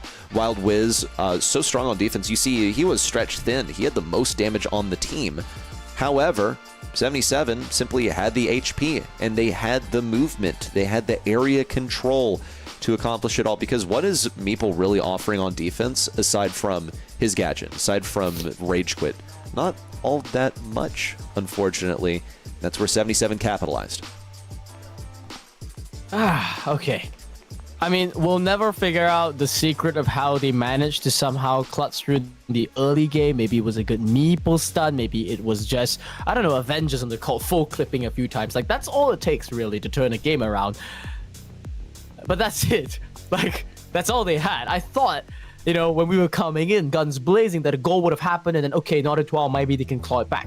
But that brings us to a fourth map, though. We will get to see Bell's Rock. And this is a tough map to draft in. Like, there are a lot of traps here that can go wrong. Rico is in play. You gotta be scared of some kind of Glober nonsense that I've seen on, like, you don't want to be in the next, what's that short creator video that Potato made Janet BS, plus Duck thing? Skull edit. You don't want... Exactly. You don't want to become another skull edit. Like, I have seen even the best of team fall to cheese here. So this is a map that Naughty 12, assuming that they have a little bit of a slight drafting edge, I think they should be able to get this one. But 77 seems to be the one that's drafting more stably, and it's working out in their favor. I would have to agree. They seem to have just more consistent ideas, basically. Their bans have also been pretty directed. Looks like we did have a slight delay in this one, a game crash during the draft, so we're going to give those players some times to, reconvene just to get that invite sent back out. Ooh, what's going on? I think Spoof's trying not to sneeze on cam. It's okay, bro. It's okay, dude. He's going to hold it in, I suppose. Wow, that took some crazy effort. It takes willpower. I don't have a way to put you off cam right now, so we're just all gonna have to watch you suffer. Okay. I'll hold it in. I'll hold it in for you guys. But no, already seen me sneeze. And did you all know, since we are waiting, that it is uncommon to sneeze more than once sequentially? And yes. Is it a curse or a talent that I can do it like 3 or 4 times? Probably a curse. I don't know. Like, do you want to? I heard him sneeze and it was like achoo, achoo, achoo. Like, whoa, there was no cooldown between that. But of course, when you get 3 achoos in a row, then like the major debuff follows. You have like basically 3 post sneezes stacked into one. This is basically what Spoo described to me. So yeah, I said I saw 3 times the stars and I was like, oh, and I had to reset for a bit. But no, it runs in the family. My dad's got it. My brother's got it. It's pretty funny. But hopefully none of these players... I mean, could you imagine? The thought just crossed my mind, right? Imagine you're playing on stage. Is it a technical pause if that happens? Like, you're trying to land your like crucial world championship winning RT shot, and in the middle of it, you just get into a sneezing bout and you're Moya and just have this like semi-seizure on stage. Like, is that unfortunate? Is there something... I don't think the BSC rulebook has like medical emergencies written in there, by the way. I don't... That's just yeah, I wonder. I don't think it does. It's a cool thought to think about, but or maybe a bit more of a morbid thought. These bands look familiar. Curious. Not at all. What's going on here? Yeah, I'm seeing some similarities to, gosh, was it Hideout earlier? I think so, yeah. Yeah, or perhaps, no. I think Overthrow had similar stuff earlier on Goldarm Gulch. It was really the Byron and the Grey Bands that stuck out to me. Grey Band because they don't want to face any cheese. And there are other things that are pretty important, just FYI. I think the Byron prevents any sort of BB action while also having the effect of, getting rid of Byron because he's annoying. All right, Leon's coming. Just putting it out there. It's definitely coming. Sneaky time. You could make an argument for Crow as well if you really wanted to just double stack on buffies. Huh? Never mind, we're going old school, baby. I love it. This is confidence, right? I mentioned high risk, high reward, and leading with it. Come on, 77. Like, you don't have to style on them like that. I mean, this used to be the counter, right? You see Brock immediately yep. They went Brock first. Haha, they're idiots. We're gonna go Piper. It's GG's. They can't even go wall break because we'll win all the range matchups. It's over. Like, I don't know why it's a weird accent, by the way, with the description of that. But yeah, that used to be the meta when I was competing.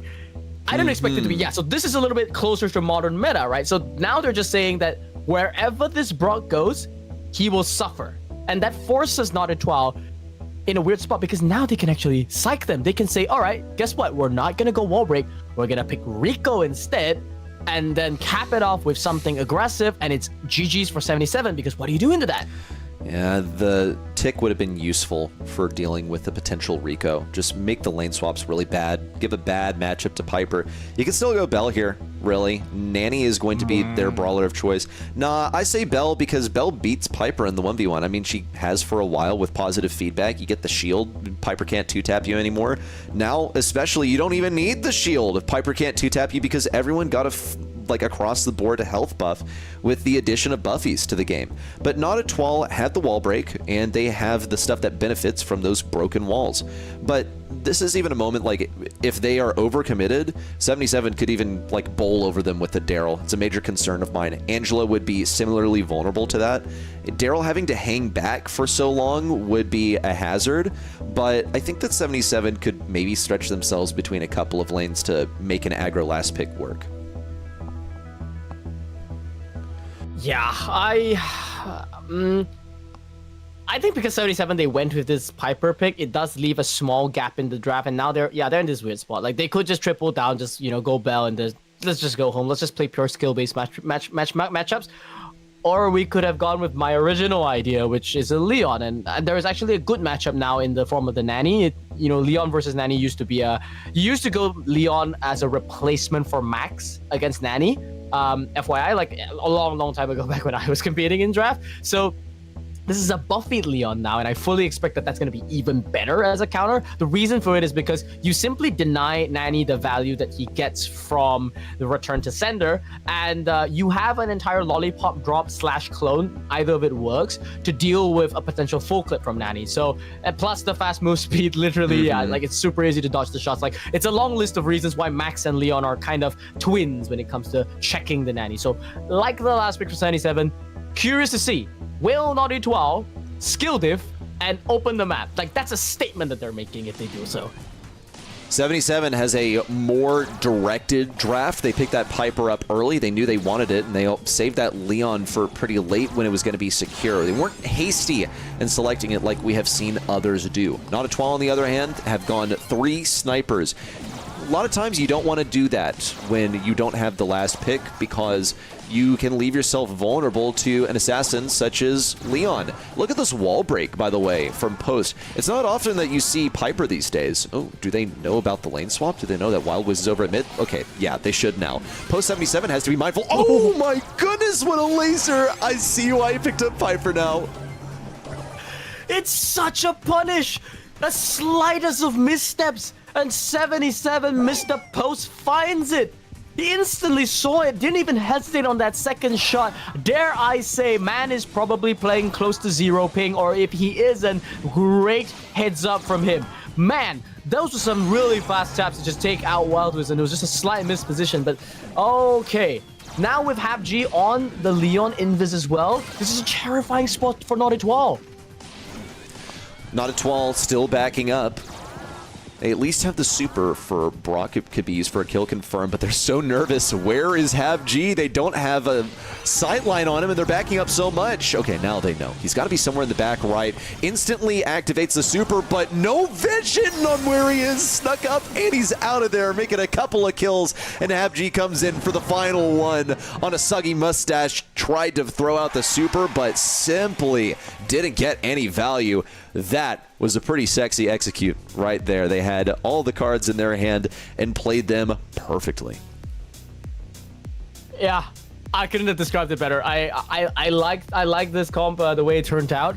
I gotta say, I mean, I didn't want to be too over, predictive about things, but like as soon as I saw the Brock pick come out, I mean, in modern theory, you can't lead with Brock anymore, and this is exactly why. 77, they're showing us a masterclass of how to not only in the game but in the draft, and they just need one more to close this home. On the side of Natari, it's not over just yet.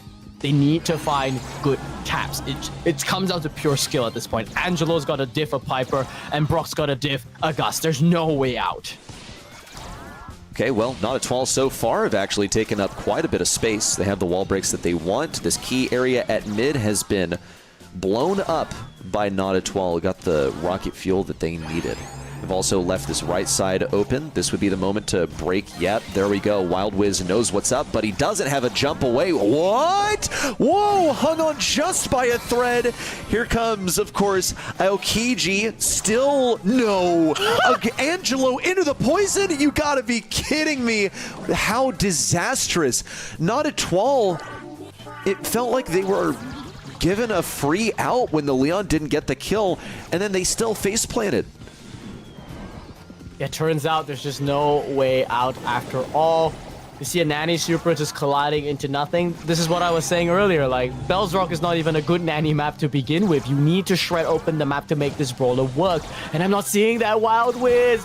Oh man, all 3 of these games he's been the target, and HapG, just to add insult to injury, it's gonna squeeze out of there. Too much speed for him, outran the Nanny shot literally, and now 2 versus 3, Naughty 12 on their last legs. The white flag, I can smell it, I can almost see it. You can see one of the players trying, and it's just Avengers left. Is he gonna walk into it? Yeah, he's gonna walk into it. Respect to him. Naughty 12 knows when they're beat, knows when to tap out. It was a good showing from them, but it is indeed going to be 77 that is qualifying for the decider playoffs. We're gonna look at some of these replays just to recap real quick. Gosh, 77 put on quite a show here, didn't they? Not at all. Were pretty much bearing witness to their own demise. We'll see some replays here as we saw Aokiji around the right side force Angelo to sidestep into the poison. That one hurts so much. If you are that player in that moment, you're like, oh, great. HapG, look at his escape here, by the way. Got impacted by 1 return to sender, then dodged the nest attack. The benefit now of smoke trails has completely changed the way that Leon is played, because used to be the only way you'd play him, and yeah, walking into the bombs, XD. You would only play him with the heal. That is the only way you could make him work. Now he works without you even having to try. He's just a good plain old brawler now. All right. Not at all. Good try. Didn't really like the drafts in this second one. Felt like 77 definitely came in a lot more prepared and certainly a lot more decisive. I mean, snap Piper pick when you see a Brock selection, that's the hardest punish you can go for. And yeah, like they weren't even afraid of Nani matchup, right? Like they were just like saying like, yeah, we've got this prepped. You can go Nani for 5. We've got Leon on 6. What are you going to do about it? I mean, they could have led with the Leon and then, you know, maybe the Nanny wouldn't have come. Like if it was Piper Leon 2-3, for example, then maybe Not a 12 would have been dissuaded from the Nanny and would have had a very different game. So either way, we conclude 3-1 in this final qualifying round.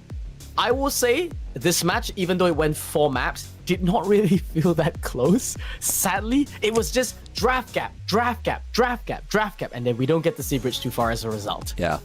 It would have been nice to see a 5th set in the best of 5s. However, there's a reason we only just introduced them, because we got to get through some of these one-sided matches quickly. In the group stage, we only saw 1 single match go to set 3 in the best of 3s. Here, we didn't even see one go to set 5. So everyone, let's give ourselves a pat on the back as we got through this quite efficiently. And, of course, the best of 5s will continue in the following stage, because now, Spoo, we have playoffs. Before we can discuss playoffs, though, I think we need to talk about the teams that made it through South Asia. It'll be ABC, Overthrow in 77, making on to the next stage. Huge congrats to these 3 teams. These 3 teams are about to be thrown into decided playoffs. And if you guys want to know how that is going to turn out, you're going to have to tune in next week. Yeah, I held it there because I was like, oh, am I going to spoil the format? Am I going to spoil the format? I am not going to spoil the format now. But indeed, we will crown a champion. So unfortunately, I mean, we're about halfway through the road to Brawl Cup, right? Ready? Like, this is the literal end of the halfway mark. Now we have narrowed things down to our final 6 teams from Southeast Asia and South Asia. And from there can only be one. Oh my goodness, yes. And the playoffs bracket is also going to be 2-sided. We're keeping South Asia on one side, we're keeping Southeast Asia on the other side. So that is going to be pretty cool as well. It will be number 1 from South Asia versus number 1 from Southeast Asia, and I cannot wait to bear witness to that. Of course, as Spoo said, you got to come around next weekend for that. Is March 7th and 8th that you need to be there for one of my favorite days. March 7th is my birthday, so if you want to come in and, I don't know, if you want to come on one of my favorite days of the year where I'm going to be on fire, then you should definitely turn up. It's the same place and the same time. It's my Twitch and YouTube, and you know where to catch all the updates. You get that on Wiggly Spoo's Twitter. That's all from us for now, everyone. We will see you next weekend for the conclusion of the road to Brawl Cup. Only one kid advance. Who is it going to be? Find out then.